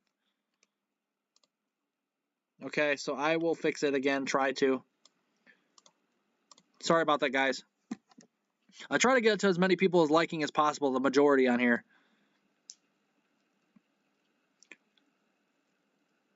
Carol, I'm not sure what you're talking about there with who messaged you. I'm not sure who that is. Maurice says, what kind of mic is it? It's it's built in with the computer. It doesn't really have like a name. It's just like a, I don't know. I've had this mic for so long. It doesn't even, I think the name scratched off on it because I've just used it so long. I literally got this mic when I was like 13 years old. I've had it literally, and the reason why I got it that early was because I was kind of using it to like, actually my older brother had it and he, passed it down to me. He's in his upper 20s now and I'm in my low 20s. And he passed it down. He used to use it for gaming stuff. That's how I got it. I got it when I was like 13. He just gave it to me because he got a new mic and now I feel bad because I got the used mic and now I should get a new one. So that's kind of the issue there. That's how that all went down. But yeah, that's pretty, that's kind of what we're looking at. Again, I'll put this in motion for you guys here. Actually, let's look at tomorrow. Let's look ahead to tomorrow, shall we, guys? We've been talking about today a lot. Let's look at tomorrow's setup. Again, we got a lot of the severe weather in southern Wisconsin here. There's no mistake in that. Here's the outlook for tomorrow. Again, that slight marginal and enhanced risk areas again across interior New England. Let's look at day. We still got the slight risk on Monday. This also came out. That's a new risk here. Again, 2% chance from the I-95 corridor there from Boston down to New York City. Again, we got a chance here of 15% chance damaging winds along the I-95 corridor as well. And then a lower chance for, hail again on Monday. Again, this could be upgraded or downgraded. We'll definitely be able to see here on Monday. Again, this is an enhanced risk on today. So Priscilla said, yes, please. Weatherman says, I'm merely 17. You're 17? Well, that's cool. Weatherman says a vehicle was struck by lightning today at the Dells. Really? Wow, that's pretty crazy. Pretty rare. Marie says, oh yeah, those are notorious for that. Mine is doing that actually now. Actually, it's either your mic physically or possibly the driver. I work in IT. Yeah, it could be. My brother works in IT too, actually, to be quite honest. He's in IT at a courthouse nearby, so He kind of works on a bunch of computer stuff. That's what he went to school for. He went to Eastern Illinois University, so not that that matters, but looking ahead to tomorrow, again, we'll look at this. We'll kind of toggle this over for the kind of what we can expect for tomorrow. This is the HRRR model, guys, the latest of what we can expect for tomorrow. Again, as we head towards the late afternoon, look at the storms explode across the Ohio Valley and up into portions here of, New York. And you see on the HRRR model that we're not seeing a lot of coverage here, and that's concerning because some of these storms could be individualized, discrete, semi-discrete storms that could be supercells, and that we got to watch for that tornado threat. That's that 5% chance of tornadoes. Again, guys, thanks for subscribing. Let's try and get, before I do leave, I think I'll leave at 2:30. I really think I am going to actually leave at 2:30 now, guys. Getting pretty late. I'm getting pretty tired. Again, I won't have a video in the morning tomorrow. I will have one probably either tomorrow night. If I don't have one tomorrow night, it's probably because I'm live. So if I go live tomorrow night, here's the deal for tomorrow. I won't have a video in the morning. That's a given. I will have a video if I don't go live tomorrow. If I do go live, I will not have a video until Monday morning, and that will be a full forecast for you guys. Sound good? That's kind of what I'm thinking, how it's going to work for tomorrow and Monday for you guys. Again, guys, subscribe down below. All you got to do is press the subscribe button one time and the like button once. That's all you guys got to do. Definitely appreciate it. Let's try and get to 430 subscribers. 430 subscribers by 2:30. That'd be pretty cool. So chaotic here, I can't see out my windows. Yeah, a lot of blowing rain. Probably sideways rain for sure. Sounds good, weatherman says. Raining, wind isn't as crazy as it was earlier. Yeah, for sure. Carol says quieting a hair.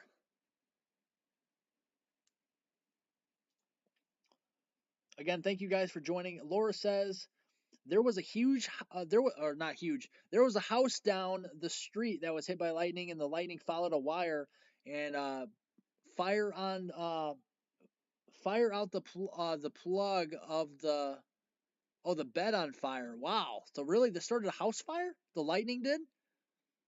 Was that in Wisconsin? Is that what you heard? That's crazy. That is crazy to say the least, guys.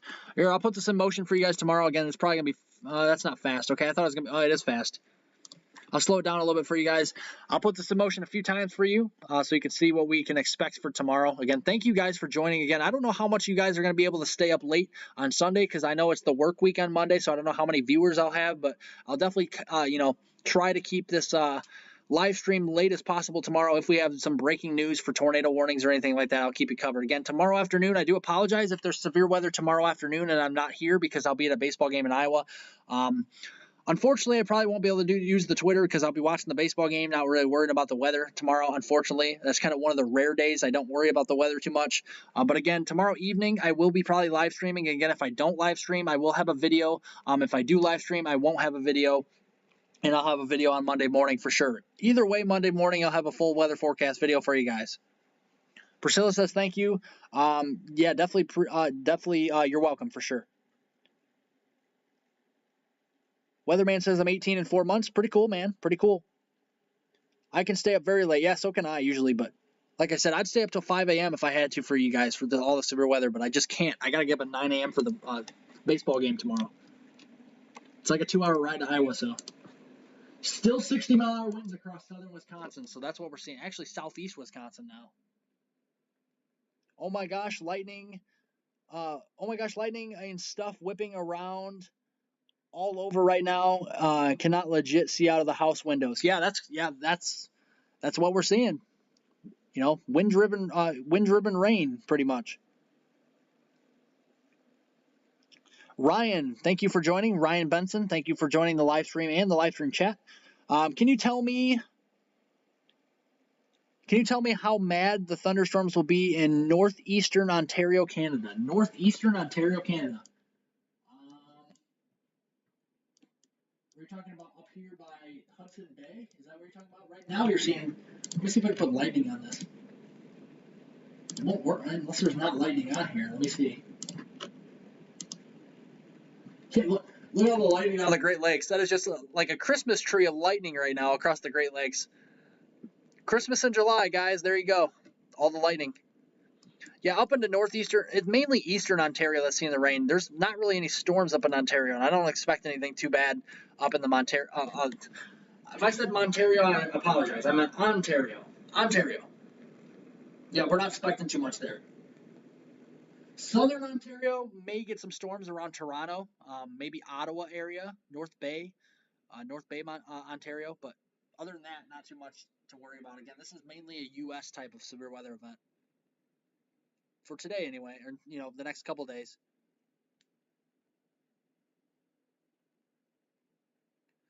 Carol says the noise is almost done. Are you talking about the thunder? Jazz, thanks a bunch. Keep doing what you're doing. It's greatly appreciated. Yeah, you're welcome, man. Thank you. I don't know if you're a man or not, but thank you for joining. I definitely appreciate it. You guys are all awesome. Thank you guys for making the chat very interactive today. Again, thank you guys all for subscribing and all the amazing likes out there. You guys are the best audience I could ever ask for. Again, you guys rock. Again, I think I'm going to be starting to wrap this up here in the next 5 minutes at 2:30 in the morning. I got to get a snack before I go to bed, and then get some good night's sleep. I'll go to the baseball game tomorrow, and I'll be back hopefully with either a video or a live stream tomorrow. Again, if I don't live stream, I will do a video tomorrow. It might be a shorter video, but I'll do one nonetheless. If I do go live, I will not have a video till Monday morning. Either way, Monday morning, 8 to 10 a.m., somewhere in that time frame, I'll have a full weather forecast for you, possibly even breaking down the tropical weather as well, if you guys are interested in that. I'll try to do more of the Canada weather here as well. Try to. Some of the data for the weather in Canada is a little limited, so. Weatherman says already passing through. Stormy says, LOL, North Bay and Ottawa are not southern Ontario. What's it considered in southern Ontario? What's North Bay considered then? It sure looks like southern Ontario to me. Southeastern Ontario? Granted, thank you for staying up to cover this. You're welcome. Definitely thank you for staying up with me and making it very interesting in here. Appreciate it. What time do you think it will reach Indiana? Melissa says. Well, if it reaches Indiana, it'll be northern Indiana. I think everywhere Indianapolis and Muncie, Indiana, on south, you'll be fine. So Evansville, you guys are way in the clear. You guys will be dry. If it hits Indiana, it'll be more like Gary, Indiana, the South Bend area, Elkhart, all these areas, Fort Wayne. That'll be probably after the sun comes up tomorrow. More than likely. If not, it'll be like 5, 6 a.m. So that's kind of your time frame. Radar's not good in Canada. Radar's not good in Canada. Oh, yeah, well, I think it's just mainly due to the satellite and stuff as well, but Carol says, I'm going to go later, people. Well, thank you for joining. Definitely appreciate it. Again, thank you for subscribing and liking. Again, you guys rock. Let's see if we can get 7 more subscribers in the next 3 minutes at 2:30, guys. If we guys can get to 7 subscribers, to get to 430, and we're only, 70 or so away from the goal of 500, that would be much appreciated, guys. Thank you for subscribing. Thanks for all the likes. We're up to 117. You guys rock.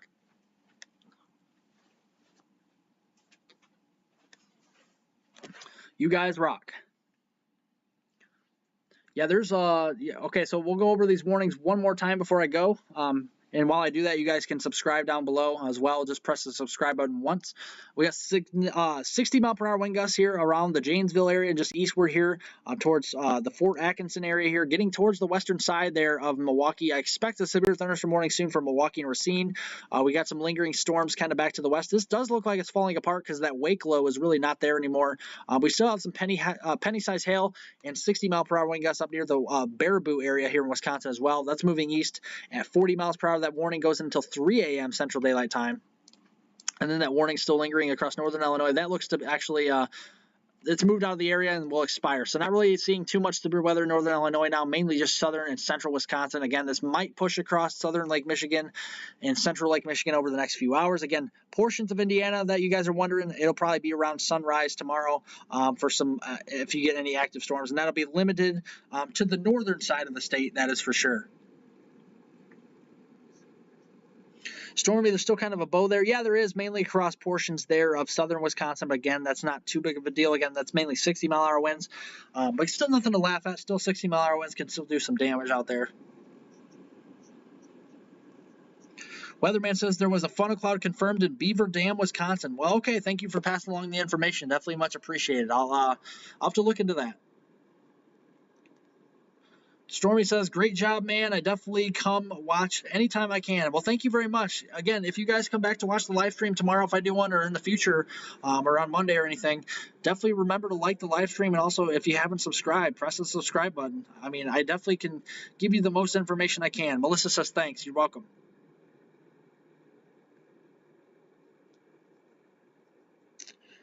Well, all right, guys, if you guys have nothing else to say in here, if you guys don't have any questions, you got about another minute to ask. Again, otherwise, subscribe to the YouTube channel, guys. Thank you for all the subscriptions out there. If you guys have not subscribed, guys, please press that subscribe button. Again, we need 7 more subscribers to close out the night. That would be very much appreciated, guys. I know there's some people out there that haven't subscribed yet, but if you haven't, that's fine. But, I mean, if you really want to, press the subscribe button, guys. I really have a great weather forecast content coming out your way. Again, as this channel grows, I'll get more and more, better stuff that, showing my face on the live stream, getting the community chat once we hit 500 subscribers, and other stuff like that. Some cool, the Discord. I'm working on the Discord. If you guys know what that is, I will have that up and ready probably as early as the middle of next week. I'm kind of working on that, as well as kind of maybe a weather website for this channel as well sometime soon. So that is something that I'm kind of looking at doing and, developing myself as well potentially. I might also be looking for some moderators out there for the live chat as this channel grows as well. So if you guys want to be a moderator, we can talk about that in the Discord channel as well here. As if you have me on Twitter, you can privately message me if it's allows that on Twitter as well about that. So definitely. Again, you can follow me on Twitter. The handle is below. Twitter is hweather420. You can definitely look at the Twitter handle is definitely below for you guys to click on there as well. Weatherman says, I'll be one. Okay, I'll look into that as well. Again, definitely, we'll leave some of your, we'll leave some recommendations out there for people. All we need is really probably about 2 for now. We'll do 2 moderators. I think already one person was saying they're going to be one. So if you want to be one, whether a man, we may be looking for 1 more. So we'll be looking for that in the future as well. All right, guys. Merlin says, Merlin has a face. Well, thank you very much. Appreciate it. Smiley face. Stormy says I could be a mod. All right, yeah, I'll take you guys up on that at a later date, maybe early next week. So I'll kind of try to reach out to you guys. If you guys have an email, I definitely could kind of ask you that at a later date. We can talk about that in the next live stream or even on Discord when I get that all set up. All right, guys. We got a severe thunderstorm watch that remains across portions of northern Illinois, southern Wisconsin here until 7 a.m. Central Daylight Time. Other than that, just watch out for severe weather. Have your NOAA weather radio handy if you live in lower Michigan, as well as portions of northern Indiana and the Chicagoland area towards the sunrise portion here of the night as well. It's been dry here. Yeah, that's for sure. Yeah, Merlin, if you're tired of especially if you live in Texas, if you live in the South, the heat relief is not coming anytime soon. Maybe a little relief late next week, but other than that, I think the heat will resurge as we get into early August. But I'll have a full forecast on that coming up either tomorrow or on Monday.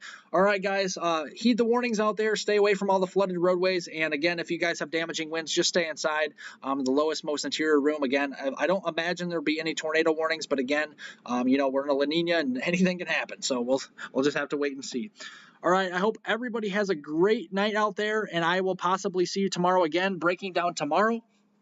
I will be live tomorrow evening and overnight like I am now. I know it's a work week starting tomorrow, going into Monday, so I don't know how many viewers I'll have, but I definitely try and get some people, if you have breaking severe weather across the Northeast. So those of you that live in the Northeast, your turn is tomorrow and Monday. For much of the Northeast here during those times.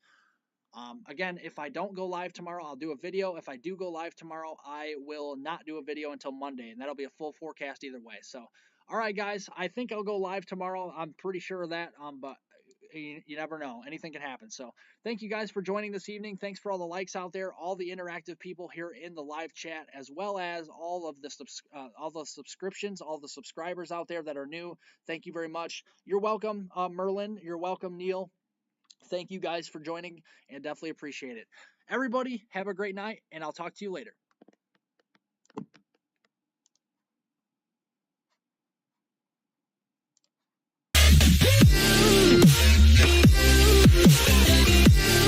Let's go.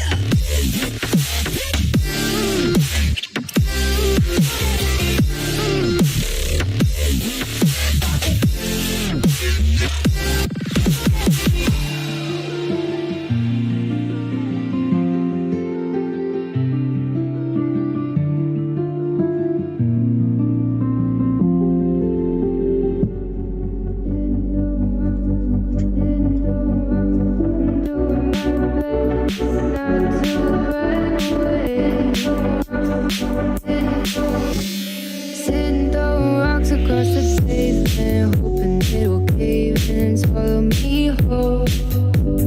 Wondering why my mind keeps on spinning. This isn't how living to me was told. Why am I like this? Something's always amiss. Can't put my finger on it, but it's there.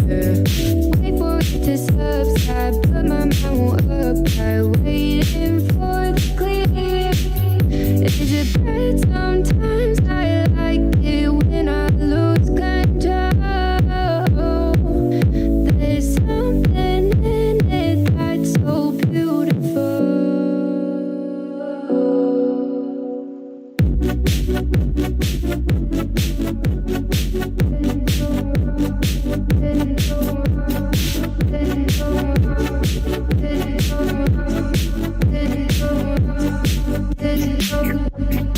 Listen, I can see the light, but I can also see the bones decay. I don't know what else there is to say. I'm doing my best not to run away.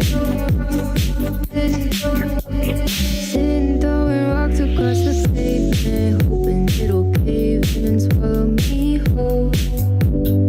Wondering how the world keeps on spinning, kinda scared of living when it unfolds. Hard to see the light when everything is dying, waiting for the clear. Thankful I'm alive, but terrified of dying. But hey, I'm still here.